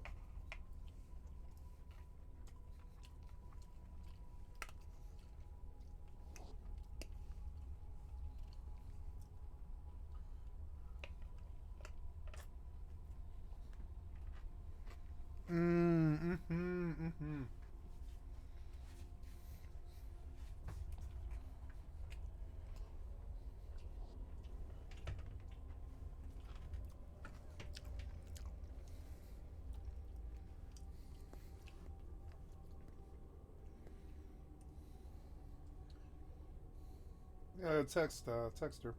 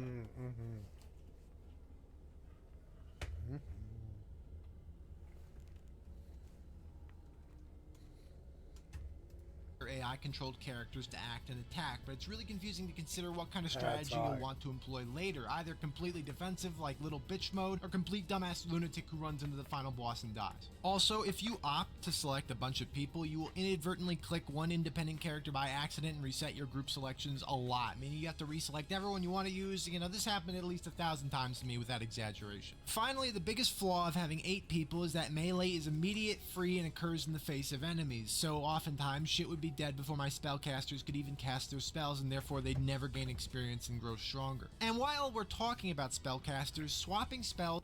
I'm terribly sorry. I need something to drink. Oh, wait, no, I see something. Yeah, I'll finish this. Yay, that seems good. Yeah. Sorry about that. Is literally dog shit that I hate doing. Each character can equip a spell book, and that spell book can hold a lot of spells. The only issue is that you can only have 4 equip slots up here, and they represent using attacks with melee, range, and then 2 slots for whatever active spells you have. But with 8 characters, you have to click the button directly that you want, or you can hit the hotkey 3 or 4 on your keyboard to swap to the correct spell, but if you're using the hotkey, it'll select that button for everyone, I think regardless if you're highlighting them or not, so it's just suboptimal and quite crap, I must confess. Especially considering there's a lot of temporary buffs in this game, or even just summonable creatures, literally probably 50 different ones, and doing this, click the spell, right-click the party member you want a buff, ×8, click your attack again, proceed. It makes me want to proceed to bed and be done clicking little buttons. So as a result, I primarily use combat spells and didn't swap ever, because you can have auto-casting attack magics, and that just makes things simple. Honestly, the hardest part of the game is micromanaging weird situations. Say one of your characters dies. This first means that the character falls over unconscious, where if they continue to take damage they will die. While unconscious you can heal them back into standing and it's like nothing ever happened. If they die, you have to resurrect them outside of combat. Now imagine you're fighting 20 enemies all over the screen and you have no fucking idea who is where and what they're doing, and unless you're General Patton or some shit, you're gonna get overwhelmed at the sight of all this chaos and random stuff going on. Yep, and that's how modern RPGs are. Stop interrupting. You can complain about me sucking at a later time. So all this wild bombastic stuff is happening, and you have 2 people who get knocked down and then die. Well, then all their equipment and items in their inventory piss onto the floor, and it's a mess. Besides all the fighting, you have to endure clutter at all times. So imagine you wanted to cast dynamic spells or strategically click some person. It's just insane. Pausing. Yes, you're right. I get it. I don't pause. Bad player. You're correct. But this leads to praise for the game designer's efforts. You have good hotkeys in this game for potions, picking up items, attacking, all manner of things like that. You hit H on your keyboard, everyone is taking a sip of a health potion if they're hurt enough. And even this is quite interesting, because unlike every ARPG I've ever seen, Dungeon Siege lets you drink part of a potion. So if you're missing 200 health points and your potion is worth 400, you're not going to waste that extra 200. It'll be there waiting for you. Half the Gatorade's still available for the lads. Pass it around, and by pass it around I mean I usually had 50 health potions in everyone's inventory because you take so much fucking damage in this game. I really don't know what the strategy to avoid damage is. I even had a dedicated healer who gave out just bursts of heals as their only job, but you get hit constantly. Plus, when you drink a potion, you stop moving and stop attacking for a decently long time, so I hope the 9 crux aren't giving you the cock while you're taking a little sippy. Mana works in the same way, and that's nice. The only thing is mana is a little more sporadic and hard to fixate on. Oftentimes I'd forget someone was out of mana, so they just stood there watching the others have fun. What have I talked about so far? Fuck, I feel like this game is a ball of ideas bound together with intense gravity, constantly having little parts to talk about that I'm forgetting. Suppose let's go do gear. That's something in this game. The equipment is pretty cool. It's got your regular white items, and then blue with a few affixes, and then blue or purple shit with a lot of affixes, and then yellow, which also just has a lot of affixes on them. There's also orange items with a detraction on them, so +5 to cock width, but you know, -5 to length, that sort of thing. I could give you real game examples, but I don't give a shit. Welcome to my channel. Enjoy your fucking stay. Anyway, the fun part of the items is that you will actually ping pong from rarity colors, just because a lot of the time the baseline stats of a new item are superior. A blue with 20 to 45 damage with a little bonus of 1 dexterity will pale in comparison to an item with 45 to 70 damage and no bonus every time. Plus, seeing as how you need to fully gear up 8 characters at once, you need a locker room full of drops, so you're not going to be obsessively using only the highest rarity you can find, and in fact, this itemization is some of the best I've experienced lately. I'm not a fan of games where you just progressively get better items, all the way to max level, with there being absolutely no reason to ever entertain earlier finds. In this game though, believe me, I needed random points and all the attributes to access new equipment for my party all the time, and saving the loot from earlier parts of the game was great. Also, yeah, I'm not kidding, the stats in this game are low. You'll rarely find anything that has more than 1 to something increase on it. By endgame, you'd have a little more juice, a bit more sauce, a pinch more potassium, but there's really a simplicity to the system that is enjoyable. No stressing over lots of math. It's like, you want 2 strength? Fuck it, good, here you go, that's 2 strength. Plus, everyone can equip everything in all slots, so as long as they have the stats for it, your mages can actually wield bows and the like, in addition to their main hands. But unfortunately, the pitfalls of this system rear their heads once again, because by the time you find a really good bow that gives +2 to nature magic skill and like a boost to intellect, something that's a really good stat stick for a mage, it requires 25 dexterity, and they probably have 11 or something. I couldn't understand if the game wanted every character to be a hybrid build of sorts, and I was mistakenly making every character specialize in one area, or if I was doing the right thing, who knows? I'm normally wrong about everything, so it's probably my bad. Although I know for a fact the game intends you to be specialized, because some of the magic spells I found were so ridiculous with the level requirement, sometimes over 45 skill required, and I never got it that high, so if they were good spells or not, I don't know, I have no idea. Beat the game in any event, so whatever. Here's the real facts though, the parts that make Dungeon Siege a special experience. Enough with salty seer today, now it's smiling seer time, and the dungeons are badass. They put a lot of effort into making every dungeon feel like an actual labyrinth full of shit to do, because many times in ARPGs there's dungeons that are more akin to a basement with limited enemy variety, small environments, linear design, you just can't wait to get through it. With Dungeon Siege, I was excited to get through each and every dungeon I encountered, because they're so large I was literally running out of healing and mana pots as I explored. There's secrets out the wazoo here. You can find little movable objects, breakable walls, puzzles. Like I found the secret room with pressure plates and it revealed a room that looked like that was just a reward. You know, here's a few chests, enjoy. But there were more pressure plates in here, and I found this, Fury's Eye, or something, I don't remember its name exactly, but it was a key item that only drops here, and I never figured out what it was for, and when I looked it up, the solution is that you need to bring these 3 items to the late game area, one of which is the key item I just found in the secret wall in some random large dungeon, but the other one was an original knife you spawn in the game with. And there's never another one in the entire game. You need to hold on to this one forever, otherwise you can't enjoy this secret. I mean, literally, no one ever did this on the first playthrough. I deleted that fucking dagger the second I breathed. It was just in the trash from birth. To me, that's an organic replay factor. It makes the game just feel more alive, and there's so many additions and enjoyable things all over the place. Hidden cellars, random puzzles, movable torches, interesting quests. I liked this. I enjoyed it. Also, a potential positive or negative, depending on how you look at it, but you can seemingly never teleport to a town. And if you can, please inform me, and then I'll promptly eat this here boot, because fuck, I can't keep doing this to myself. But if I'm right, then this game has a huge road trip energy, because the game world is massive and it never has to load. It's one continuous mammoth map where you go from town to town, land to land, and you get to assist new people with their random shortcomings. To be honest, if you can't defeat the Krug on your own, I just don't want to know you. I'm gonna mention right now there's a mule in the game. The mule holds a bunch of items and it's scared of all combat and doesn't fight, and I fucking hate the mules, and I used one forever and it was really pissing me off. This isn't even scripted. I just remembered this, and I'm telling you right now. Anyway, more from the real script. Oh, how about the goblins with the fucking death machines? Okay, my choice for the hypest goblins of all time. These guys are menaces, because when you think goblin, you don't imagine the technological super city with guns and bombs in the medieval setting. I do. I think of goblins as sappers and bomb makers, and mainly they're like a horde race. So goblins in Magic the Gathering is where I got started, but I think of them from Final Fantasy as well. Goblins are particularly fucking nasty because they swarm you like a fucking horde. They always have some terrible fucking cutlass or some kind of curved blade because they're short. So they need blades that are curved that'll reach upwards and stuff. It's like kind of weird, like, but they need curved blades for how short they are. And they always, usually, not always, but usually they run around with bombs strapped to their chest or back or inside of their vest or whatever. They're usually suicidal. Once you kill one, they usually blow up. Some modern definitions of goblins are like these little things like Grelkin that just come up at you in melee. That's not what the traditional RPG tropey definition of goblin is. Goblin is like little green or red skinned man from deep down in Goblin Town, and they prefer bombs and bows and short curved blades, and they're nasty and they're short, and they're it's a big horde of them. So, and then they're particularly good at warfare, and they're not particularly good at making decisions. They're not smart. They're like a lesser race, you know.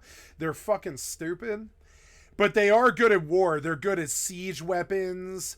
They're good at bows. They'll set up like 18 goblins firing at you with bows, with poisoned arrows. And that shit sucks. It doesn't matter if they're 2.5 feet fucking tall. They've got poisoned arrows, you know? And then Diablo's and sometimes they'll have blowpipes with like poison darts in them.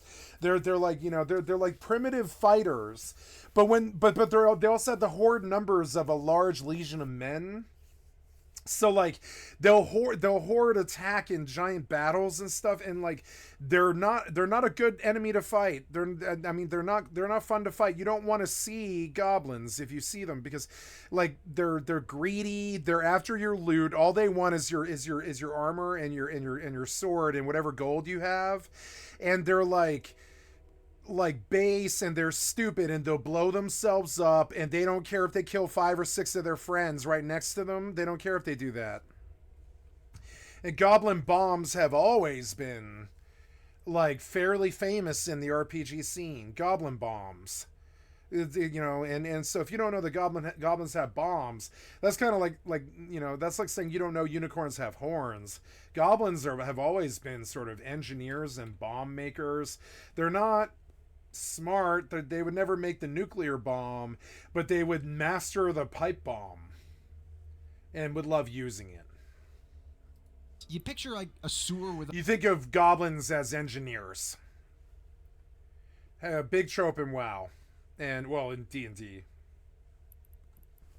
A bunch of green people walking around. Humans live like They're shit. engineers of primitive shit. They're like good at primitive shit, like getting over bridges, trebuchets, bombs that are like basically just, you know, like three chemicals in fire, you know, that kind of stuff. Not time bombs. We're not talking like really smart here. We're talking about like fucking grenades. Like they're famous for grenade type bombs that are just basically a ball of metal with, you know, they're skilled metallurgists, but they're not skilled at using the metal to make things like computers or like buildings or that kind of thing. They're into like, you know, siege weapons and dumb sort of more primeval stuff for survival and raid and siege. Imps in the streets, but the underground goblins have mobile suit Gundams. What the fuck, man? Yeah, they're like engineers. They got suits sometimes. They're fucking nasty. They're like, and there's always a bunch of them. They always travel in a pack of like 8, and often there's a recurring theme with goblins. They don't do much damage, and they die really easy.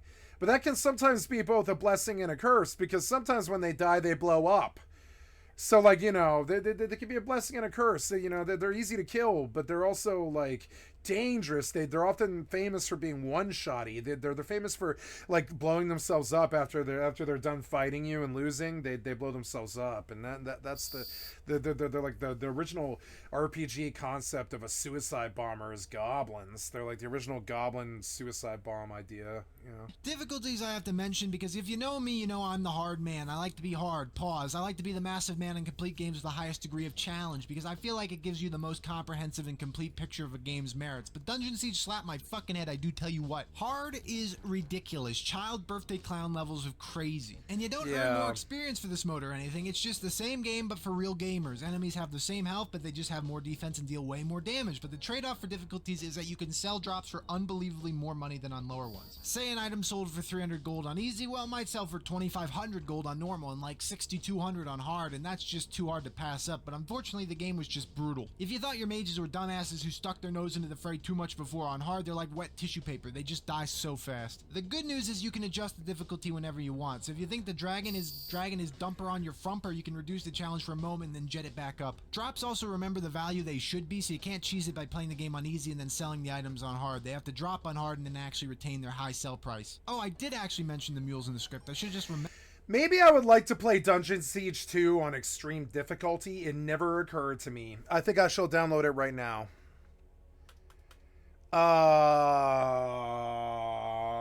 And that's why one of the reasons why I'm watching this video. I was like, I wonder if I can find some inspiration here. And yeah, Dungeon Siege 2 on extreme difficulty. This is one of the highest rated games of all time. It's definitely a top 50 game. Yeah, this game is good. This is not a real RPG because it's or ARPG because it has a 3D camera, and this game's super good. They've redone this game in Unity and shit. This game is super good. Can you upgrade the graphics of Dungeon Siege 2?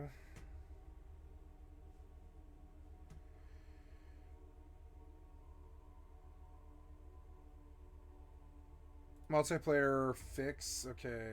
Launch the game and create a character to exit the game. Copy. Give that code to 2 Windows Coast files. Go to user. No, there's missed lines. Full screen false. Record with a true.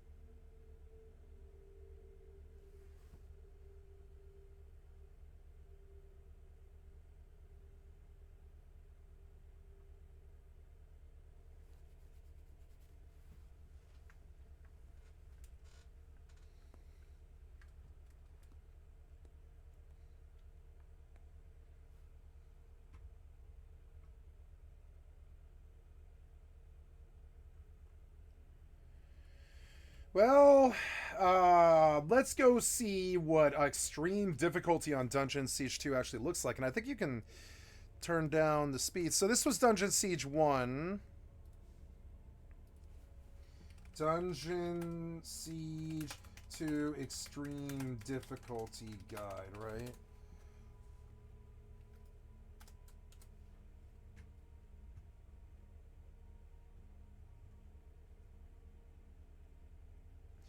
Oh, yeah, you know, I never looked at Helldivers, so let's go see what Helldivers looks like. Oh, loud. Turn it down. Why is that mic up, like, in your mouth like a dick? Seems like you're yelling.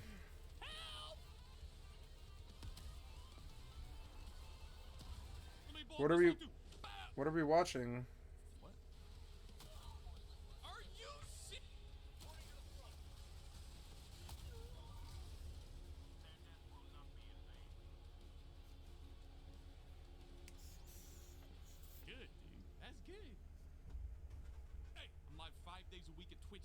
/Woolly Gaming, you better be there. Thank you, Woolly Gaming, for the Most extra content importantly, from way stream. better. I'd Number like to two, sub to your way channel. easier. It's ridiculous, man. It's absolutely ridiculous. Where do we want to go? What are we doing? Geological presence? I'll just drop the extraction zone. Let's do that. We'll go 110 auto cannon, and dude, EMS might be trolling. I thought it would be better. It is like it's quadruply painful to die. Most of the time when you die, you're gonna be swarmed immediately after that, and then you just have to, it's a mad dash to get your support weapon back. It's just rough, man. All right, I guess I'm just gonna blow these guys up. Is this music DMC? It's on YouTube. It couldn't possibly be. It must be in the game. What? Hello? There we go. All right, we gotta move. We gotta move big time. Yeah, I'm having fun playing pre-20, but I know for a fact once we get shield gen, once we get railgun, it is all ogre, dude. I'll still have fun, but it'll just be, you know, it'll be significantly easier. You'll see. What? Try again. Those guys do way too much damage. Oh no! Oh come on! This game doesn't look very good. To me. Just to me. Sorry. Dungeon Siege 3. That's what I got when I went looking, I guess. Yeah, Dungeon Siege 3. Difficulty differences, yeah.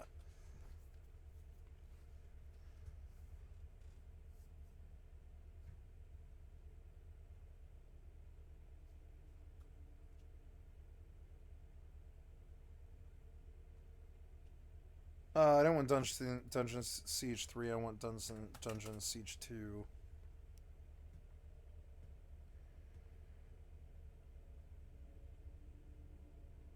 Elite difficulty. Okay, Dungeon Siege 2.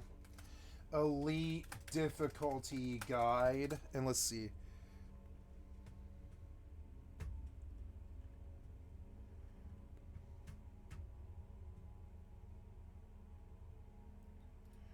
Yeah, let's take a look at this.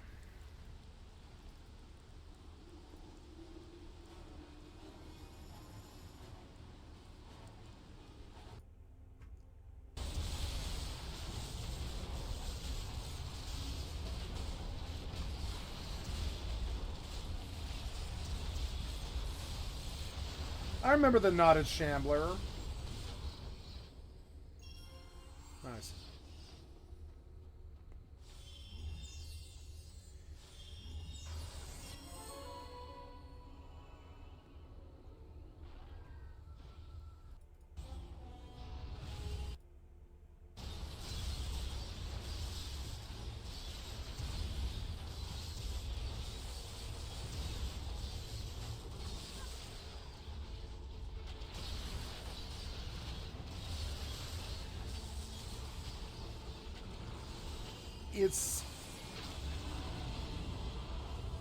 It's good, but it's maybe not what I'm looking for, though. It's a shame.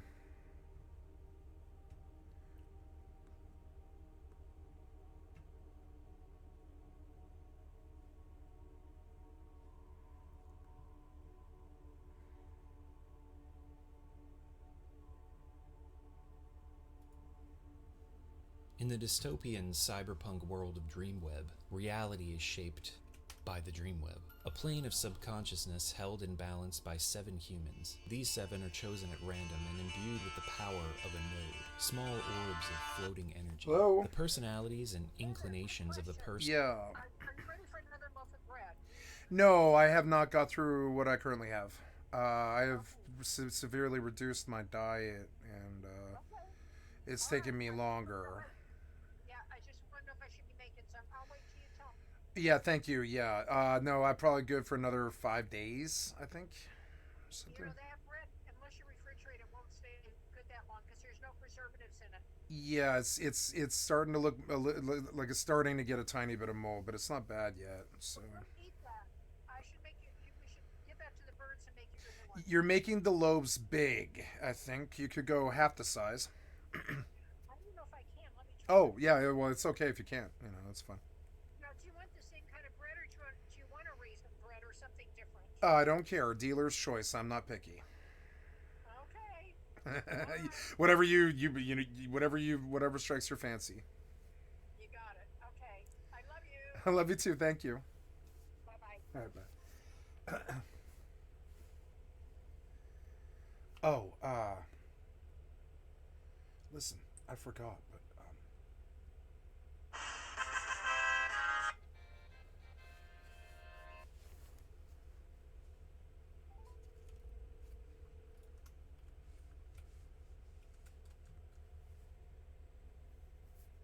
Hey. Hey, can you hear me?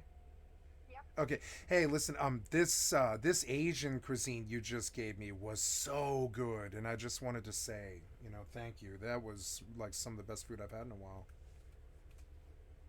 It was cheap to make with ground chicken breast. Yeah. And I love the orange shit with like you did. You know what? I want the same meal again sometime later with fake meat. The tofurkey or whatever, not tofurkey, but the it says you can make it with anything. Yeah, and I want the same meal maybe without chicken, but the fake stuff they do, the tofu. Okay, well buy me a pound of that and I'll make it for you. Okay, sure. Crumble, tofu crumble. Yeah, that stuff. Yeah. Okay. All right, thank you. I just wanted to let you know. Thank you. That was really inspired, and the orange peels were just. It's got to be raw, not already cooked, or I can't work with it. Oh yeah, okay.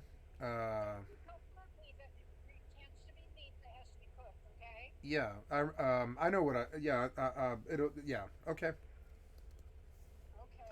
All right. Have you seen The Daily Show? No, I've just been working. I have not. Real quick, Jon Stewart has agreed to come back.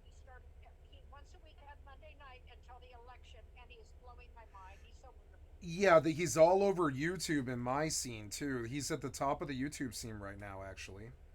It's crazy, but I still have. I can't watch him during work because he's big. He's a big deal. It's DMCA, so it's very hard to find the time to do it. But I'll get around to him. Yeah. And by the way, the show you recommended me is on a network that will cost me $3 a month. Stars. I watched 3 episodes of the beginning of Black Sails, and Black Sails is good. Yeah, it's genuinely fucking good. But it's on Stars, and it's half of a Skinamax flick. It's got a lot of sex in it, but it's a very, very well-acted, well-done show. Definitely good British BritBox show, but it's Stars, so it has a lot of kind of softcore sex in it, So I don't know if that's your thing or not, but if you don't care about that, then it's a very violent, sort of sex-riddled show, but it's... Asteroid is depleted. I'm watching a show right now where there's full penises dangling stuff in a high-quality... No, it's not like this. This is the traditional sort of softcore stuff you'd see on like a Melrose Place, but it's a very steamy show. It's half sex, half really attractive British actresses, and then really rough pirate types. And it's a true pirate story done up like a serial, like kind of like a soap opera, and it's good. I like it a lot. I think you would enjoy it. Yeah, it's not overly violent, if that helps. If you want to watch a good art piece, I would recommend Monsieur Spade. It's on Prime. Okay. Oh, yeah. Sorry, go ahead. And turn on the subtitles, or you can't get the story though. That's the problem you'll have. Is in subtitles. You should write out a list of this stuff because I will get around to all of it. But doing one by one like this, I never remember. I never get to them. I want to sit down on Sunday with you, and we'll write out a list on them on my phone so I can get around to all of them. Okay, sounds good. All right, love you too. Love you. Talk to you later.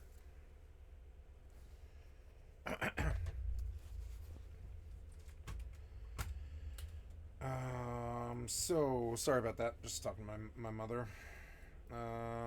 Chert, shovel, chert hoe. I don't know what the hoe is for. I'm not really clear about that. Flint shovel, flint and thatch. Let's turn on the sound and see if they're out there, but I think they probably are. I don't know what time of day it is, but... Oh, no, maybe not. Got my little hobbit hole. Oh. Yep.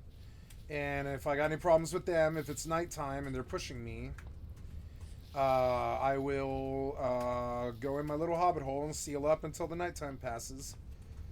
I need cattails for a bed, right? I was on the way to making a bed. Oh, I'm full on this game. I heard it. And so I'm going to jettison and... Oh,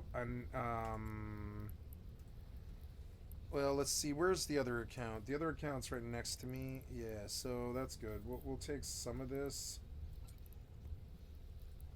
out, and we'll take the other bit with me. Yeah, one and This is full, is it? Yeah. So this one's full, but she can take what's in here and move it, and I will have her move it. So we're gonna go out towards that one, and we're about done with the ice out here, but there is some left.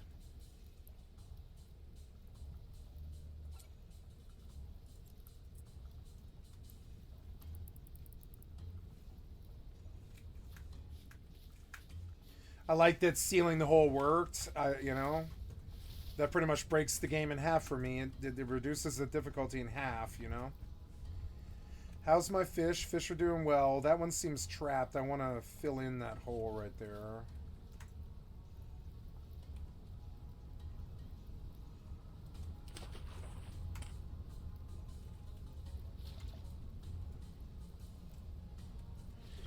Oh, creature of the player is in the way.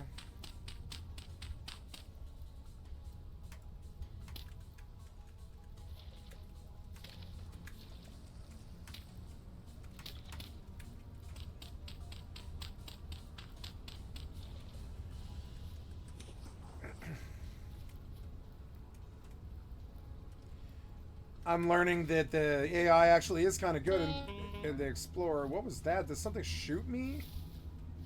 Something shot me or something. Okay. Okay.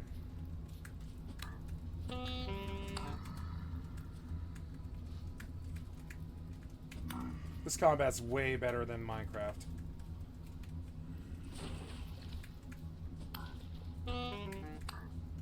The water's pushing him, I guess. I am starving to death.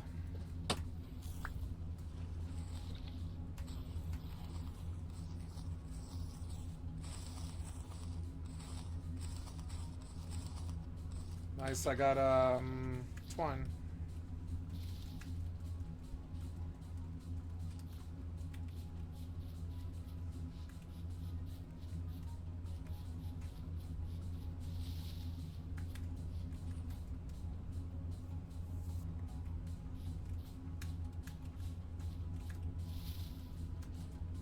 Damn it, it's sunset or is it dawn? I think it's dawn. Actually. Yeah, it's dawn. Nice. Beautiful. It is a beautiful game. I keep looking at the graphic settings, wondering if I could improve them, but I can't.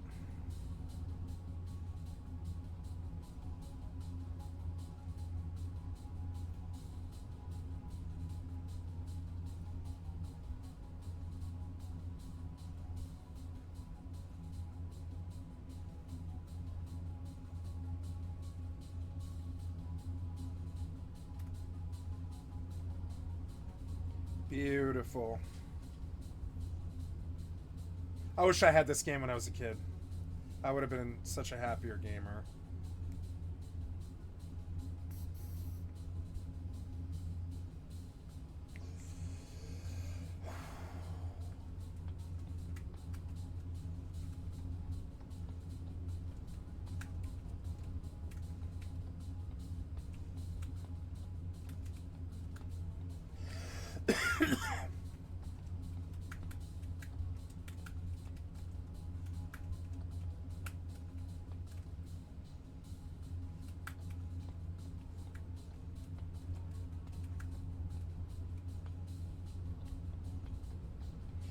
Oh, I can see the other side now. I couldn't see the other side before.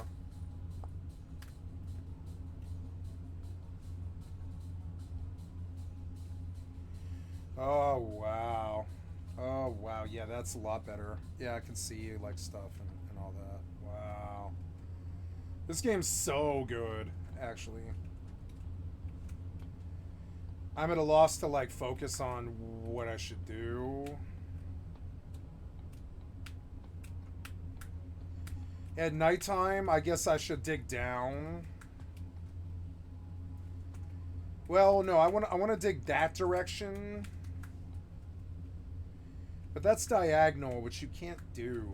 It kind of sucks. It's like, what's out due north? It's like, I want to go...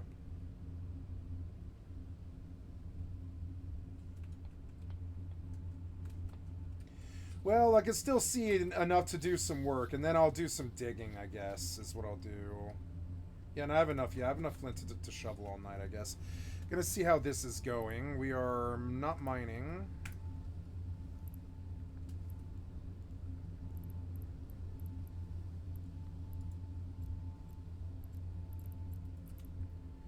I should just get in my hauler. She's not really getting to mine by the time I get around to it. Oops. Yeah, that had structure issues, huh? Okay. So I guess that is how you do that, huh? Okay. Well, so I guess I shave the land. I believe that is what I do. Yeah. Ooh, that's fast, at least. Yeah, I guess I just shave the land. Yeah. Did all kinds of stuff.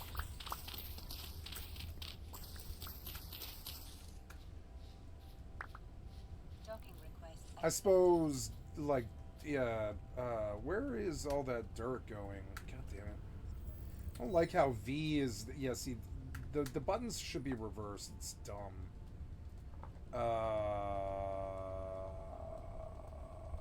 Open inventory should be C, and U should be V. Back.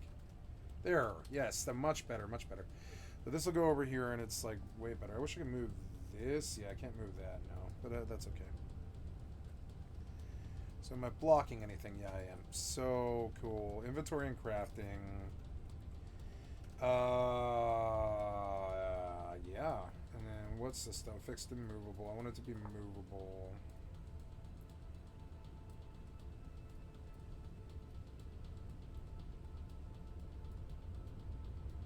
I see.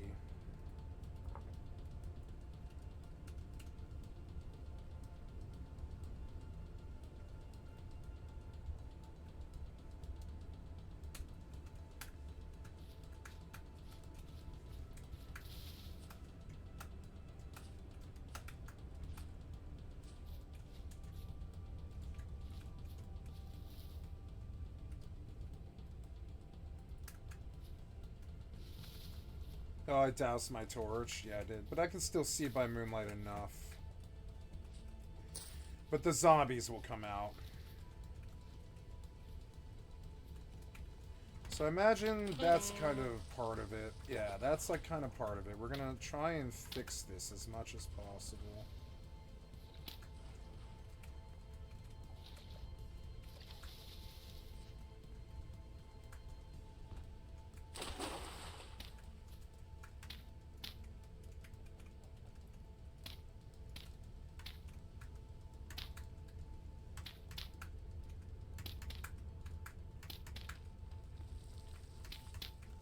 Now when I relight my torch, I can't see shit. My fire probably burned out long ago.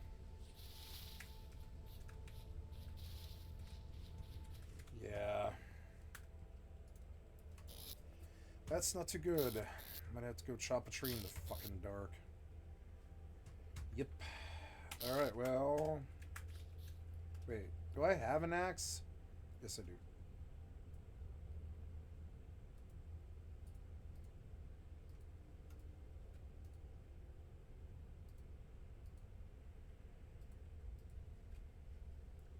Yeah, I want to put some stuff away. Oh yeah.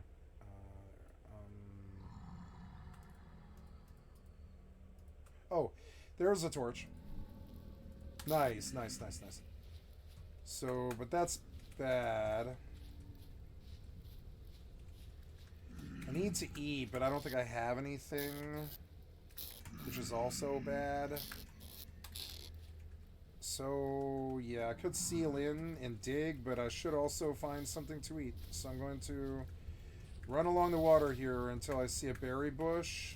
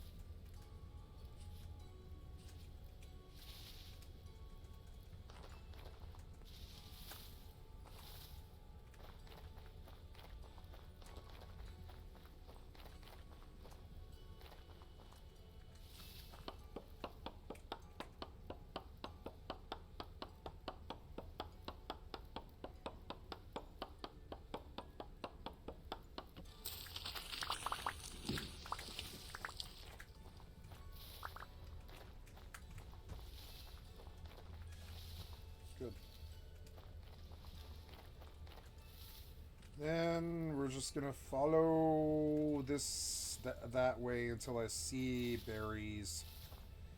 Even though it's dark, I bet I could probably still see them.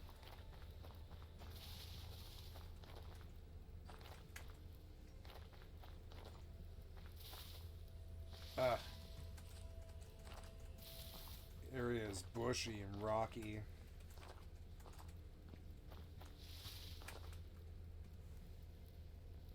How's this going? Good. We got a jettison now.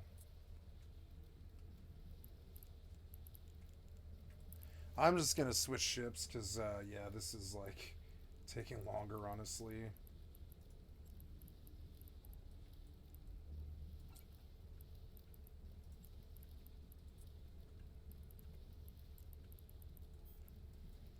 That's full of fucking ice, which is insane. Let's go get more. This is a much cheaper investment, this ship.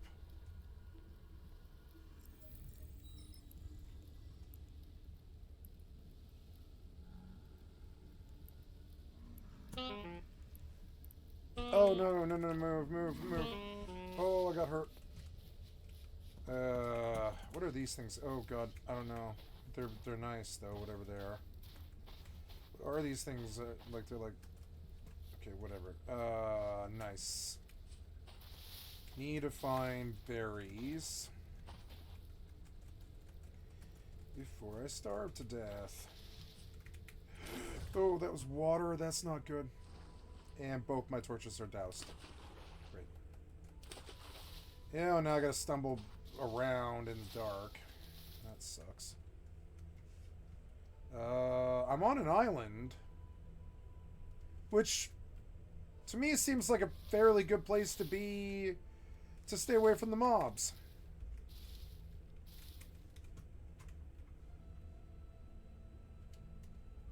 Why not? Oh, I have wood. I have wood.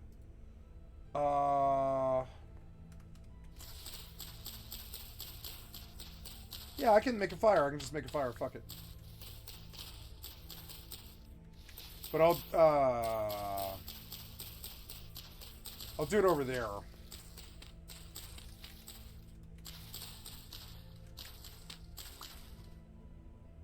Looking for dry grass, but I'm not really getting it. It's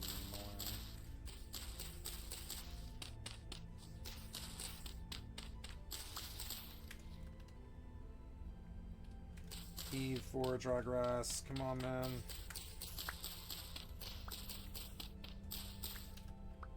Six. There we go. Okay, now we're gonna build a fire on this island and spend the night here.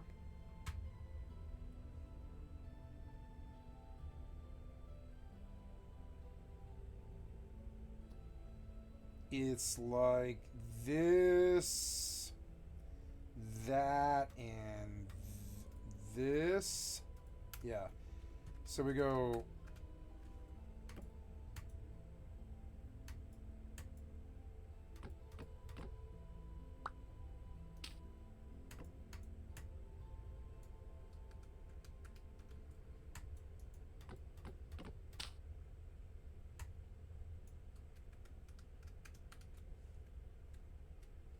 There is a goblin, or sorry, there is a monster on this island, which is annoying.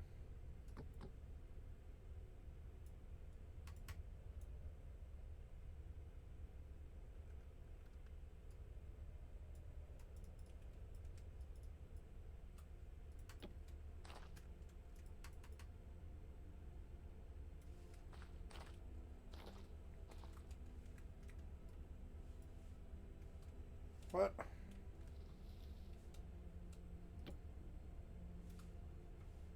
No.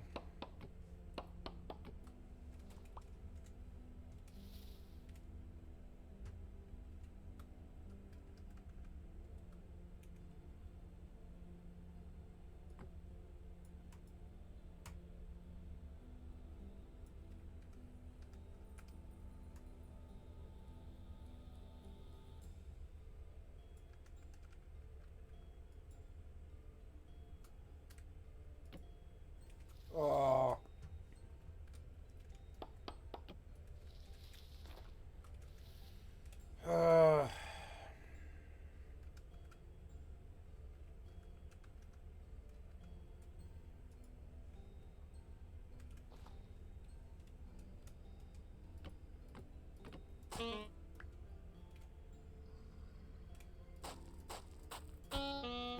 I'm being hurt. I don't know why either. Oh, damn it.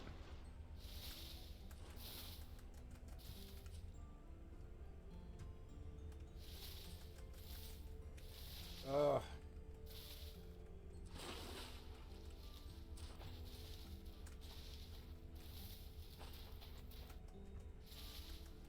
Wow, dark is real. Ouch. Oh.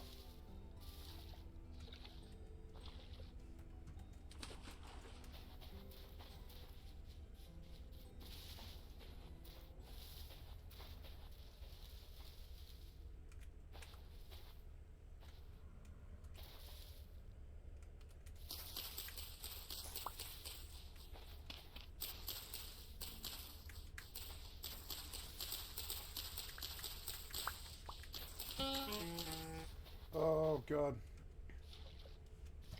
Stay alive and run. Can't run into any more archers. They're gonna kill me. Go, go.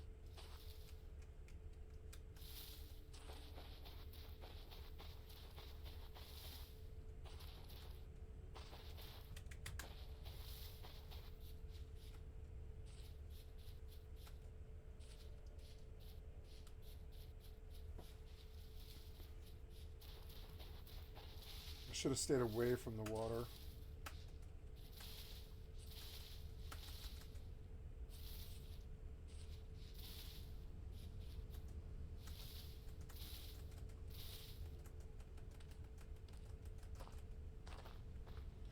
That's so cool. You can see the wood on that I built on the map, which is trippy. It's such a powerful engine in some ways. I can see it in the end taking over the video game world. Just with all the stuff that you can do with it.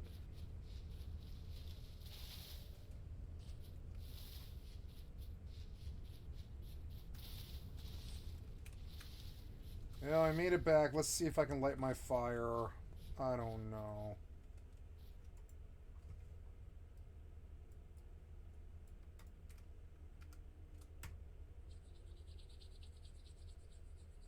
There.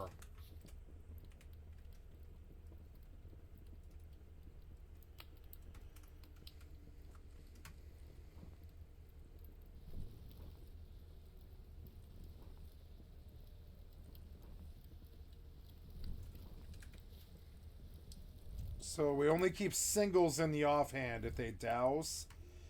Yeah, and I guess I could carry a lot of torches. There's really no reason not to. There's the dawn, which is good. I still have to find berries. I'm gonna go inland because I'm probably more likely to see them there. I had berries, but I must have just eaten them all. I thought I had them, but or maybe they just rot. They might rot and just disappear. Yeah, like the food. Yeah, the food might disappear, and it never occurred to me. What was that?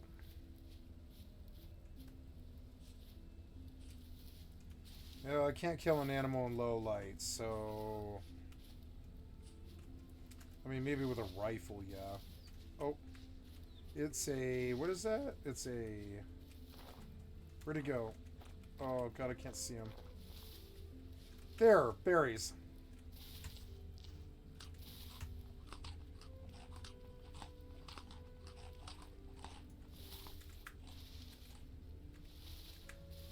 Maybe I can cook some fish, but now that I'm not starving, I'm going to go back and look for, see if I can cook fish.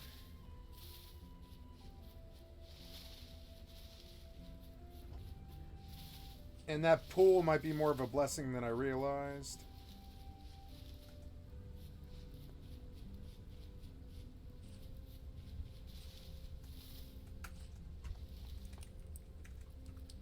Yeah, there's good fish in there, but now they're going to be hard to kill. Maybe. I don't know. Can I see them enough? Yeah, I can see. If I don't fall in, yeah, I can see them enough, yeah. That one's low weight, low weight. Low, low. His weight is low. All their weight is low, but they're good salmon. Are they stuck in there? They shouldn't be stuck in there, but I don't know. Maybe.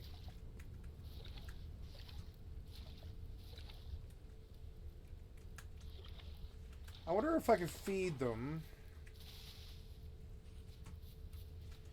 Let's go to the wiki, but first I will look here to see what I'm doing in EvE. Yeah, go back to you.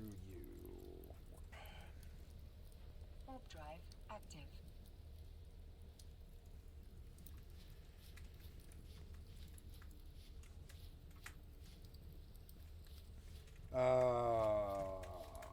So if I look through for food, I don't find any because I think it probably rotted away, which is where this spare space came from.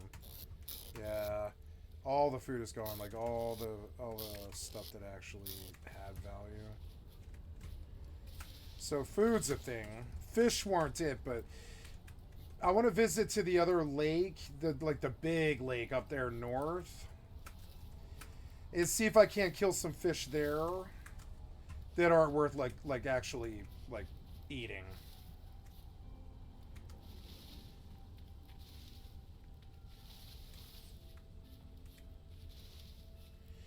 I don't know why there was fish in my pond, but not fish in that pond.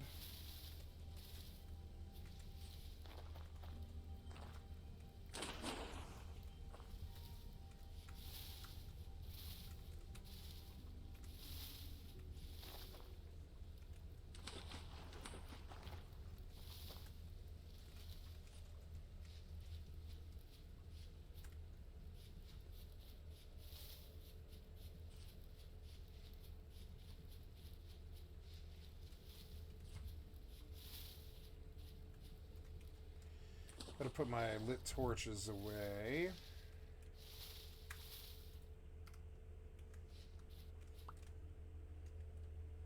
Well, let's see. I'm gonna take one with me in the water, but not on me, and see if it douses. It does not douse, so Good to know. So we'll put these torches away for now. Yep. And we'll hunt some fish.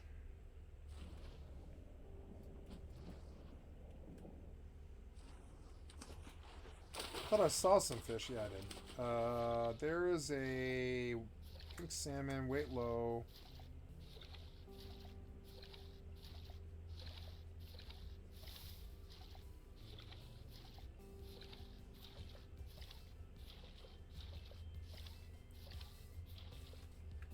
Yeah, that's the only fish in this pond, I guess. Well, let's kill him.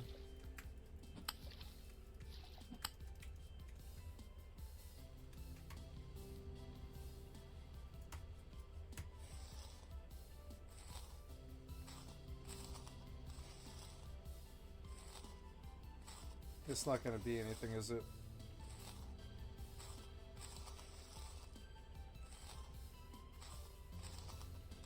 Oh, I got something. Raw fish.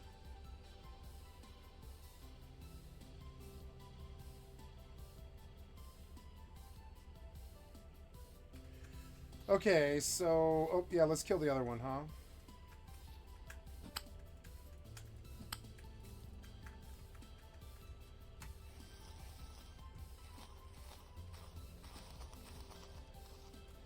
Nice, I got fish off him. 2 raw fish should be good enough for the day.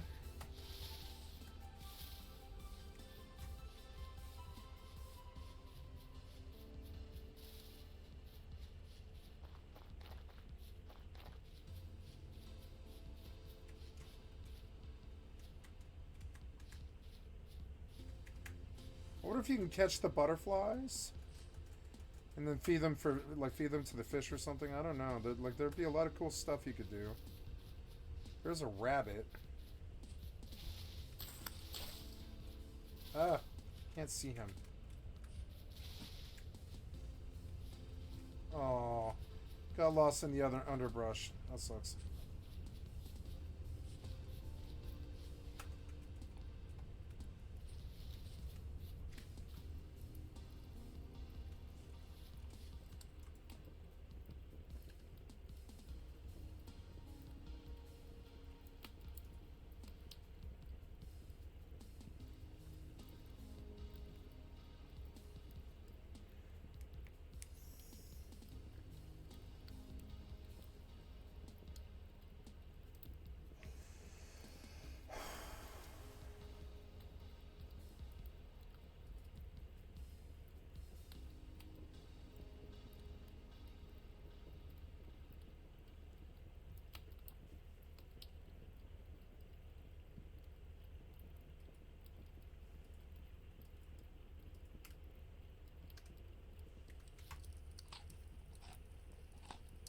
That was a good chunk. Those fish outside are going to be a blessing to me. I cook fish.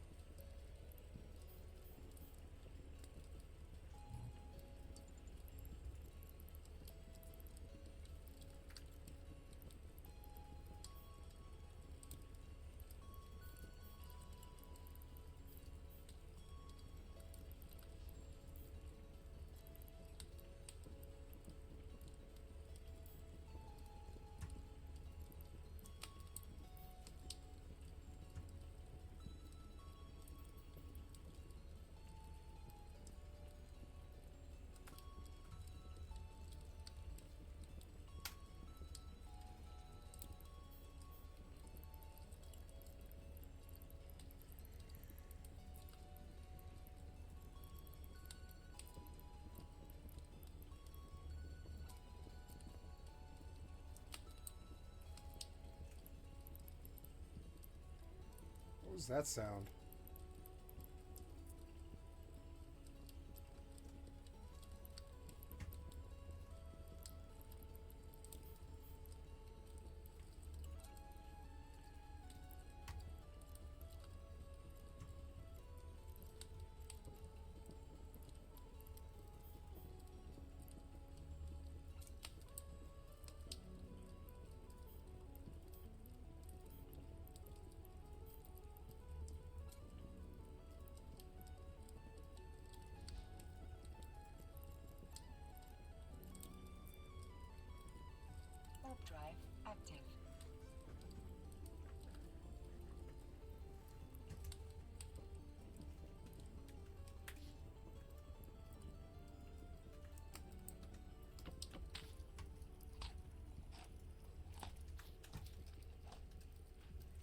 I think I'm going to bump all these tools down one. No, that's a good tool, actually. It just needs to go back one, yeah, like that. And this needs to go there. Needs to go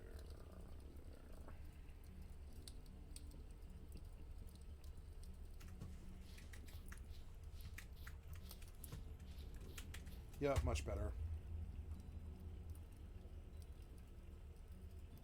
Pine seeds. Docking request accepted. Oh, look at my little pine seeds and stuff. Yeah, I'm gonna build trees.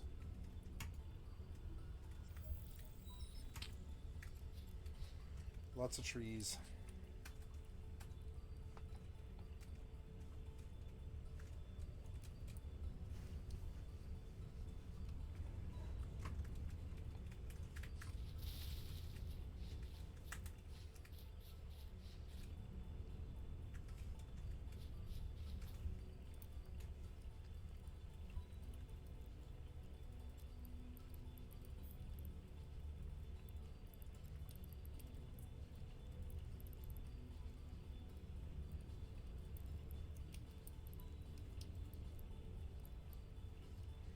$140.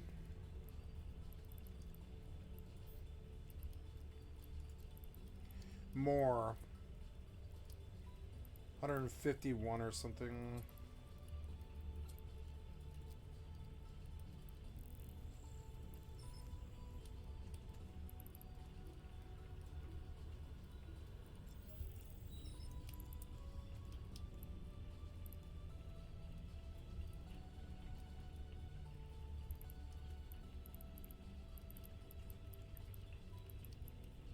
This is the last one, though, which is kind of sad.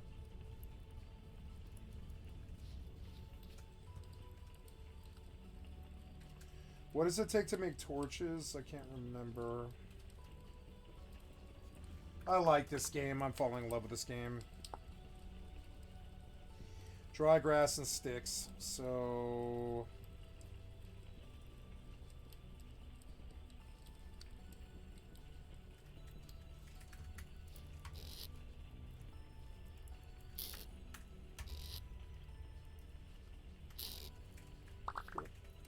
And, so...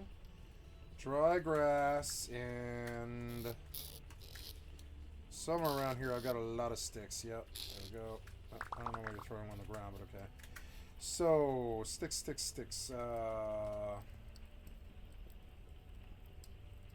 Yes, sticks and dry grass.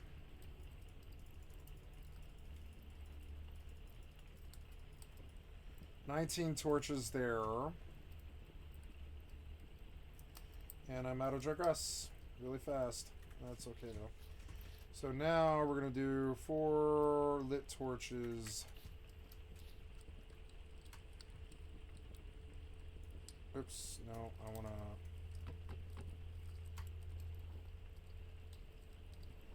And lighting like 19 of these is gonna take so long, but that's okay.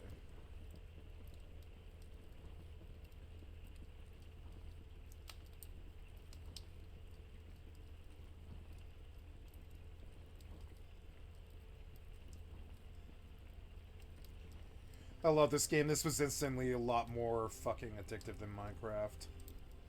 I was sad I missed out on the Minecraft revolution. I was stuck in the WoW hole. I don't know how bad that was until now.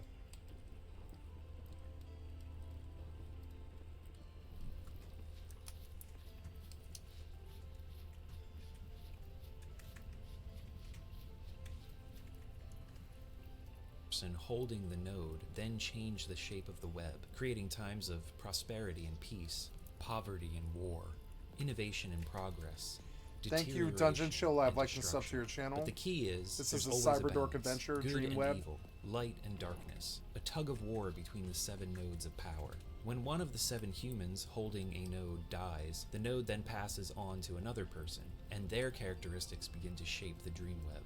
And this passing of the nodes and ebb and flow of the web has remained in balance since, well, since the beginning of everything. Helped along by the keepers, denizens of the web who watch over and make sure that things don't swing too far in any one direction. However, the unthinkable has occurred. The 7 nodes have all passed to 7 humans who are twisted and evil, so the Keepers decide to intervene, calling upon a human to be what they call the Deliverer, basically a Keeper-ordained assassin. The Deliverer's mission is to kill the current 7 members and return the nodes to the dream web before the web is permanently corrupted by evil and the world as we know it is completely destroyed. The man they've chosen for this mission is Ryan, a down-on-his-luck bartender who thinks he's going insane, prone to blackouts, dreams of the Keepers feeding him instructions, and nightmares about the tasks he needs to perform. Is all of this real, or just a product of Ryan's slow descent into madness? To find out, we'll have to do a lot of clicking.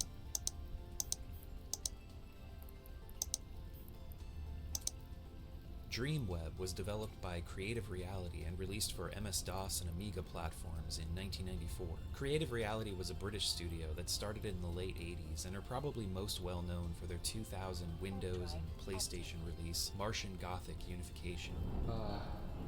If anyone here was alive, would they have left the corpse lying in a corridor? We'll get to that one someday. Dreamweb was their previous game, 6 years earlier, a point-and-click adventure with a top-down perspective that focuses on item hunting, puzzle solving, and some light combat? Question mark? We'll get into how that works later. In 2012, the devs released Dreamweb as freeware, so now you can download it through ScumVM and play it on that platform. You can choose either the 3.5-inch floppy or the CD release for the English UK version. There's also English US, along with French, German, Italian, and Spanish translations of the CD version, and high and low res version of the manuals. You should definitely download the manuals. We'll come back to them later on as well. As you probably guessed from the introduction, you take the role of Ryan, a 26-year-old bartender who's been chosen by the Keepers of the Dreamweb to save the world. Why Ryan? Your guess is as good as mine. He's a real squirrely dude, and to most of the people around him, he seems to be succumbing to bouts of paranoid schizophrenia, suffering from blackouts and memory loss, delusions and nightmares. He's just not in a good place. When we first start up the game, we get a quote from the Book of Revelations about the 7 angels pouring out vials of the wrath of God upon the earth. If you want to set a grim tone for your story, you can never go wrong with a quote from the Bible about God's wrath. Next, we're introduced to the Keepers. Keepers. The web of dreams is slowly unwinding. The 7 evil powers on Earth are joining forces. If they become too strong, the dream web will be destroyed. Who will be the deliverer? Oh no! Whoa, buddy, don't speak out of turn. That's not how we do things. What's dying? Sorry. The chosen ones are becoming aware. If they discover their powers, they will become too strong. Oops. Has the seed been planted? Yes. It has grown strong. Damn it, I lost my rabbit because of that. Son of a... I should have paused. The time has come. Oh, I should have paused. Oh well, now I know. I'm learning. I lost my rabbit. Son of a bitch. Apparently, the Keepers like to transport their powers through common kitchen appliances. So we find Ryan in bed with his girlfriend, Eden. And yeah, despite all his shit, Ryan's managed to keep a steady girlfriend. The spirit orb blasts him into a ruined vision of the future, and a Keeper speaks. This is the future. I know what you want from me. I understand now. The 7 are becoming stronger. They've haunted my dreams. I know. They control the 7 points of the dream web. Oh, you worked me out. Must they be destroyed? Yes. I can feel they are all close to me. Who will be the first? His name is Crane. He is the weakest of the 7. How will I find him? He is very near. Arm yourself and begin your search. Time is running short, my brother.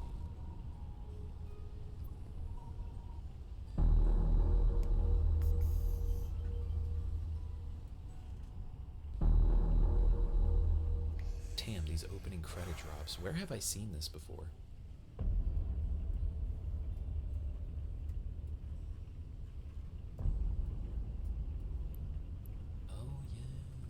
Back in the apartment, Ryan's awake and fully clothed, and whoa, hello, Ryan.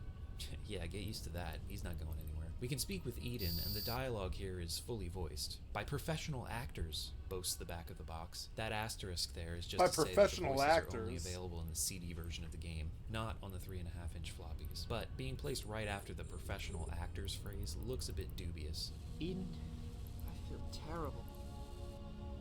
You're hot. You're soaking wet. You were dreaming again last night.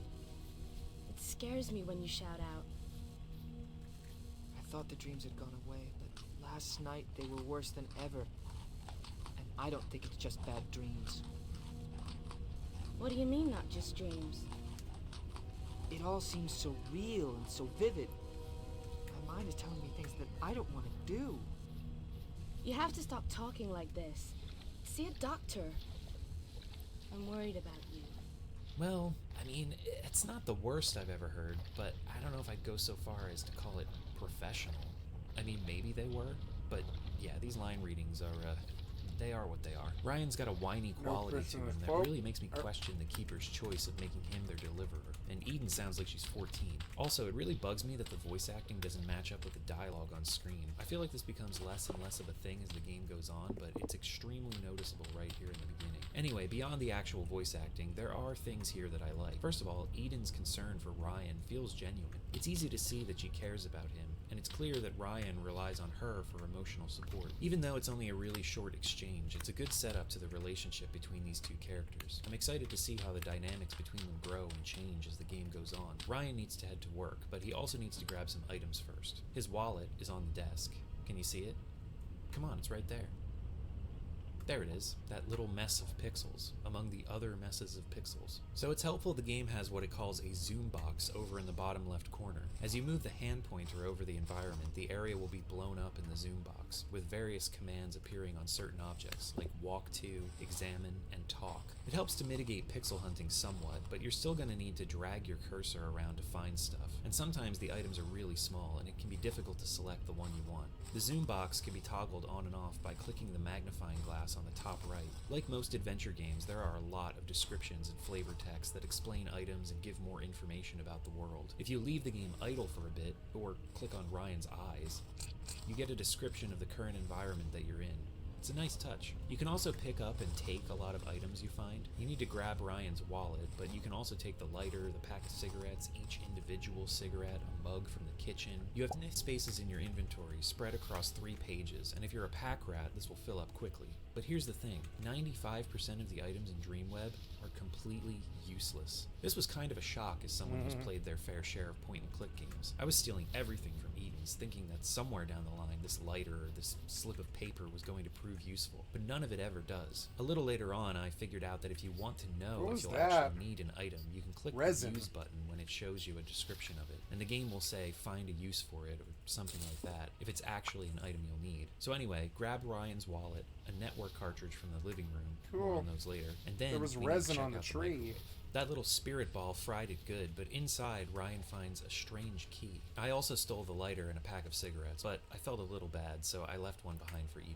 Taking the elevator down, Ryan finds himself in Eden's garage. We need this screwdriver. We don't need this wrench. Honestly, this drove me a little bit batty. Why is the wrench even there if we're not going to use it? Couldn't they have found a use for this wrench in one of the game's puzzles? When you click the use button while looking at its description, it also says to find a use for it. So you'd think by that logic that it would be needed somewhere in the game. But it's not. Even on a second playthrough, when I knew not to take it, it always stuck out to me whenever I returned to this area. That wrench haunts me. Look, this rabbit drowned. As we leave Eden's, we get a look at the navigation screen, a moody shot of the city skyline. Oh, Dreamweb's I didn't get presentation anything. is top-notch. The actual gameplay graphics lack a bit of definition, but it really knows how to sell a vibe. As we saw earlier, Dreamweb really wears its Blade Runner inspiration on its sleeve. Like, I mean, almost literally, Ryan is pretty much wearing Deckard's coat. We've only got a few locales to check out right now, but this list will expand as the game continues. Clicking the piece of paper gives you descriptions of each place. For now, let's head back to Ryan's apartment. We have to enter a door code, which we can find on the list in Ryan's wallet. Ryan's place is a shithole compared to Eden's. He's got a knife just lying on his bed, which we'll need for later. There are also some interactive things you can do, like place a CD in the stereo, but unfortunately you just get a description that Led Zeppelin 4 is playing instead of the soundtrack changing. Would have been cool to hear a chiptune rendition of Black Dog, but copyright and all that. Speaking of the soundtrack, though, it's really good. There aren't a lot of tracks, but the ones that are there fit the mood with really low-key, drony synths. This theme in Ryan's bedroom is the main one of the game.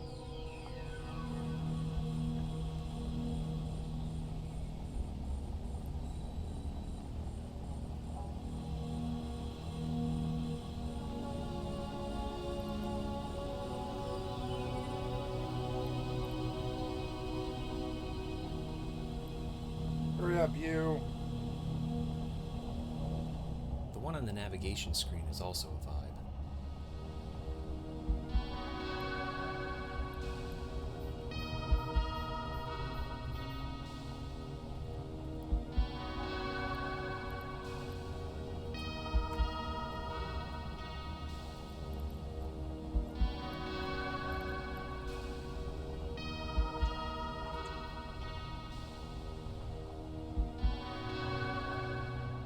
There's also this badass reggae-inspired track in one of Ryan's friends' apartments, whom we'll meet later.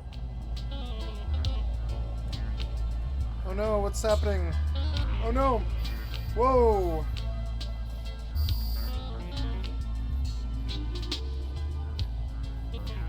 It does a great job of keeping you immersed in the world and the tone of the game's story. Now that we're back home, we can use the network terminal. You need to pop in a network cartridge to use it. Everything's not the one we got from bending. Ian's place. We won't need that one for a little while. There are several cartridges scattered around Ryan's room, but like other items in the game, most of them are useless. You need the one with important written on the label. Pop that cartridge into the slot, then use the monitor. From here, you'll see DOS-like prompts where you can type commands into the computer. I always like when games let you do stuff like this. It feels really tactile and helps with immersion. This is what the character's doing right now, after all. There are several things you can do on the network terminal, like check your mail, bank balance, and the news. The news is kind of neat because it gives you more information about what's going on in the world. And yeah, I'm just realizing how stupid that sentence sounds if you take it out of context. But I mean, for the game world. It also sometimes gives you foreshadowing to future events Ryan will be involved in. Ryan has a message from his boss telling him he's been fired, mainly because he's always late and his boss thinks he's a loser. He'll still provide a reference though.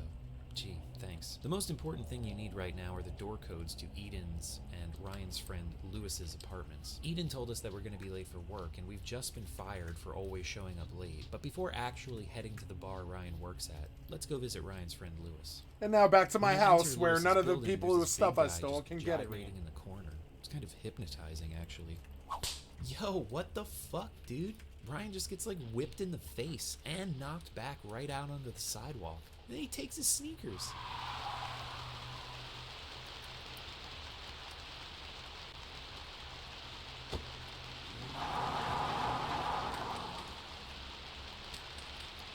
So anyway, shoeless, Ryan heads into Lewis's apartment, and Lewis is in the middle of taking care of some business. We need to talk to him, and I thought Ryan would go over to the door and talk through it, but no, he just walks right in. I don't know how you Brits do it, but in the US, typically we don't barge in on our friends while they're dropping some mud.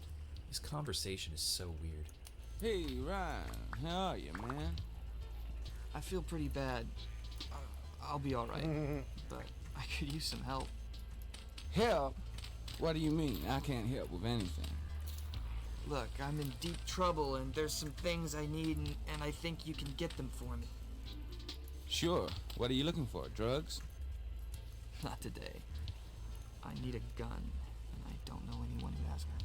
Ryan's like one of those people who are influenced by the speech patterns of those around them. This just stood out to me and reminded me of people in like high school who tried to imitate other people they thought were cool. I don't know if this was a conscious decision in the voice direction or it just kind of happened, but either way, it kind of works for Ryan's character. He lacks confidence and is a bit milquetoast in a lot of his interactions, but he tries to have this sort of swagger in front of Lewis, even though he's found the dude just passed out on his toilet. By the way, your legs okay, Lewis? Mine would be dead asleep if I was sitting on the john that long. So anyway, Ryan needs a gun, and Lewis knows a guy who runs the local pool hall who's into that sort of stuff. So Lewis tells digging Ryan down to is take kind his of hard. membership card and give them his name when he gets there. We also need to solve Ryan's shoe problem, and luckily, before Lewis passed out on the crapper, he kicked his shoes off across the bathroom floor. So Ryan just takes them, and Lewis has nothing to say about this. We have to take and equip each shoe one at a time, which is fine, I guess, but seems completely unnecessary. The pool hall membership card is in Lewis's desk, but before Ryan heads over there, he's gonna need some money. So we head to Sparky's bar and find a bum sleeping outside. There's no reason to talk to him, but if you do, Ryan just yells at him. Hey, wake up. Can you hear me? Ryan, dial it back, dude. Inside, Ryan speaks with his boss, Sparky. Hey, Ryan. Did you get my MailNet message? No, sorry. Sorry I'm late. Oh, that's okay. No problem at all. That's okay. Really? Yeah. You're fired. If you bothered to read my message, you would have known by now. Well, technically, I did read the MailNet message and already knew that I'd been fired, but this conversation can't play out any other way. Which brings me to another gripe I have with Dreamweb. There are no dialogue options. You've just got to be along for the ride with Ryan's bumbling disposition. Actually, don't According mind to one of that. the game's developers, dialogue trees were never considered as part of the design because he didn't like them.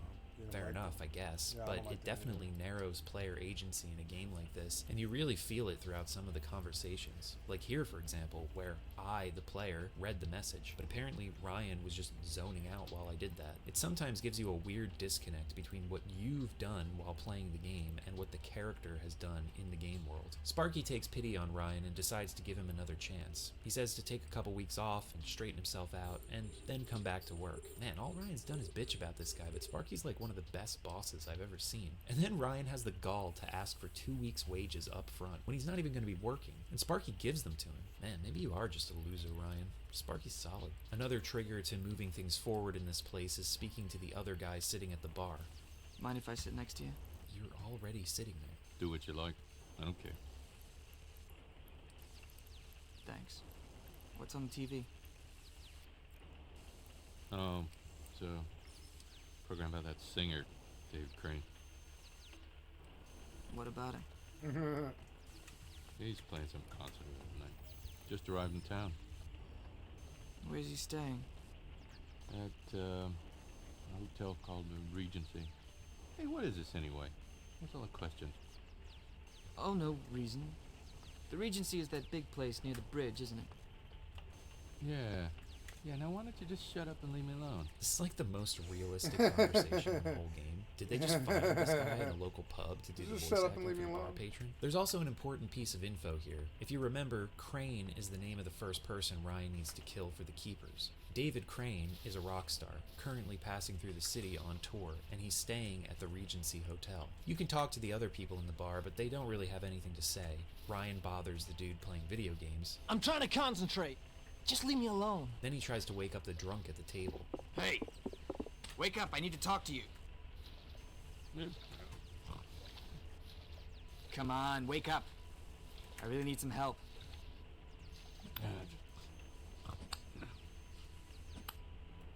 Oh, forget it. God, Ryan's such an asshole. Over at the pool hall, he uses Lewis's card to enter and tells the bartender he needs a gun, so he's directed to Mr. Silverman in the back office. Again, we can talk to some other patrons in the pool hall, but they also don't have much to say. The man watches me as I approach, and he doesn't seem too pleased that I've chosen to speak to him. I don't think many people are, Ryan. Like most of the people here, he's wearing just jeans and a shirt. Sorry we can't all be such dapper dressers. Ryan just goes around yelling wake up at anyone who's just slightly dozing off. Maybe he's got a reputation around town. No wonder he got whipped in the face and robbed earlier. When we meet Mr. Silverman, his voice does not fit the description Ryan gives. The pool hall owner sits behind his desk and puffs on a large cigar. He wears an off-white shirt and blue waistcoat. He drums his fingers on the desk in an irritated manner. He looks as if he doesn't trust me. Good evening. My name It is does. Silverman. His voice does sound like somebody in high school who's a pissant My who name doesn't is have any Ryan social Ranger. skills and tries to sound like a cool Lewis guy King that is a friend he of saw in a mine. movie. He said you would have what I want. That Your was friend actually a Lewis was very right. apt, I can usually help very you, apt appraisal. providing I have enough money. This guy's a total sweetheart for an illegal arms dealer. Maybe this misreading of people is a product of Ryan's paranoid mental state. So Ryan buys a laser gun, just a little pistol from Silverman, and now he has all he needs to head to the hotel and deal with his first target, David Crane. Before we go there, it's about time I Hey, mention I'm one of the almost full. supplemental materials that comes with a physical copy of the game, The Diary of a Madman, or Madman, as it's stylized on the cover. You can download it on the Scum VM page, and it's a recommended read before you start playing Dreamweb. This is a diary written from the point of view of Ryan about events leading up to the beginning of the game. I waited until now to bring it up because I wanted to contrast how the diary presents characters and events with how the game presents them. So Ryan bought a nice leather-bound notebook to record his thoughts, though he mentions right away that he will never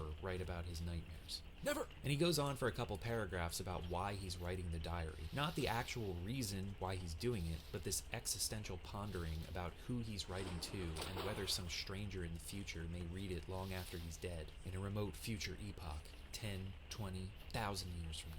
Man, I've seen TikTokers who are less self-important. It's a long diary, too, about 43 pages. We find out that Ryan and Eden have been together since college, that she currently works for a PR agency, and that their relationship is a bit more complicated than the small glimpse we got in the beginning of the game would lead us to believe. There's a push and pull, with Ryan going through bouts of loving and needing her to not wanting her around. Eden also needs a break from him every once in a while, and I mean, who wouldn't? Guy goes around just shouting at people while they're trying to get some sleep. Hey, wake up. Can you hear me? Ryan even ends up seeing a prostitute named Angel during one interval when Eden isn't accepting his calls. He writes about seeing David Crane, the rock star, on TV and noticing an expensive watch he's wearing. Then, during a meeting with Angel, he recognizes that she's wearing the same watch, and he asks her about the bruises on her body, knowing that David Crane was the one who gave them to her. Another important detail Ryan mentions is the spate of serial killings that are gripping the city. You can read about this in the game world on the Newsnet as well. The media has dubbed the killer the dealer, since he leaves playing cards on his victims. Also, because Ryan suffers from blackouts and delusions, Eden begins to suspect, without saying as much, that Ryan may be the killer, especially since Ryan keeps talking in his sleep, or more accurately, screaming in his sleep about God and the devil and, well, killing people. Her suspicions and temporary absences from his life send Ryan into a state of paranoia. As his mental state breaks down, so does his handwriting and the coherence of his diary entries. He talks about Santa Claus telling him to kill people, which eventually turns from Santa Claus into men in red robes. In a moment of clarity, he admits that he feels sorry for himself, but he also doesn't feel the need to lash out at the world in a fit of angst about it. If I'm a loser, it's because I played the cards I was dealt badly, not because I was dealt bad cards. A lot of the writing is heavy-handed and melodramatic, but there are certain passages, like this one, that are profoundly thoughtful and show a depth to Ryan's character that doesn't come across in the game. It takes a lot of emotional maturity and self-reflection to be able to come to that kind of realization about your status in life. There are several mentions of God and the devil and how Ryan feels like it isn't a coincidence that the prostitute he met is named Angel. At one point, he's drawn to a church at night on the outskirts of the city. The doors have been left wide open, and, in an almost trance-like state, he enters. As he walks through the darkened cathedral, he hears footsteps behind him that stop every time he stops, and he feels a presence watching him in the darkness. At first, he's frozen in fear, but then his fight or flight kicks in, and he runs headlong into that darkness. And he writes that it seems to part as he enters it. He finds himself running out of the church, and as he exits, There's he nothing in catches my a drone glimpse bay. of a man running away out of the corner of his eye, Oh dressed in my a dark God. suit, with a playing card sticking out of his pocket. These details about the church and the serial killer will come up later in the game. Near the end of the diary, Ryan writes about how he hasn't left the apartment for some time, and has carved the title, Diary of a Mad Man, into the leather cover of his journal, with his fingernails.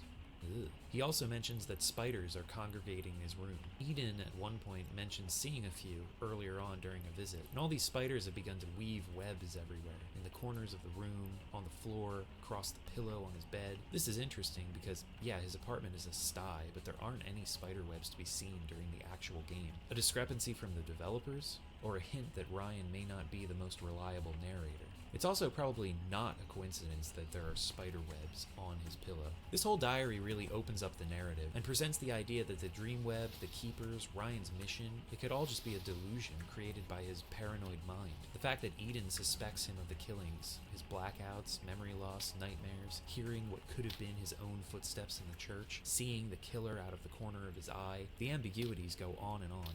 There's a lot more to this diary, but I think I've covered the major points, and it helps to flesh out how Ryan makes this turn from wishy-washy main protag to a guy who's buying a gun and going to a hotel to murder a rock star, without really a second thought. I'm not saying it works completely to fill in the blanks in character development. Some of the more paranoid passages in the diary don't really match up to the way Ryan acts in the game. The diary was written by Stephen Marley, who's credited for props design in the game manual. He's a British author who has dabbled in video games, a scriptwriter for Warhammer Dark Omen, and also designer and dialogue writer for Creative Realities' Martian Gothic Unification, which I mentioned in the beginning of the video. But it feels like the game and the diary were written completely separately, with little crossover between the details of the two. I feel like there could have been more the game did with Ryan's thoughts and dialogue to help tie the two together, but it is an interesting way to help establish things. Practically speaking, you also get Ryan's door code and network password from the last page.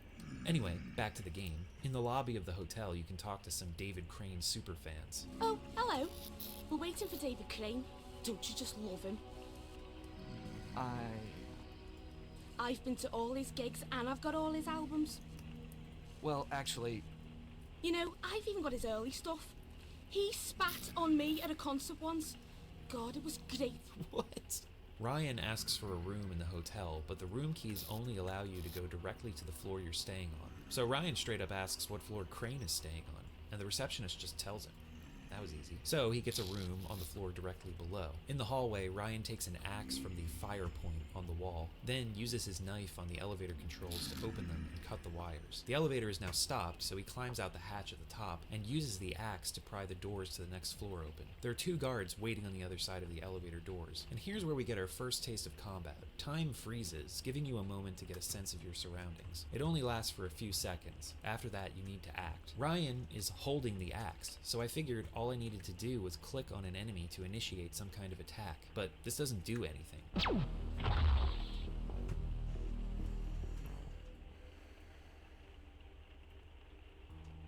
The game over screen is pretty grim, talking about how the world was fucked after Ryan died because he didn't save the Dreamweb. Bummer. Anyway, it took me a few attempts to figure it out, but you have to open the inventory by clicking on Ryan, select the axe, and then click the use icon.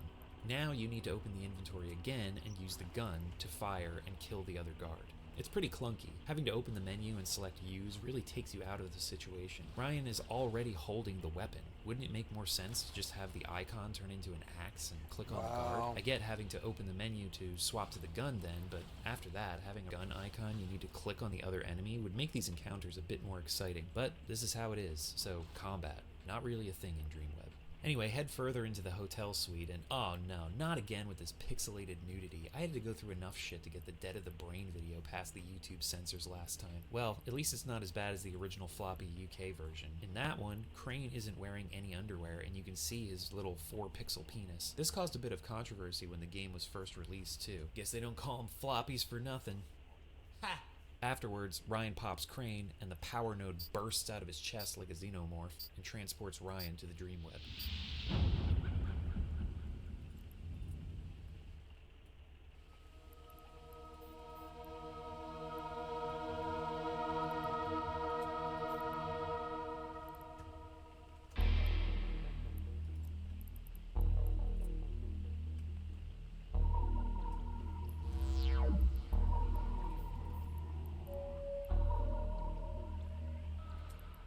The power released from the human Crane has entered the Dreamweb. His life energy must be consumed by the web. Use the key of the ancestors to unlock the power. We have a long way to go. The remaining 6 are becoming stronger. Oh, are my Master at Arms off now? They are recruiting more followers, becoming stronger, and joining forces. Yes. I need to buy more. His name is Sterling. I added in some stuff, which I the largest guess I armed force did need on to do, Earth. yeah. He is in a great position of power and must be I have a long destroyed. time to go. So Ryan gets his next target, the leader of the greatest armed forces on Earth. Quite a step up from a rock star. But apparently Ryan's got this. Whatever you say, bud. Behind one of the doors, it's the only one that will open for you in this short series of hallways, Ryan finds a plinth with a keyhole. Inserting the mysterious key that he found in Eden's microwave causes the plinth and the floor around it to crumble, and Ryan wakes up in an alleyway back in reality. One of the evil ones has been defeated. 6 more to go.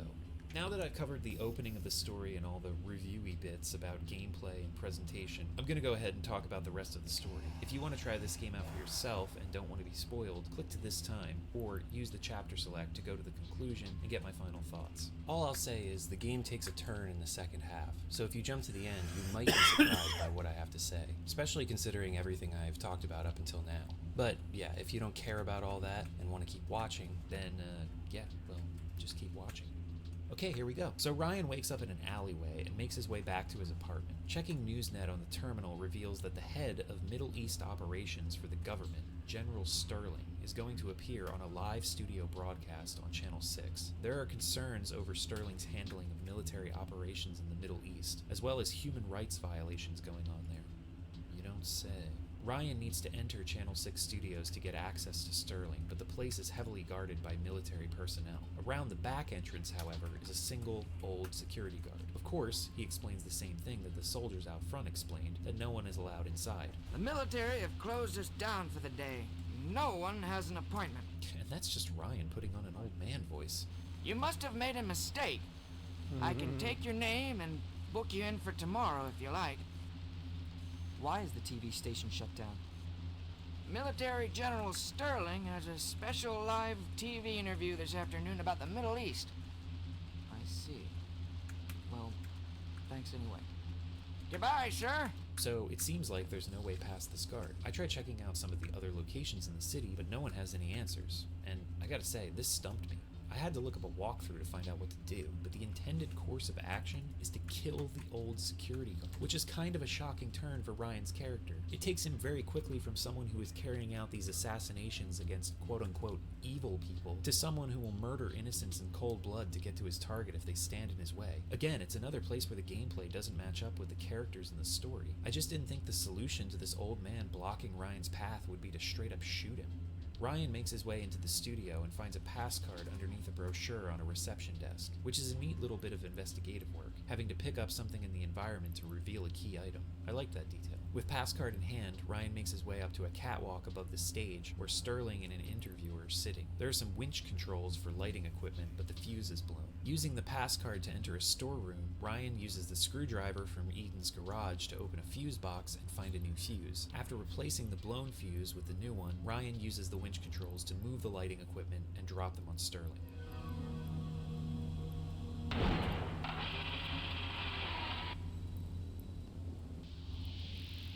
Again, the power node appears, and Ryan is once again transported to the Dreamweb. The Keeper tells Ryan that the remaining 5 are aware of Ryan's presence, and they've chosen a leader named Sartain, a wealthy businessman. The Keeper also tells Ryan that someone close to him may have access to Sartain. He mentions that there's a crystal in the Dreamweb that will help Ryan with his next task, so Ryan grabs the crystal and uses his key on the next plinth to return to reality. This time, he wakes up on the sidewalk outside Sparky's bar. The bum is gone, probably tired of being harassed by Ryan every time he comes by, and Ryan takes one of the empty bottles for later. The Keeper mentioned that someone close to Ryan may know more about Sartain, and the best person I can think of is Eden, especially with her work at the PR agency. Now remember when I said, even though it's only a really short exchange, it's a good setup to the relationship between these two characters. I'm excited to see how the dynamics between them grow and change as the game goes on. Well, since Ryan has changed to a full-on murderer, I was expecting some interesting back and forth between him and Eden, some kind of conversation dancing around Ryan's recent actions and the changes in his mental state that she's seen recently. But when Ryan enters Eden's apartment,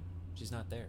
In fact, she's completely disappeared from the game and never comes back. I gotta say, this is a huge disappointment. They laid a solid foundation in the diary and in the opening scene for some character drama here, and just did absolutely nothing with it. I'll come back to talking more about this later on, but for now, Ryan checks the organizer on Eden's bed and finds Sartain's contact information inside. Back in Ryan's apartment, he swaps out the network cartridge for the one he picked up at Eden's in the beginning of the game, and this contains a code to enter Sartain Industries. Since he's already got the address, Ryan heads there, but a security computer blocks further access into the building. Ryan takes care of that easily enough, though.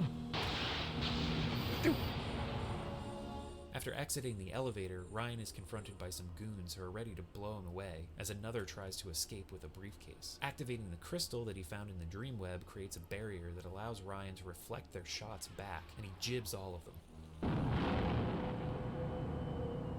The documents inside the briefcase reveal the identities of the 4 remaining members of Project 7, as they refer to themselves. Beckett hasn't been located. His power is stronger than the other members, but he's mentally unstable and volatile. Miss Underwood has been taken to a boathouse, loaded up with an advanced security system, and Ryan discovers its location through reading this document. Father O'Rourke, a priest, is also in a secure location, but the document goes on to say that he will reach transition stage before any of the others. The doctor who wrote this report, who I'm assuming Ryan just splattered all over the floor, examined O'Rourke recently and found evidence of mutation in his cell structure, and that he's approaching successful transformation. Juliet Chapel is actually going to be killed by the other members because they perceive her as a weak link, and Ryan finds Chapel's address as well. He's got his next 2 targets now, so the only thing left to do is take care of Sartain, who's attempting to escape in some kind of aircraft. Jesus, that little laser gun packs a punch. Back in the Dreamweb, the Keeper suggests visiting Chapel, as Ryan may be able to turn her against the Project 7. But Ryan asks what to do if she's already dead, and the Keeper just says, yeah, well, I guess nothing then. Just go after Underwood. After using his key on the plinth, Ryan wakes up in a car park and picks up a set of wire cutters before leaving. By now, you've seen enough to realize the loop of the game. Discover the location of a target, it appears on the navigation screen, head there, solve a simple puzzle, eliminate the target. But this leads me to a larger problem with the game. I started to get into this when talking about how Eden just disappears, but beyond that, the state of the game world never changes. You can check Newsnet on Ryan's terminal to get some updates about his killings, but character and world growth are non-existent. You can go back to the bar, to Lewis's, to the pool hall, all the locations they introduced in the beginning, but nobody has much of anything different to say about what's going on. Lewis moves from the toilet to the recliner. Sparky says he's a little bit worried about Ryan. The drunks at the bar still don't want to talk, and again, Eden's gone. You don't need to talk to any of these people anymore. Just move from target to target until the end of the game. Makes the whole world feel really empty. There's just so much missed potential here. The setup is really good and hints at a larger world with so many directions. Even something like the alleyway, where Ryan wakes up after killing Crane. The description of that area reads that it's a twisting maze. It sounds like a whole world unto itself. But in the actual game, it's 2 screens. Dreamweb initially feels like a vast cyberpunk world, but it ends up being a linear jog from objective to objective with absolutely nothing in between. All that atmosphere and sense of possibility from the beginning is snuffed out by this point. It's a real shame. The next 4 targets also get grouped together in pairs before return trips to the Dreamweb as well. When you head to Chapel's house, she's already been killed. The house was blown up, with her inside, supposedly by the other members of Project 7. So anything interesting that the Keepers hinted at with her turning to Ryan's side is literally obliterated. Ryan finds a charred network cartridge that we'll need in the next segment, and afterwards Ryan heads to the boathouse, where he solves a simple puzzle to overload the security system using the empty bottle that he picked up outside of Sparky's when he woke up there. The security bot blows up, and the explosion ends up dismembering Underwood. Ryan talks to her before she dies, and she mentions that O'Rourke's transformation is almost complete. Where are the others? As if I tell you, O'Rourke is growing. Soon he'll be too strong. But other than that, there's nothing meaningful in their conversation, so Ryan just shoots her.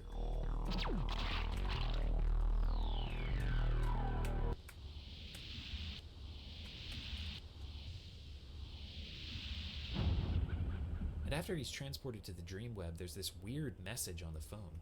We're sorry, your call cannot be completed as dialed. This is a recording. I thought maybe somebody, like another one of the Project 7, were listening in or something, but don't worry, nothing ever comes of that. The Keeper says Beckett, the strongest of the 7 apparently, is a violent psychopath, and that Father O'Rourke has almost completed his transformation. Again, Ryan asks what to do if O'Rourke is already transformed by the time he gets to him, and the Keeper says, yeah, well then, just go after Beckett. Foreshadowing much? So yeah, after checking the charred cartridge that he picked up from Chapel's house, Ryan finds the location of a church, St. Septimus, on the outskirts of town. The same church Ryan wrote about in his diary, though he doesn't make much mention of it in-game other than saying, oh yeah, that was the name of that place. Not like, wait, that's where I had that strange experience with the darkness and I thought I caught a glimpse of the serial killer following me? Nope, none of that. So, off to the church, using the wire cutters he found in the car park to cut the chain on the gate. Wire cutters? To cut a chain? Really? Upon entering the church, Ryan finds human remains and takes the hand. Hey Ryan, whatever you're into, buddy. After that, Ryan moves the altar out of the way and finds a passage beneath the church. He needs to collect some gems to place in indentations in the ground to open the way forward, and then pick up 8 rocks throughout this place. There's also this symbol puzzle. You just have to try the combinations to match up the right symbol to open another path forward.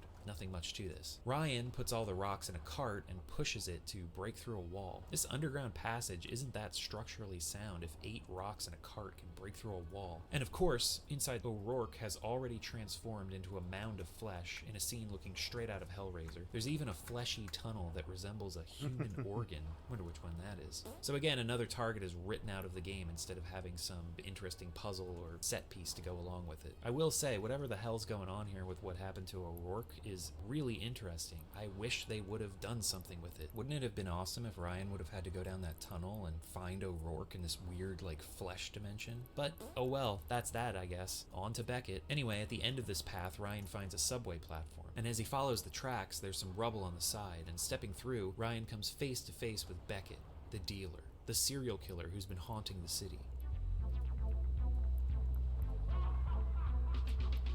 The king and the queen are dead. Just the Joker remains, but not to save the day.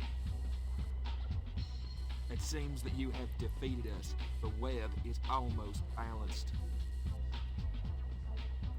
I have lived a tortured life. These guys are from Texas, and they're trying to do this like high form cyber drama, like cyberpunk drama. I have been waiting for And then, but they have this like hick trying to talk like fucking have moved on, like crazy cyber killer. I suppose it works. You must die. And how does our hero deal with this confrontation? He's turned from a nervous, paranoid everyman to a calculating, extra-dimensional assassin. So, he backs away and flattens against the subway wall. Beckett approaches and just obliviously steps in front of a moving train. Fucking great. Back in the dream web, the keepers thank Ryan for saving the world and tell him he's gonna have to deal with the consequences of that now. In reality, the police have surrounded Ryan's apartment. Halt! This is the police. This is the pigs. Put down your weapon and walk slowly towards us. If you do as we say, you will not be harmed. There's a portal right there by my base. That's kind of interesting. I have a weapon. I suppose I could die. I could replace all this, I suppose. It wouldn't really matter. Wonder what those do. I just don't know if I can It's get quite the back. dark Is the ending, problem. and one that leaves you wondering, was Ryan actually the killer and everything else was just in his head? Or is this really the end result of him popping off powerful people in the world so the keepers could restore balance? We don't know. And that laugh in the ending track, is it just a sample that loops with the beat? Or is it the game laughing at us because we'll never know the truth? Or because we played through this entire game and hardly got any payoff? In the end, Dreamweb ends up being a world that feels more expansive than it actually is. Even by 1994 standards, this is pretty bare bones. While it introduces you to potentially interesting characters and locations, they're often only important for one scene, if that, and then get left by the wayside as the game marches you forward from objective to objective. The only mechanically interesting assassinations that Ryan takes part in are in the beginning of the game. After that, it's either just a simple path from point A to point B, or a matter of happenstance with how you take care of your targets. It makes the game feel hollow. There was so much promise here. They sketched out a really intriguing setting and story, but they just didn't do anything to make the player feel like they were filling in the details. The world has that cyberpunk feeling, helped along by the descriptions of locations, the chunky pixel art, and the atmospheric music. But there's just nothing to explore or interact with outside of your main objectives in the game. I couldn't find much information about the game's development, but it feels like they maybe ran out of time, or maybe this was the Or they vision. had no There was money. that blurb I found It's more like about they one of didn't the have lead any devs money. not liking brand branching dialogue, so maybe they just wanted to tell this very straightforward tale. I don't know. Either way, it leaves me feeling like the world of Dreamweb is incomplete. We only get to see a fragment of what could have been. There was promise here, and the Diary of a Madman that's included will give you a more nuanced look at the world and some of the central characters, but the game itself leaves a lot to be desired. If anything, it's a short game that's heavy on atmosphere, so it's neat to check out and not too difficult to navigate your way through if you want. Or if you sat through this whole video, I'm pretty sure you've gotten everything out of it. What was that? There was something right But here. you know what? Come to think of it, the game never solved the one mystery that I was really dying to know about. Who the hell were those guys who stole Ryan's Stupid-ass sneakers? rabbit.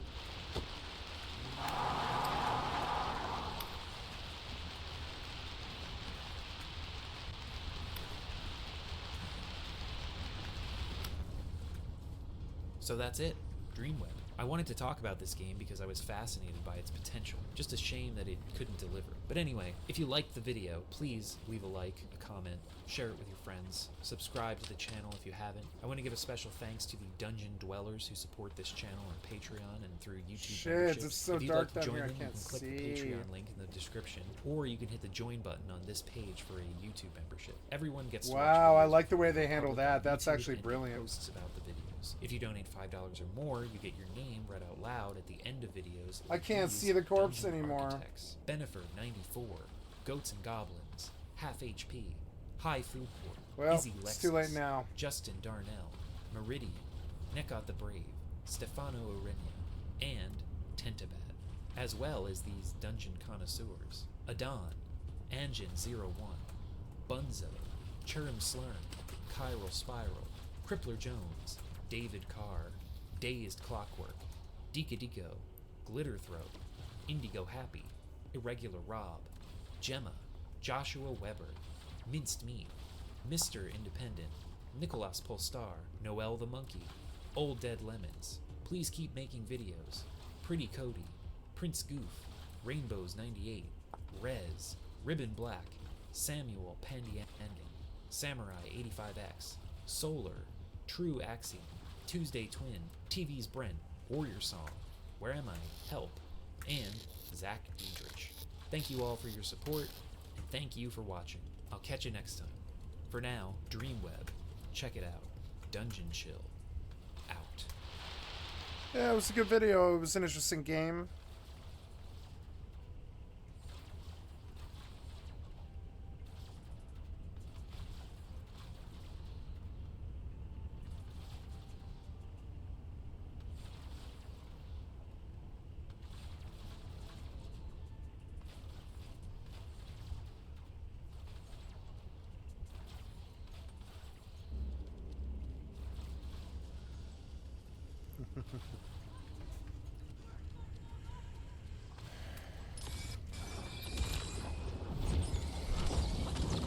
Oh my god, they used the same Alan Wake. Oh, that is Alan Wake. It's Alan Wake too.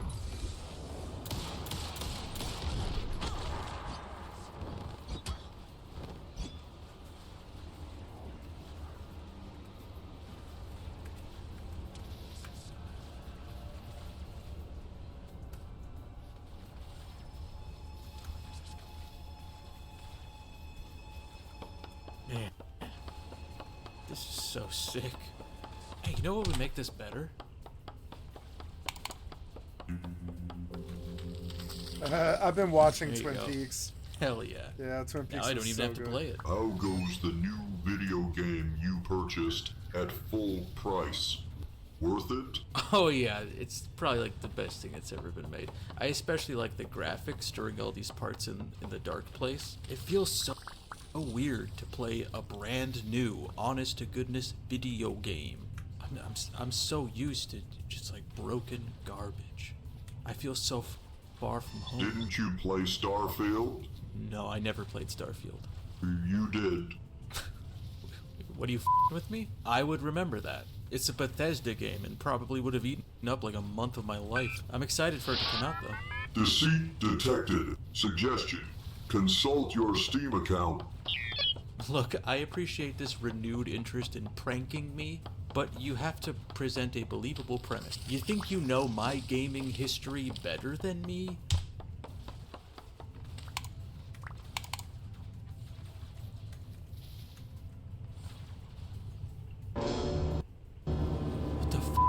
Find anything interesting? I don't understand. No. That's not right. Oh, that I hurt. wouldn't do that. That's not me. Oh no. I'm not me. Oh.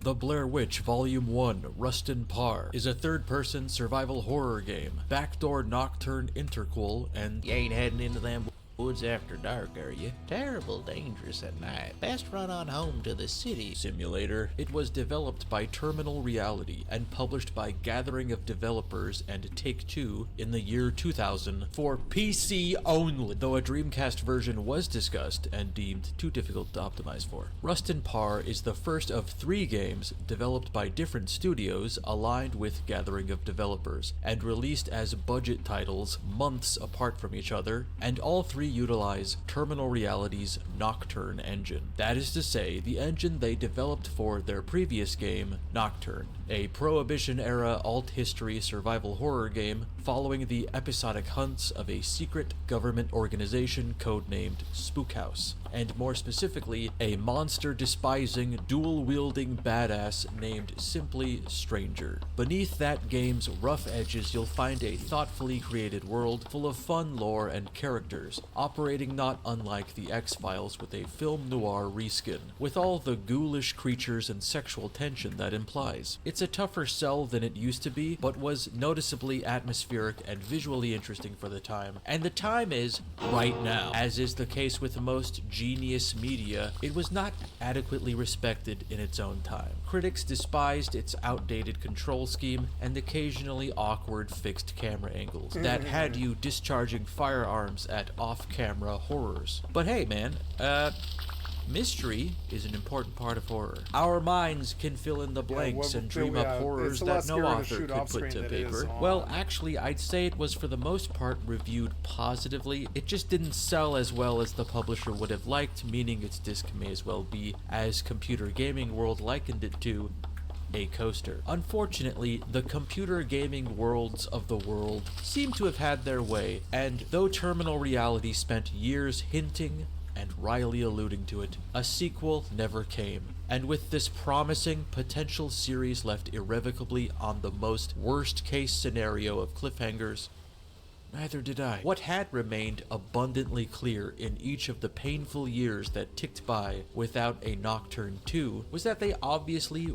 wanted to do it, but weren't confident that this would be a wise allocation of resources for the longevity of their studio. Mid-2000 was an ominous time for Terminal Reality and their publisher, Gathering of Developers, a collective of game studios that rebelliously banded together to form their own publishing wing after understandably feeling as though most publishers were out of touch and exploited game developers. While I certainly feel like this undertaking was well-intentioned and resulted in some inventive and strange little games, it's clear that they were near constantly waylaid by financial difficulties and overambition. A year earlier, this lack of funds led to the group selling a 20% stake in the company to their distributing partner, Take-Two, a rough but necessary acquiescence to the adversary that bought them time to create games like Nocturne, Railroad Tycoon 2, and Age of Wonders, but also one that God CEO Mike Wilson made no secret of despising, depicting himself as a Christ-like figure who sacrificed his values in order to keep his team's heads above water, when really he was kind of their Gorbachev and Nocturne was their Pizza Hut. None of these games sold particularly well, and it seems like most people knew the group more for their controversial E3 antics than for their actual games. A year later, that payout had dried up and things were looking bleak, leading to them contradicting the collective's entire premise and allowing Take-Two, the man, Big Gaming, to buy out the other 80% of God. Unsurprisingly, my old enemy, Computer Gaming World, took great pleasure in God's quickly developing tailspin, penning some coverage in their October 2001 issue titled God's Fall from Grace, which aside from reaffirming that Nocturne was still a coaster, director, pulled a quote from Cliff Bleszinski, who would go on to become CEO of Epic Games for a time. But in 2001, he was probably mostly known for holding a contest that required people to photo scan their terrified cats. The thought and the plan behind the board was genuinely honest, but in practice, God was disorganized and the developer board was a joke, citing the reality that along with Kiss Psycho Circus, the Blair Witch series circumvented the normal approval procedures because Mike Wilson was so excited about getting the IP. They essentially threw out standard procedure on a dude trust me basis. Wait, holy shit, I just noticed in editing this right now that Jeff Keighley wrote this. Hey guys. All this time I had been directing my disdain at CGW, when all along it was just Jeff during his hater arc. The Blair Witch trilogy's first installment is in and of itself perhaps the most damning evidence of Terminal Reality trying to make Nocturne a thing, without having to shutter their doors. A few months out from the release of Rust and Par, in IGN, or probably GameSpy writer, video game publications have the same Matryoshka doll timeline as most game studios. They ask Terminal Reality's PR person, will there be a sequel to Nocturne? The answer they give implies that one is already there, on paper, it's ready to go. Building this coffee table seems like a real daunting task that might take all day, and really, who would judge me if I just set my coffee on the box? I mean, it's sturdy enough. Oh, fuck! Being able to turn around and spend 2 years making a product is getting harder and harder. There's no real promise that you'll make your money back, so we're looking at it carefully. The team definitely wants to do a proper sequel to Nocturne, and that character-based stuff, but we'll have to see. The solution to this was Rust and Par. Despite being a tie-in to an immediate pop culture landmark of a motion picture, Spook House, Stranger, and the rest of the Nocturne gang all make an appearance. Obviously, the decision to make a series of games about the Blair Witch was a transparent attempt to provide a quick turnaround of cash, and for Terminal Reality, specifically, a way to sneak their toys back onto shelves under a more recognizable branding, feeding off the success of a film that burned so bright it was rapidly lapsing into parody. And yet, I can't deny how serendipitously this worked out. On release, Rust and Par was met with a wildly mixed reaction. GameSpy would give it a 92 out of 100, writing, with a strong storyline, fantastic graphics, interesting presentation, wonderful voice acting, and engrossing gameplay, Blair Witch is another in a long line of excellent TRI releases. Here's hoping that Human Head and Ritual can keep up the high standards of this release with the next 2 games in the Blair Witch series. On the other end of the spectrum, the game was given 1 out of 5 stars by fucking guess. CGW's hate boner for God remained consistent as they maligned, serious gamers will be put off by the lack of interaction and poor controls, while movie fans, who are casual gamers, will have a tough time with high system requirements. There doesn't seem to be much of a built-in audience for this one. That may be a good thing given its dubious quality. In the years since, the trilogy dwells in the same homeless void that Nocturne occupies, a whole franchise without a legit means to play it, and to add insult to injury, Poland's fabricator of tepid spooks, Bloober Team, released a higher profile Blair Witch game in 2019 that dominates most search results, leading to less gamers even accidentally stumbling upon them. In order to better examine why this game exists and why it is the way it is, it may be helpful to refresh your memory on the film that captivated a nation, reinvigorated the genre of found footage horror, and purportedly had moviegoers fainting and vomiting. Not because the film was frightening, but because they looked at those concession prices. Am I right? $6 for a single soft drink? That's highway robbery. Oh, it's a freestyle machine? That changes things. Damn it. I've got ideas. I'm gonna make me a little concoction. The Blair Witch Project, as a piece of media, is a brilliant trick that can likely never be played again, and even now, you may be able to appreciate a rewatch, but sans Time Machine, that first hit can't be replicated. If I could distill it into a blurb, it follows 3 college students as they attempt to film a documentary about a local urban legend concerning a witch that influenced a historic serial killer. Only this event happened a few years before the film's release. The film crew 2 went missing, and somehow these tapes were dug up from the foundation of a century-old abandoned house. That's how I would describe it to a digital native, someone who doesn't know a world without the ubiquity of the internet. If you asked me in '99, I'd probably use many of the same words, but would also use words like real, not fake, and compelling evidence of the paranormal. I don't know if I knew that phrase at like 10 years old. I don't think I had the capacity for speech yet. I was still just handing people drawings of stick figures shooting each other. More so than the movie itself, I vividly remember the moment I saw the TV spot for its theatrical release. I remember the wave of unease I felt. I was getting ready for bed with my plush Scooby-Doo. Yeah, they are. I mean, my nothing. I held on to nothing. I was alone. That's so cool. That's a rain And cloud, before turning off the old CRT, I was just left with the black and white grainy shot of Heather Donahue running for her life and screaming her lungs out. Its marketing was actually hugely important to its efficacy. Hell, even Scooby-Doo himself got in on it. So he's cool, and it would be cool if I had a plush of him. But I didn't. And I still don't.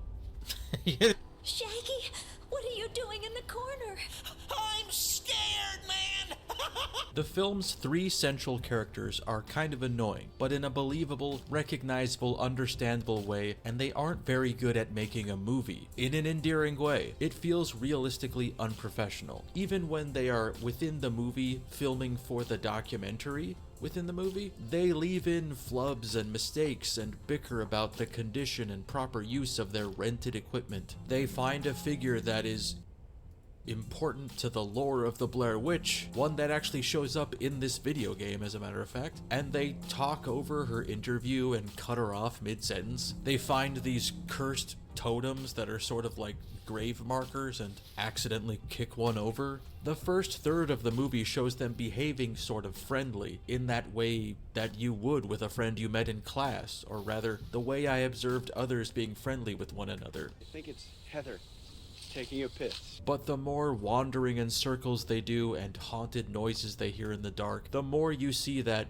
camaraderie start to erode. One of them gets the group lost, and in an act of petty retaliation, another just kicks their map into the river. Annoyance and discomfort gives way to mistrust and anger. Then when one of them goes missing in the night, desperation and terror that culminates to what may be one of the most disquieting final sequences of a film. In the 70s and 80s, there was an initial wave of this sort of thing, with wince-inducing gore flicks like Cannibal Holocaust and Guinea Pig, the former being similarly about a missing film crew, and both managed to convince a handful of people that they were legitimate snuff films. But it's not as though the genre lay dormant until Blair Witch. What makes it special isn't that it simply remembered a film technique. Most of its novelty came with everything peripheral to it. There was a confluence of media and storytelling that is in some ways more interesting to me than the movie itself. The Blair Witch Project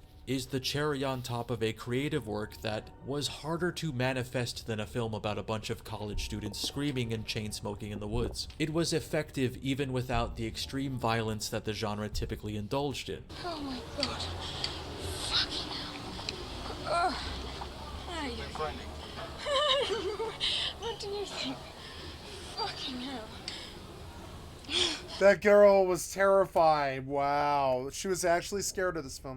It's creepy while showing you nothing. With no budget to show you anything, its atmosphere and realism is working overtime. The most concerning thing you see in it is a tooth, and even that had to be borrowed from a dentist. I don't know if they had to give it back, or maybe they added it to a necklace or something. Probably gave it back, right? That would be the normal thing. Directors Daniel Myrick and Eduardo Sanchez, under the name Haxan Films, were influenced by the rise of paranormal reality content, documentaries about UFO abductions, shows like In Search Of and Unsolved Mysteries, and sought to, in a very literal sense, make one of those. But not just a film about a fictional paranormal entity, they had to create the fictional mythology that would then warrant a fictional urban legend to proliferate, and then lead to a fictional film to be made about it, and then make a movie about the fictional characters using their real names. Creating it?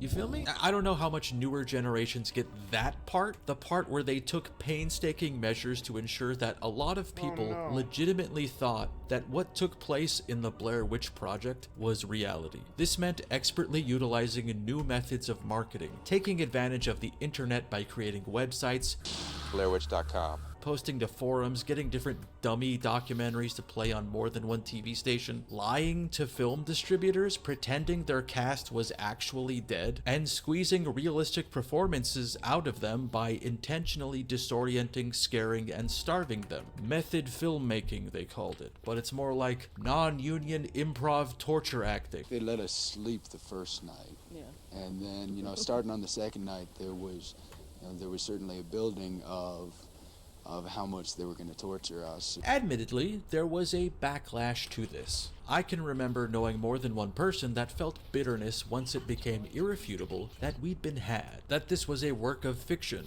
and the faces of these 3 kids that once adorned missing flyers are now appearing on The Tonight Show. If the hard cut to written and directed by wasn't enough of a giveaway that you were watching a film. There's a little bit inside of me that says, I want to believe that there's something else out there. We want to try and find that building that supposedly they found that camera in. But to me, oh that my makes certain fucking god, you fucking idiots. It's a fucking work of fiction. Parts of the Blair Witch Project more impressive. I couldn't recall ever seeing such naturalistic, organic acting. It was like a magic trick that left me scratching my head. I was locked in that moment in prank shows where they point out the cameras, but I didn't entirely get it yet. Wait, so you lied to me? You can do that? I mean, of course, even at that age, part of me was like, wait, so you're giving this footage of people dying a wide theatrical release? That seems somewhat in poor taste. But I was also young enough to think, hey, maybe in the post-internet age, I don't know what the term for that is, in a world where websites are a dying concept, you're not going to be fooling anyone for too long. Further attempts at this were a little silly. I'm actress Mila Jovovich, and I will be portraying Dr. Abigail Tyler in The Fourth Kind. Every dramatized scene in this movie is supported by either archived audio, video, ire directed at either the film's gimmick or its oversaturated cultural relevance led to its cast receiving bizarre criticism, such as, I really would have preferred it if you were actually dead in that film, though worded more harshly. Heather Donahue, who played Heather Donahue, whose wet-faced selfie monologue has been imitated and parodied to hell and back, received a Razzie for her performance, even though half the people watching it thought it was literally the lucid deathbed apology of a real human being beset by a real witch. The supplemental Blair Witch stuff were also directed by Myrick Sanchez, and are equally as impressive to me, not recognized nearly as much as they should be, and displays the 2 directors' clear understanding of and affection for goofy paranormal shit. Also, I can only imagine it increased the amount of sympathy cards that the cast's family members received. It's so one-to-one with what this type of show looked like, and shows remarkable restraint in making it funny. I mean, I can see the inherent humor in replicating the style because I already appreciate it, but there's like 1 or 2 lines where I thought, okay, you snuck one in there. Even some of them blame me for being maybe part of the whole. I don't believe in ghosts and vampires and communists. All deep woods are But for the rest of the time, they are indistinguishable from Ghosts something that and would have played on the vampires History and Channel. Of communists. course, there was a truckload of other material that came later that is less coupled with the first film and made by other creators. Novels, comics, and even a 5:30. YA series. But Damn it's it, all the coming sun's from the setting same again. well that Blair Witch Volume 1 Rust and Parr draws its plot from. By their own admission, Terminal Reality's game has little to do with the film, and everything to do with a paycheck. I mean, it's mythos. Ultimately, I find the thinking behind this move to be sort of brilliant, and I can't tell if they lucked out or if they knew the lore of the Blair Witch well enough that they saw how easily it could intersect with their own. The original Blair Witch website is still accessible, and most of the material that was used for the video game's plot can be found in it, and all the other embellishments were made with the approval of the Haxton team, and occasionally pull from the plans for sequel films that never made it off the ground. Thankfully, a major event in this fictional timeline coincides with the period that Terminal Reality Spook House was operating, and obviously it would take some incredible foresight if the website made mention of Spook House operatives, but it's built in that those characters are supposed to be ghosts. The public isn't supposed to know about them, so why would they show up in witness testimony and police reports? Of course, there is a part in the game where the protagonist is outed as a Fed by the local authorities in front of the whole town and Agent Cooper, but... Wow. Volume 1 of the Blair Witch trilogy takes place in 1941 and takes an ancillary character from Nocturne, an irascible scientist turned field agent named Dr. Elspeth Holliday, and makes her the protagonist of this story. In the opening training sequence, our predecessors Stranger and Svetlana make an appearance, and they essentially clarify why it wouldn't make much sense for them to investigate the Blair Witch. Even though Spook House hunts the full Halloween menagerie, Stranger is more of a hard science guy. He goes after things he can see, touch, and more importantly, empty a mag into. Everything surrounding this case is nebulous, backwater tall tale, campfire stories emanating from skull-stained teeth. You get the impression that this isn't the first time the tale of a witch out in Burkittsville, Maryland wound up in their crank file. Only now, it's escalated. A local hermit named Rustin Parr has walked into town and admitted to abducting 8 children and ritualistically murdering all but one, who was instructed to stand facing the corner as he went about this grisly task. He claims he was compelled or ordered to commit these heinous crimes by an old woman ghost that spoke to him from the forest. Colonel Hapscom assigns Holiday and Stranger to confirm these claims, but Stranger shrugs it off and offers to remain on standby until Holiday can confirm there is something worth shooting there. You know, even though this game occasionally maintains this slavish adherence to the Blair Witch lore, Terminal Reality really makes a meal out of having Spook House back on screen, and this being an interquel of sorts. It continues to operate as though this is not the last time we'll be visiting this world, making ominous allusions to the cliffhanger ending of Nocturne. That game takes place over a series of episodes that are spaced years apart, with the last one taking place a year after this game is set, in 1942, and it leaves the fate of several of Spook House's agents uncertain after someone or something bypassed their complex security secretary. In Nocturne, we see Stranger on more than one occasion entering Spook House by speaking their code phrase, a dorky esoteric security measure that he is consistently embarrassed about having to participate in. The password, Stranger. By this point, I could have killed you and flipped the switch to open the door myself. You wouldn't do that, would you? In Rustin Parr, we see that again, only this time Stranger comments on the fact that they haven't changed the secret phrase since Roosevelt founded Spook House in 1902. He feels this makes them predictable and vulnerable to an attack from an enemy force. Holiday dismisses his words as paranoia, but then he says, "Whoever it is, they won't have a hard time getting in here.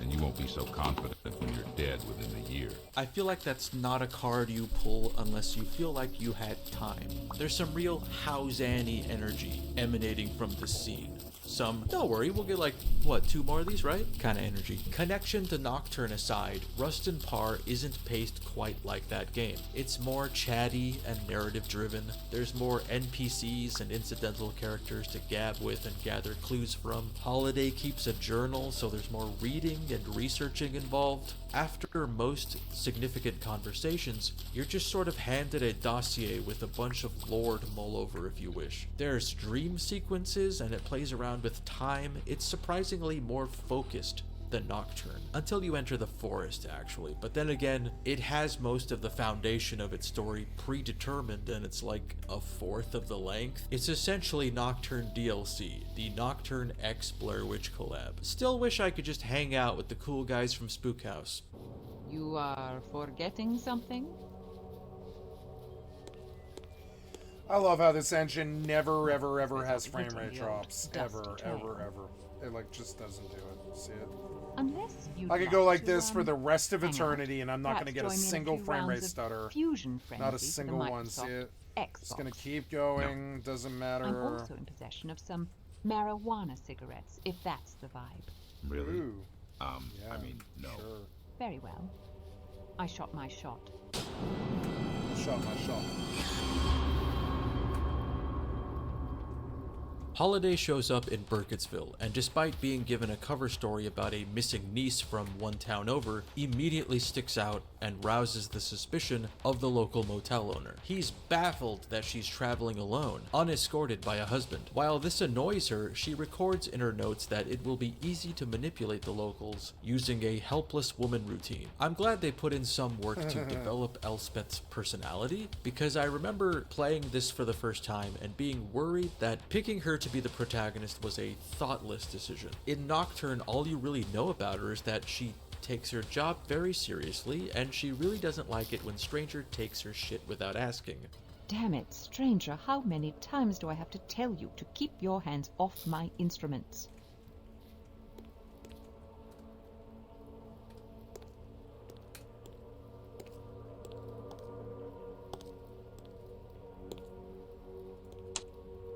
What the fuck? That seemed like the whole joke of her character, that she was a mad scientist that had an interdimensional hell beast splayed open on a slab, but the most pressing concern was that Stranger put her trepanning crank in jello. They even call back to this as she's gathering all her tools before leaving. Damn it, stranger! You've been going through my things again. How many times do I have to tell you hands off? In any case, this was the last moment of that being all I knew about her. The motel owner suggests Holiday talk to the sheriff, but his office seems to be closed for the day, so she explores the town and catches up on the local gossip. At the diner, we meet Gretchen, its owner, and Special Agent Dale Cooper. This must be where pies go when they die. And Peter Durant, head of the Burkittsville Historical Society. Holiday plays dumb about the supernatural and lets this guy explain why he's a firm Blair Witch believer. He's about to tell her some horrific occurrence concerning a young girl named Robin Weaver, when suddenly he becomes nervous and offers to tell the story when he's not liable to piss himself. She could also just go talk to this woman herself, as she's still alive and in town. But she's regarded as something of the town eccentric, somewhere between a crystal mommy and a cat lady. Either way, you know, crystals are involved. Gretchen gives you a couple more names to check out, like Horace, the newspaper editor, and Kyle Brody, the sole survivor of the kids taken by Rustin Parr. Though he hasn't spoken a word since he returned. Where are we zooming? What do you do? I think the game also feels more story heavy because of how often Holiday speaks, even to herself. After most cutscenes, she spends a moment getting the facts straight on what she learned and what the next best step would be. This is another improvement from Nocturne, but I couldn't imagine Stranger having this much to say. I'm pretty sure if we were playing as him, that whole cutscene would have been him solemnly slurping soup. You ain't from around here, are you, mister? No.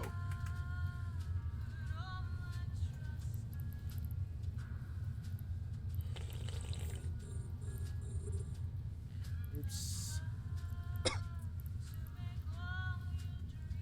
How awkward. Before calling it a day, she mentions to the motel owner that she's going to be headed to Rustin Parr's home in the morning, and he clumsily tries to dissuade her, asking that she at least stay away from Tappy East Creek, because that's where she lives. When Holiday confirms he means the Blair Witch, he responds with fear, telling her to never say her name out loud because she knows. It's about here that I noticed this game really making more of a transparent effort than Terminal Reality's previous game to mirror horror films. The moodiness, the camera angles, they build up to a jump scare and get you if you're susceptible to such things. It really does display some kind of growth from Nocturne. Some may read this as growth in a maturing or creative sense, but I suppose you could also read it in a like a tumorous sense. A metastasizing of cinematic spookiness. This sequence where Holiday tries to get some sleep but shoots out of bed after a door slams is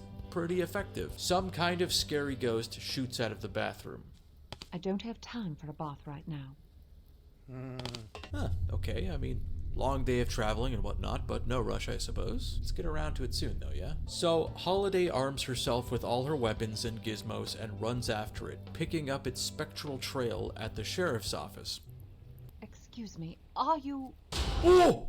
What's that? I just came from watching the Blair Witch Project. It didn't have one of those. You look scary. If you'd like to experience the rest of this game's plot on your own, feel free to skip to this time where I will summarize my feelings on the game's plot. So go ahead and skip to this time. Oh, did you catch that? Well, you gotta be quick. You're stuck now. Even your neighbors could be harboring a communist, so be sure to snoop on them at every available opportunity. If you really have to piss, just think about the Statue of Liberty. Don't worry, guys. I took care of things during the break. Turns out you can just shoot these guys. Sorry to disappoint, but Damites are a terminal reality invention and have nothing to do with the Blair Witch. And this is the first, though not the last, time that one of their properties would feature them. Exploring Burkittsville further, we are attacked by seemingly the whole town. Peter Durant, Gretchen, Special Agent Dale Cooper from the hit television series Twin Peaks as well, now turned into a creepy demon zombie. Honestly, I got nothing but respect for this. You could read the reuse of monsters they already made for other games as lazy or unimaginative, but I like to think of it as sticking to their guns. They wanted these gross little freaks in a game, and they didn't care how ill-fitting they'd be. Even with the ability to levitate off the ground and withstand several bullets and loss of limbs, Elspeth makes short work of this town's entire population. The butcher, the baker, hell, even the candlestick maker, guns them all down, even the dead-eyed children. I think it's right about here that she begins to have mixed feelings about what she's done, and a flash of lightning reveals their bodies to be human once again. Not seeing a way to explain this to the boys at Spook House, and likely hoping to avoid some kind of community service or mandatory psych eval, she decides to eat a big sandwich. Stranger arrives a little too late to, I guess, prevent her from doing that. It doesn't sound like something he'd do, if I'm being honest. If I'm being honest, I'm almost certain he's been in this exact same pickle at some point in his tenure at Spook House. Subverting what may have been a shocking and bold opening, Holiday wakes up from an apparent nightmare. I do like that in the dream, there's a stained glass window in the church that explodes, and when you go to the church later, it's still exploded, and Holiday's like, what happened here? And the priest is like, yeah, I don't know. And they never really give a clear answer for it. That's the kind of shit I like, and that they don't really do after that. And I mean, if you're gonna invoke whole characters from Twin Peaks, damn good coffee. And hot. You gotta walk the walk and do that at least once, you know. Give me some doubt. Give me one or two things left unexplained, please. Please. Please. Please. Please. Please. I don't really like any of those takes, so I'll use all of them.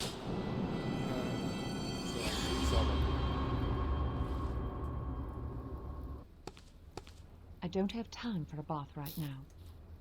I mean, okay, Elspeth. Like, I'm not your fucking mom, but seems a little bit unbecoming of a federal agent. That's fine. Day 2 contains a lot of talking to all the characters in town at length and gathering data in hopes of building a case for this being Spook House's type of thing. Holiday finally meets Sheriff Bowers, and of course he is cartoonishly unhelpful and would much prefer she just head on over to Martinsburg, where her hypothetical niece came from. The nervous younger deputy, Hobart, buys her story and repeats that they can't help her using nicer words, dissuading her from visiting Parr's house, as the locals were so upset that they formed a proper torch-wielding mob and burned it to the ground, along with any evidence that may have helped us better understand why this happened. Once the sheriff is out of the office, Hobart offers more information. He's been finding weird little stick figures made out of twigs in the cell that they kept Parr in order to milk this dude of all the information he's got pent up in his brain. Holiday makes a bold play and pulls rank, outing herself as a federal agent, and it works. He hands over the only map they have of the surrounding forest. We can also chat with the local school teacher Suzanne, who is a wreck considering half her class is dead. Also, her husband, the pastor at the church, refuses to acquiesce to her pleas to just leave town and put this nightmare behind them. She sheds some light on the mental state of Kyle Brody. He doesn't eat, he doesn't sleep. He doesn't talk. Okay, well, he's eating something, right? Like, he'd be dead by now. Look, don't get me wrong, I'm sure this kid's fucked up. If you follow through on your promise to visit Durant at the Historical Society, he shares a book about local folklore. I really enjoy Elspeth's inner monologue that she appears to be speaking out loud. It's full of subtle little details that illustrate her character rather effectively. Even though she refers to Durant as the only person in Burkittsville that hasn't annoyed her, she still pokes at his beliefs to better understand how genuine he is. Is this everything that's been written concerning the Blair Witch? Believe any of it now? Uh-huh, interesting, but hardly conclusive. In this book, which he reads an excerpt from, it essentially explains what the established lore behind the Blair Witch herself is. Back when Burkittsville went by its original name, Blair, in the late 1700s, a woman named Ellie Kedward was fingered by was accused by several children of stealing their blood. A town mob marched over to her house, took one look at all the crystals, tarot cards, dark-sided stuff, gargoyles, and collectively looked at each other and nodded before booting her out of town. She was also an Irish immigrant, so that probably factored into it, as this was that weird era of time where racists were more granular with their intolerance. Over the next years, every child that accused Ellie of witchcraft wound up dead, leaving the townsfolk to panic and leave Blair abandoned. A new guy showed up 55 years later and established Burkittsville, and other than one incident where a disembodied hand dragged the 10-year-old into a river, there didn't seem to be no sign of any curses or green-skinned witches afoot. The next part is actually clearly described in the film and is the subject of this game's sequel, The Story of Coffin Rock. In 1886, a girl named Robin Weaver went missing, and 2 search teams were sent into the forest to look for her. It's claimed that she eventually just wandered back home, and both teams were called back, but only one returned. A group of hunters found the bodies of the second search party at Coffin Rock, a big ol' rock shaped like a tapered hexagon. The search party had been killed ritualistically, all bound hand to foot with their entrails removed. After the hunters returned to town to get help, they found their way back to Coffin Rock, only to find that all the bodies were gone. It's interesting how much work they gave themselves in writing this story, or rather how many opportunities for continuity errors and contradictory plot lines they created for themselves. They have their own characters from another franchise reading this info dump of Blair Witch lore that is clearly straight from Haxon, and then Durant explains his first-person account of the Robin Weaver incident and mentions a soldier with a head wound named Lazarus that he met, referring to the protagonist of Blair Witch Volume 2 Coffin Rock that was actively being developed by Human Head Studios. So they are being a Nocturne interquel while being a Blair Witch sequel in a trilogy that is chronologically backwards, so technically a prequel to this, fucking shit. There are so many plot pitfalls here that the other entries do find themselves at the bottom of on a few occasions. But you know, I respect the confidence. I really do. Terminal Reality was setting him up for an alley-oop, and then a second sports metaphor happened. Horace is the town's newspaper editor, and he's still gloating about his coverage of the Rustin Parr story, but has already apparently moved on to an even bigger scoop that he's keeping a tight lid on. The latest edition explains that even the judge who presided over Parr's trial was irrationally pissed, sentencing him to be... well, good for him. Kyle Brody's mother refuses to let you talk to her son. The trauma is too fresh, and she's in pieces watching her son stare vacantly into the horizon, holding on to his T-posing teddy. This is the first indication of something I find really interesting about this game, and the trilogy in general. It starts laying out plot elements that were meant to be in future films in the Blair Witch franchise. The same month this game was released, the sequel to The Blair Witch Project was released in theaters. If there is one thing seared into the memory of millennial film heads other than the final shot of the Blair Witch Project, it's watching that movie's creators enact the ultimate bag fumble with Book of Shadows Blair Witch 2, a film that dropped the main gimmick film technique of its predecessor, started showing the horrific things that were once only discussed, and asked a lot of the average moviegoer to be cool with. This is the normie's opinion, of course, not mine. For my money, the film is so unrepentantly goth-coded that I am compelled to abstain from casting judgment. Goth. a way of life. Also, to be fair, it's only partially the fault of the Haxon boys as they preemptively distance themselves from any possible sequels, having the foresight that Artisan would attempt to quickly capitalize on the success of their film with or without them, though I don't know how worthy of a pat on the back it is to toss a pinless grenade into another director's hand. And if we really don't have any good ideas, or if they're not going to let us do the idea that we want to do for some reason or the other, we'd rather let them have a shot at it and see if they can do something good with it. And if not, we can just say, hey, we didn't do it. Suzanne shows Holiday one of Kyle Brody's drawings, which includes the familiar Twigman symbol, something Elspeth is convinced belongs to some kind of demonic alphabet. At the ruins of Rustin Parr's home, it seems the deputy wasn't foolin'. The place is leveled and of no use to our investigation. So Holiday instead decides to check out Coffin Rock, where there is again nothing tangible that proves the existence of the Blair Witch. Elspeth feels as though the place has witnessed evil, that it feels naturally oppressive, but on paper it's just a big old rock. So she kind of relents that Spookhouse doesn't operate off of vibes and bad dreams, and plans to call them and report that there's nothing paranormal at play here. On the way back, she gets proper lost, passing by the same tree over and over. That is until an owl shows up and appears to want to guide her to a little cabin. Clearly an act of magic, because I don't know if you know this, but owls are very, very dumb. Like, they're fucking morons. Inside is a Native American man going by the name Asgaya. I followed a white owl here. Dear Asja, the white owl is a symbol of great wisdom.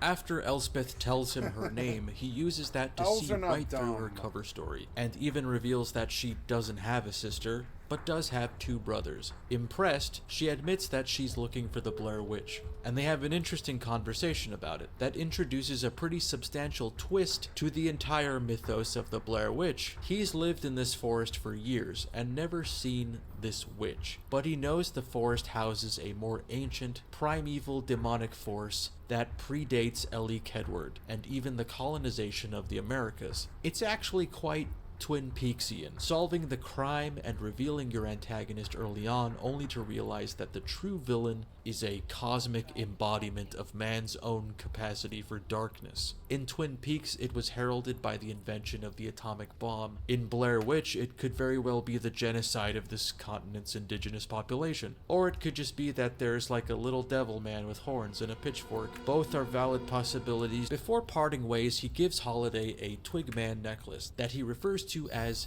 Givner. Now I know you're thinking, Givner? I barely know her.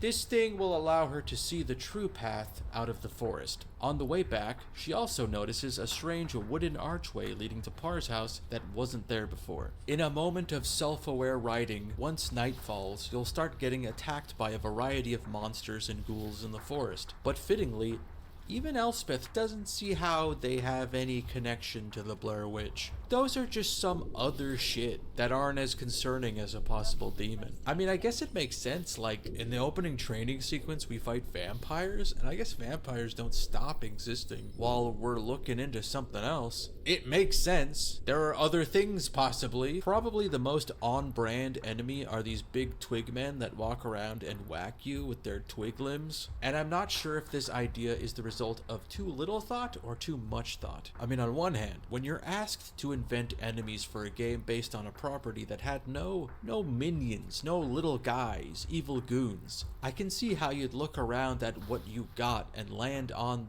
the one recognizable piece of iconography and say, well, what if that was bigger and it gets you? But on the other hand, they thought to add the detail that in order to finish it off, you have to kick over the pile of stones that houses its weird glowing heart. And I'm wondering if that is some kind of reference to the moment in the Blair Witch Project where they accidentally kick over a weird pile of stones, which kicked the paranormal activity into high gear.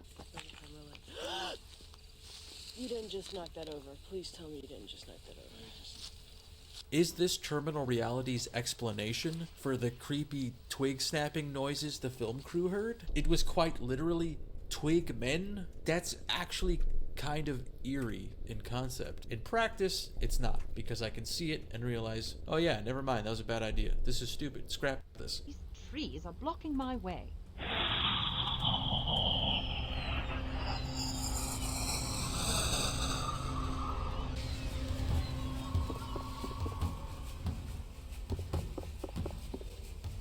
Oh, really? So no head?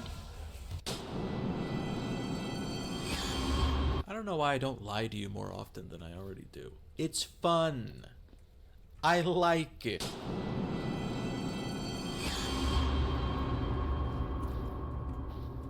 Before heading out for our third day investigating, Deputy Hobart stops by and gives Elspeth a copy of the Rustin Parr case paperwork, including a number of crime scene sketches that were not made public, which show the strange markings carved into the victims pre-death. He also hands over one of the Tawana, the twig figures that keep showing up in Parr's cell. I'm a bit chronologically confused here because Hobart says that he continues to find twig men in the cell Parr was kept in, and he doesn't know how he keeps getting the twigs to make them. But isn't he dead right now? Like, he already got hanged by now, right? The newspaper said that an angry mob essentially lynched him because they didn't want him sitting on death row for months. But Hobart's the only character speaking about him in present tense. I'm sure it makes sense.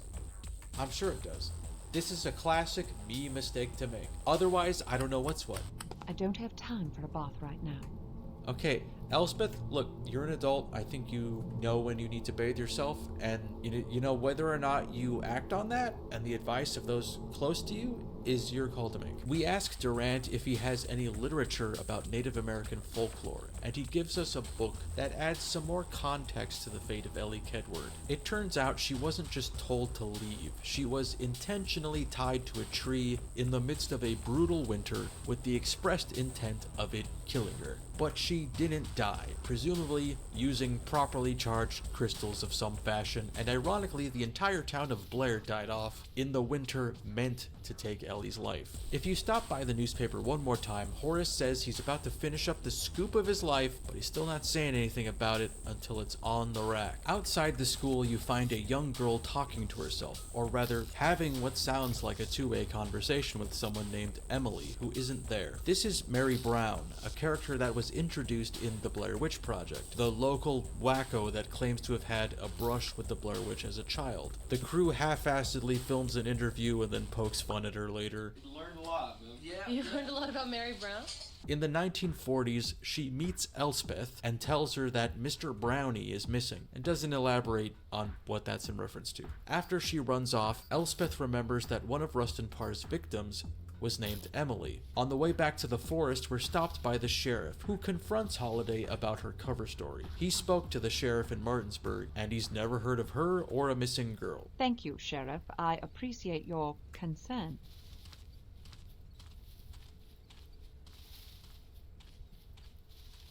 Blast. The local sheriff knows my cover story is bogus. Okay, well, wait till he gets a little I like the voice further actress. away She's to actually say got that a to good yourself. voice. I knew it! Apparently, in the time it takes you to cross the road separating your hotel room to the school, Horace's story has come to light. The judge that sentenced Rustin Parr was murdered, his body found in the general store. Its owner, Daniel Cole, has been arrested by Bowers. Okay, wait, if he's there now, then who am I?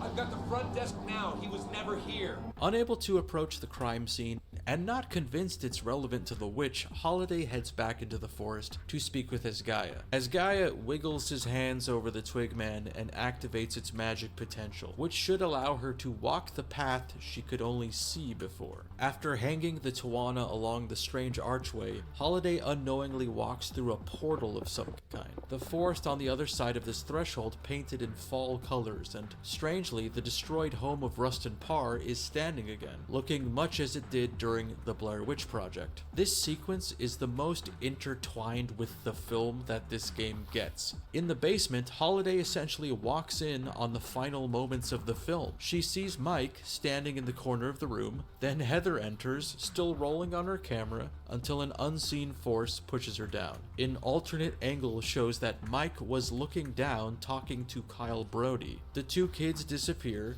leaving just Kyle, who runs off after being spotted. I think the path here was to firmly illustrate that in the Blair Witch Project, when Mike and Heather arrive at Rustin Parr's home, they have crossed over to somewhere else in time. They stumbled out of the 90s through this gateway, and it's the same door that Holiday intentionally walked through. This kind of has to be the explanation why the film crew's 90s era camera equipment was found underneath a 100-year-old house. I think that it's a pretty clever and considerate way of nodding to the source material while still having fun with your own IP. It's easy to get bogged down in the myriad things about this game that are outdated, lazy, or clunky, or just plain wrong.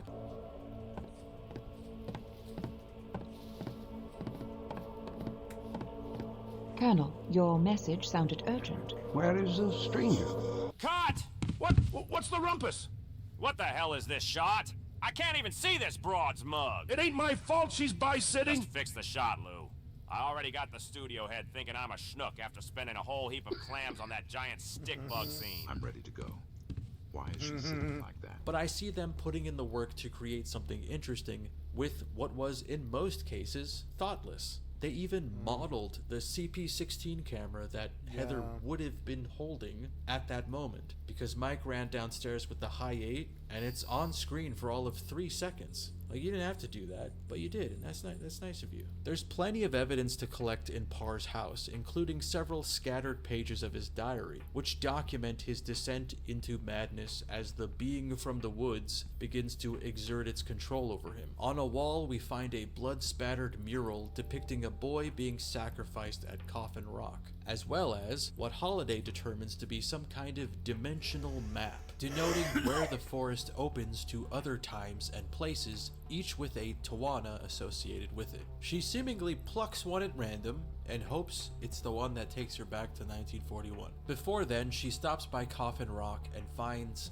Kyle's teddy bear, which has been cut open like the depictions of sacrifice associated with the place. After getting thoroughly stick-bugged, we are stopped by a mysterious hunter. The man reveals himself to be Jonathan Pry, a witch hunter from the year 1786. For a moment, Holiday is able to hold a conversation with her predecessor. She has to break the embarrassing news that, well, it seems like you don't end up killing the witch. There was a gap of 50 years after his tango with her, but whatever he did, it doesn't take. He promises that once he's gone on one last hunt, he'll compile everything he's learned about the Blair Witch in his journal and leave it hidden at Coffin Rock, and hope that, I don't know, no punk kids find it, or like over a century of the elements. Back in our own time zone, as Gaia's owl shows up to fetch you, and the two discuss all she's experienced. While Burkittsville is still tormented by some evil force, as Gaia asserts that Price very well may have killed a witch, maybe even what you could describe as a Blair Witch.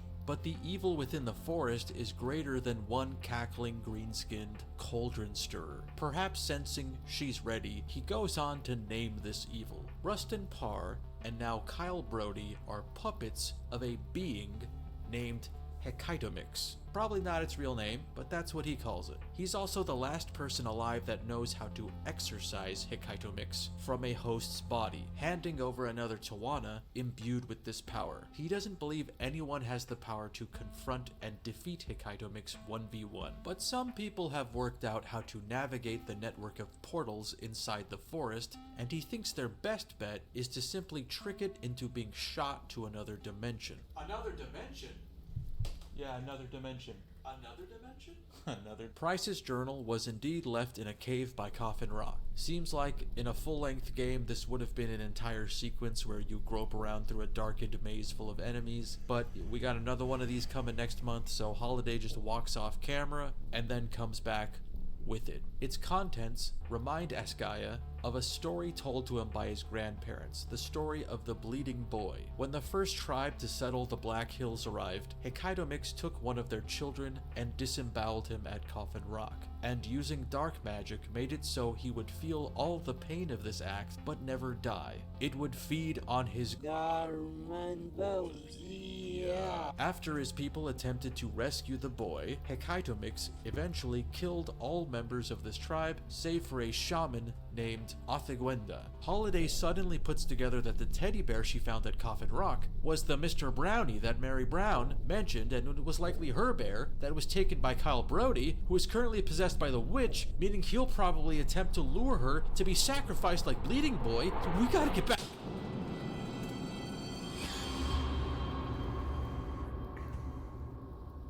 I don't have time. Elspeth, you've been sprinting through the forest for days wearing the same outfit. You've been sleeping in it. You stink.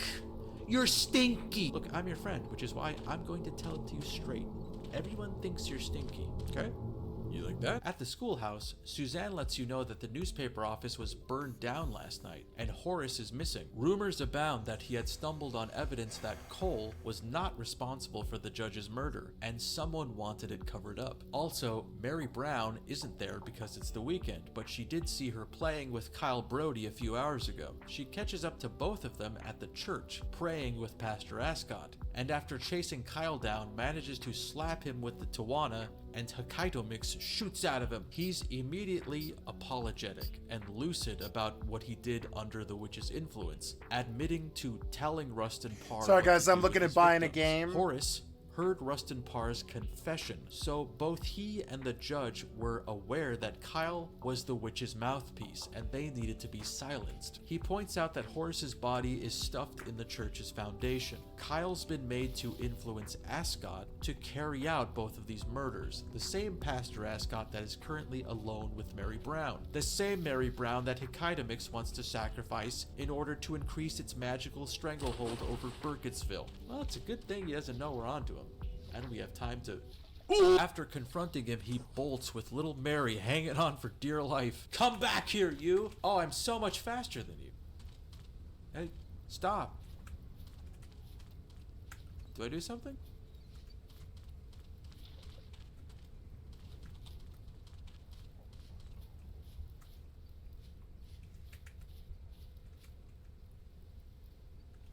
Oh, thank God. Okay, you gotta whack him with the shovel he dropped. Holiday coaxes Mary to admit that she has some kind of paranormal inclination.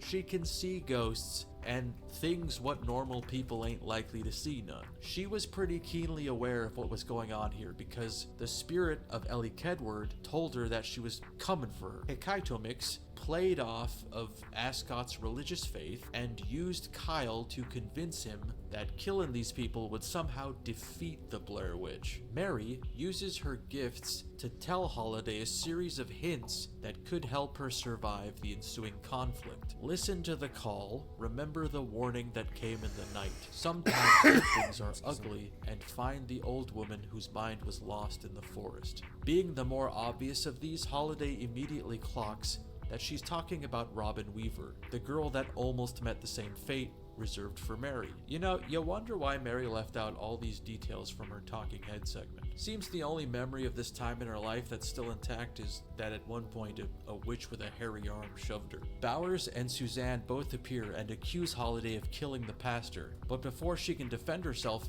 everyone in the scene turns into a demon and we run into the woods. I like to think she was just so stressed out by this very confusing and awkward social interaction that she just perceived it this way. This is just what it felt like. In the woods, Holiday is suddenly surrounded by a group of disembodied heads and zapped with lightning. Then Robin Weaver appears and leads us to her house, which appears to exist in a space that was not here earlier. I like this character because she's like an old school Deep South witch. She's got bottles hanging from trees to ward off the haints, and she just sits in her rocking chair, divining people's futures and listening to records. Robin gestures to the Civil War uniform she has, and once again alludes to a character we will come to know in the sequel, whom she met as a child in Volume 2's opening. So it actually makes perfect sense why she'd have the outfit she found him in.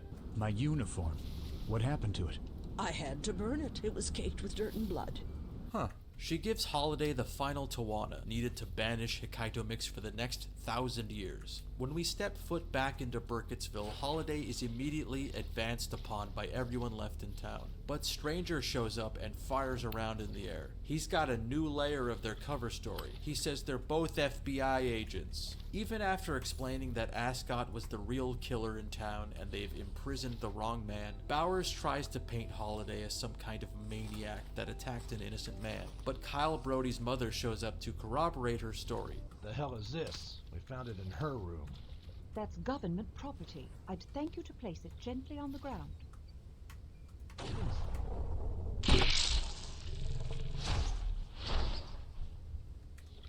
Everyone disperses with mixed feelings about Holiday, some saying she can't be trusted and others saying that she's a hero. There are a handful of great moments that are great entirely for their connection to Nocturne and its characters. As a huge fan of that game, it's just wonderful seeing them again and watching them interact, finding out new quirks about their weird little organization. The reveal that, in anticipation of needing a ruse, Stranger implies he stole a fake badge from a toy store is so charming. A government organization so secretive that they have to pretend to be an at least known secretive government organization. There's a part where Elspeth needs more supplies after mowing down the area's monster population, and there isn't a phone in town, so she has to dictate a telegram using code. Big flashlight almost dead. Stop. Mild lead poisoning. Stop. This No lady doctor got a in job town. on Futurama as an Send actress, Remedy quickly. voice actress, I think. Love I've always Elspeth. really loved her voice. What scant moments it Yeah, gets she's the to just Tress. be It's a Tress Nocturne McNeil. game She's the continue to show Futurama just how lady. much potential She's that wonderful. idea has. It's just teeming with it, and much like the current generations of game consoles, it's just sitting there, gathering dust with no game. Hey, brought those remedies you needed. Tress She is a drove all good the way name. down. Why didn't Spookhouse just send a courier? Can't have this stuff falling into enemy hands. Are they? Well, I'm happy to see you. Come on, it's the last room on the end. Picking up on You something. did bring my ECRE pistol, didn't you? Right here. Blair Witch woke, I'm down. Thank you so much for coming.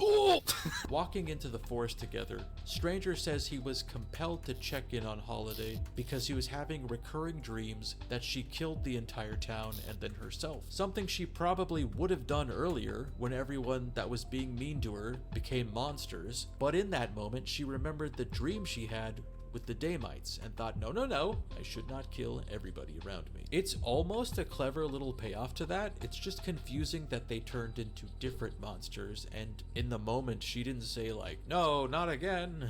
I had a dream that this exact sort of thing happened. Holiday gets Stranger up to speed on the change in lore, how they're